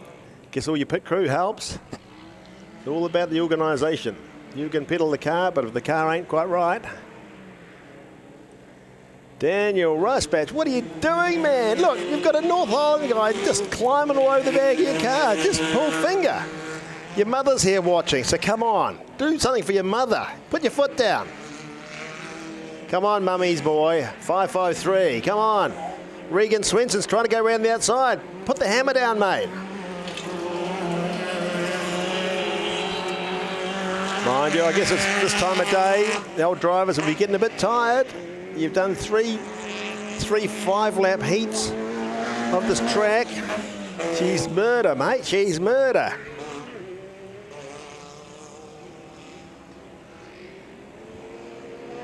Oh, look, Daniel must have heard me. Look, he's put the hammer down now. Or maybe he saw his mother pointing the finger at him.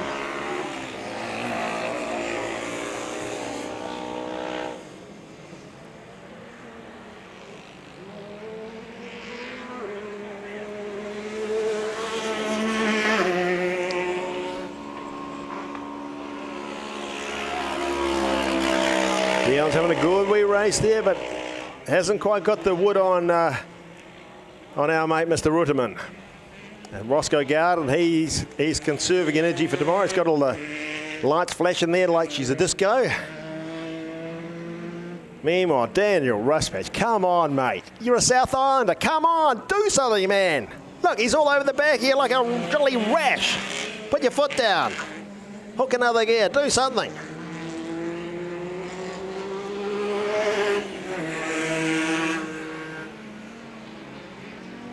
Having a good wee battle, those guys. So that's Daniel Ruspatch, Regan Svensson, and Todd Graham. Oh, look at this. Regan Svensson saying, I've had enough of this following you, eating your dirt. I want to go. No, Daniel shut the door on him. He's in behind him. Look at that. Yeah, pull your socks up, Daniel. For heaven's sake, you're a South Islander. Come on. Sort your shit out.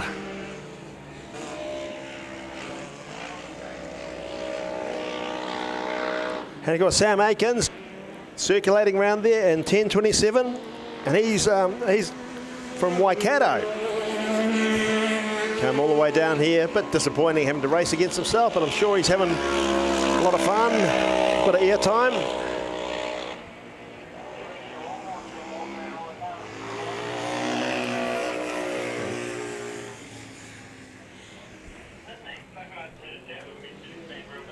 Okay, the white flag. The white flag is out, team.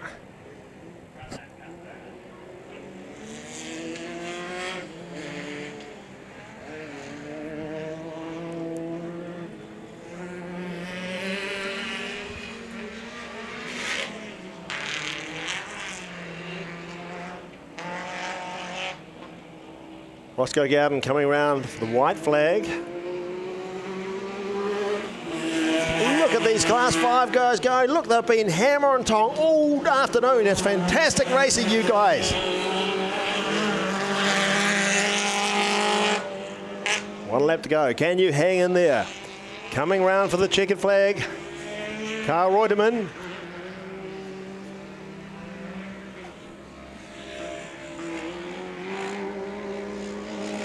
Nick Magnus in Class 5, 517. Righto, coming around for the checkered flag. Carl Reutemann all the way from Auckland. Fantastic drive from Carl. Dion Edgecombe all the way from Matamata, second in the class. Good wee drive from both those guys.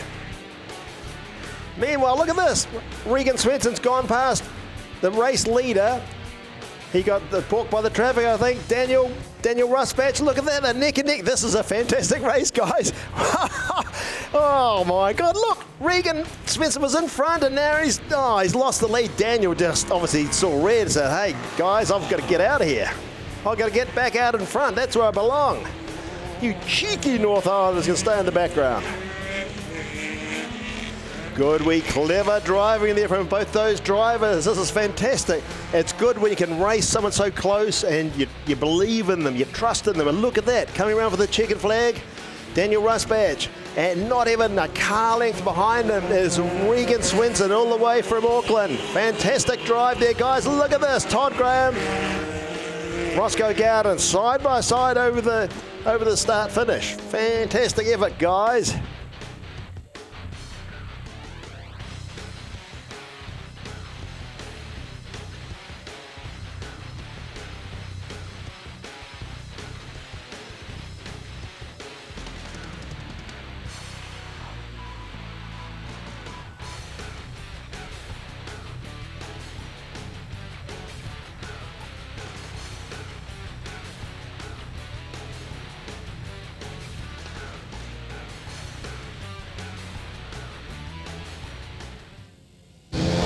He's smiling.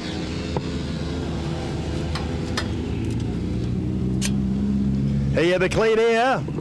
Yep, yeah, it's good to be in the clean air, but it's such a cool track. We're having so much fun out there, so it's great. Cool, and it's good to see the guys racing, and a shame Daniel Rusbatch has gone past in class 5 because he had a fantastic wee race there too with Regan in the class 5 car. So yeah, good racing, mate. So, and your sponsors, who's sponsoring you today? Gull Force 10, use Gull Fuel, ENH Motors, Concrete Treatments, JG Civil, Motul. There's so many people that help out. Teresa, Emmy, the whole crew, like everybody's great. Thank you.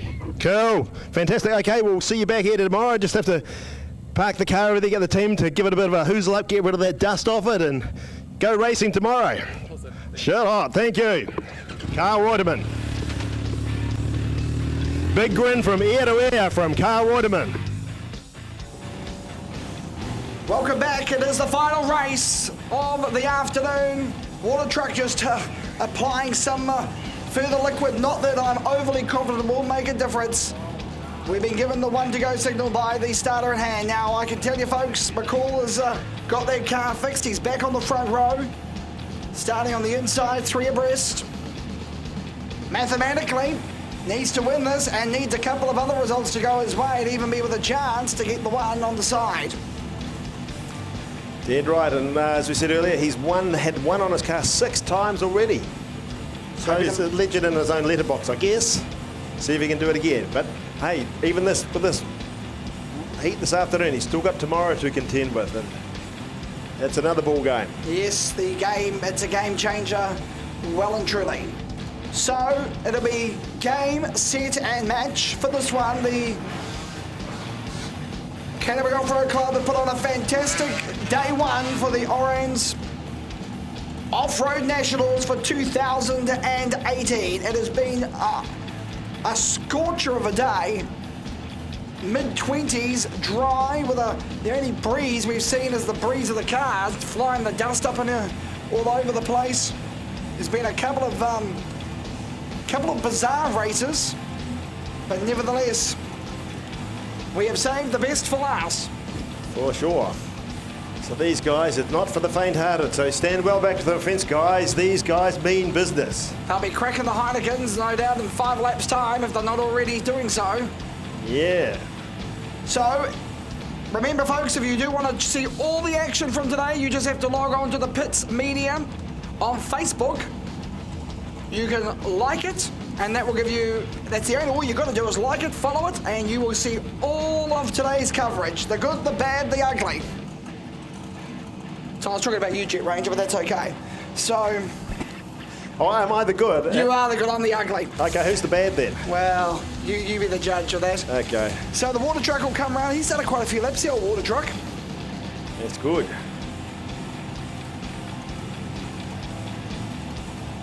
He's been told to park it up. He said, go west, young man.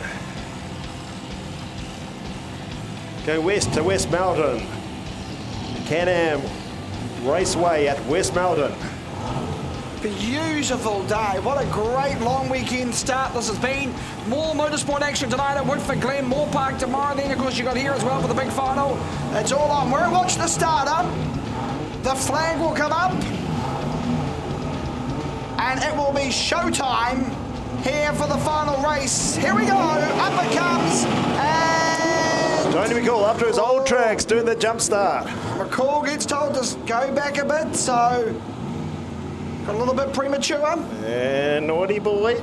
So now we'll start that again. Tell you what though, it will be showtime here in Canterbury and McCall. Oh, dear. Oh, no. Into the fence. And surely, oh boy, oh boy. Dear. High drama, more drama than Shortland Street on the start. And they're both going? Yep, that's good. Both going. What are we going to do? The officials are having a talk. Probably just going to carry on, I think. I think it might be play-on's the call. Yep. So back to the race. McCall out in front. He avoided that drama. The other guys were eager to try and get past him, and that caught them out big time. Yeah, that was a big one. And I tell you what, there is... Trevor Cooper's done amazingly well with that one. Look at him, he's picked up 4-car advantage. Good heavens. So it's all been on for this one. McCall leading it. And he's doing it. He's going fast. The 6-time national champion with a controversial start for this one. He's good at psyching everyone out. I think he's the master at that. Yeah, smoke and mirrors, isn't he? Yeah. The smoke and and mirror king. It works. Oh, Morgan's got problems. Oh, dear. Just gets off the old gas pedal. Fraser's got issues. He was involved in that one as well. They both were, I think. Yeah, so he's driving like a man possessed.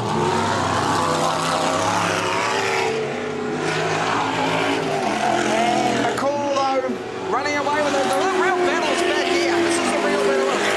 Believe it or not, at the back of the field. Yeah, that's where the action is, but Argy Bargy trying to get through there. Well, every point is a hand closer to grabbing the championship. So they've got to pass cars to try and make it work. McCall, though, just in cruise control at the moment as he goes through that hairpin and goes straight down, swings past the Dalton signage. Oh, Cooper just getting that big American tank. Around that corner, that's a problem child, that corner. Yeah, it's actually pulled a few of them up today.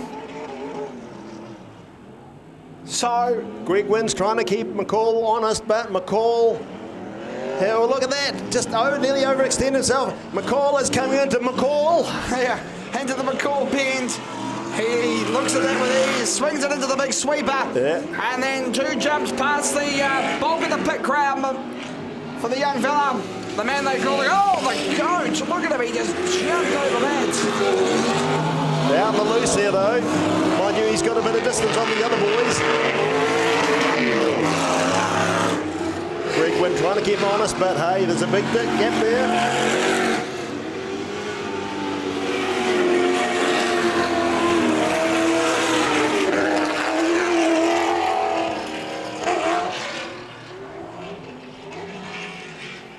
Great action this afternoon for this one. These big boys know how to turn it on, don't they? They sure do. It's exciting stuff. And McCall, he obviously had the bit between the teeth, and we'll see how he comes out for points. But I guess if he takes a win, that'll be 2 wins. He'll be looking good. 1 DNF. I suppose if someone else had 2-3 seconds, they might ace him. I don't know. Well, is that Fisher in second? No, that's Greg Wynn. Fisher's in 3rd. Fisher, who's never raced a car before in his life. No, yeah, sorry. right. Yeah, that's right. Yeah, right. That's like me saying you want to race a Taupo. Yeah. That's right. I did. That's right. That's good. I reckon old Dan Fisher, I reckon that's a Tilly's ad coming up. What do you reckon? I've never raced for. Yeah, right. He had us believing that. Yeah. He must think we're gullible. I think he's right. He is, absolutely. Penultimate lap now for the NZ machine of McCall. I tell you what, Trev has actually done well. Big rev Trev. And remembering, this track, it's only the 3rd time they've competitively been out there. Yeah.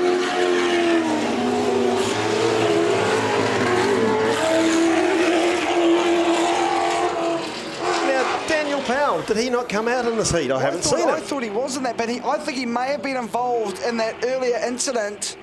Oh. Yeah, I think he was the one that wore the brunt, to be fair. I don't know where he's parked his car. Yeah.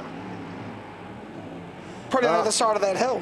Does that mean we might have to cancel the public holiday for Monday? Wow, I tell you what, the ticket tape parade shooting looking a bit rocky. Oh dear. White flag is out for McCall this time by, so he'll get the white flag. He's 1.5 laps away from victory lane.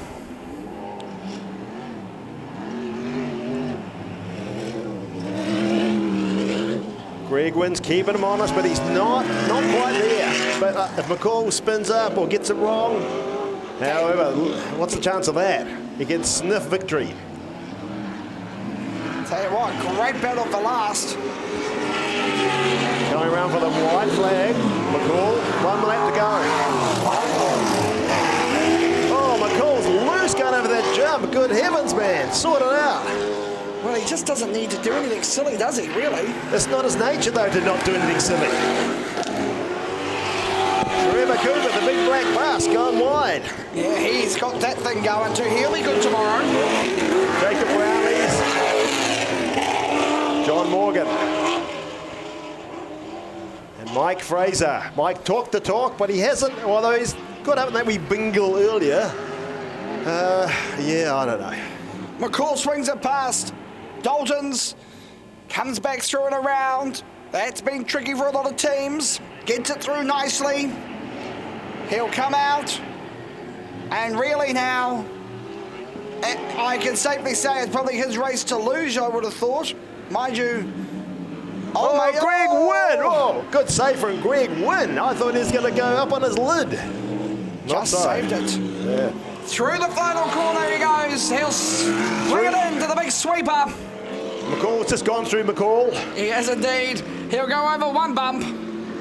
Nice little one at the end. Throw it out of the final turn. And Tony McCall will win the third and final heat of the afternoon. Will take second. Fisher, who's never ever seen one of these cars, you're right. I believe his road car, he drives a Toyota Prius. He'll take third, part-time Uber driver. And Trevor Cooper will come home in fourth. Morgan will be the next one through. Well, look at this. Fraser's out in the loose, though. He's out in the rough. Oh, darn. Good try. He's just out a wee bit wide. We'll send down Jet Ranger to have the final say to McCall. You can ask him if he's got the chance to make it work for the points.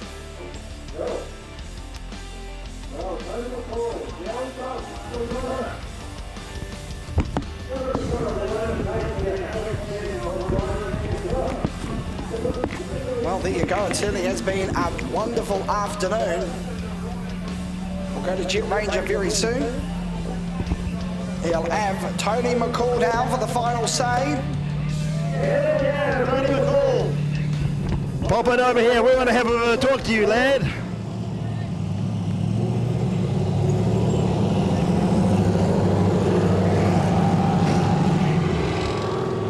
Tony McCall, how about that? Yeah, it was pretty hard. The boys worked real hard during the heats. We had to put a new corner on it. We had a bench shock and we didn't have any brakes, but that was okay. We got round. Well, you put that one away. Fantastic drive there. And so it's looking a wee bit closer to maybe another one. Yeah, we'll see what happens. We'll see what happens, yeah. Another day tomorrow, another day. Great drive. Thanks very much, eh? And just before you go, though, out there before, coming over the tabletop, you looked a bit loose there. Sometimes it looked like you were trying to go off onto the infield at one part. Yeah, well, they put a bit of water on the track, and when they do that, you know, the car's just got a mind of its own, so you've got to be real careful, you know, when you got your foot on the trigger. Right, okay. Wise words. Okay, cheers, Tony. We'll see you tomorrow. Well, that is it for night number one here for the Off-Road National 2018, brought to you by Kirby Off-Road Club at Can-Am Raceway. It has been one heck of an afternoon. And I can tell you now, we're certainly looking forward to bringing you all the action. Remember, if you want to see more of what's going on, go to the pits on facebook.co.nz and you'll see it all. On behalf of everyone here, Jet Ranger, the commentary, and joining me, and I'm Aaron Drever. It is good afternoon from Christchurch.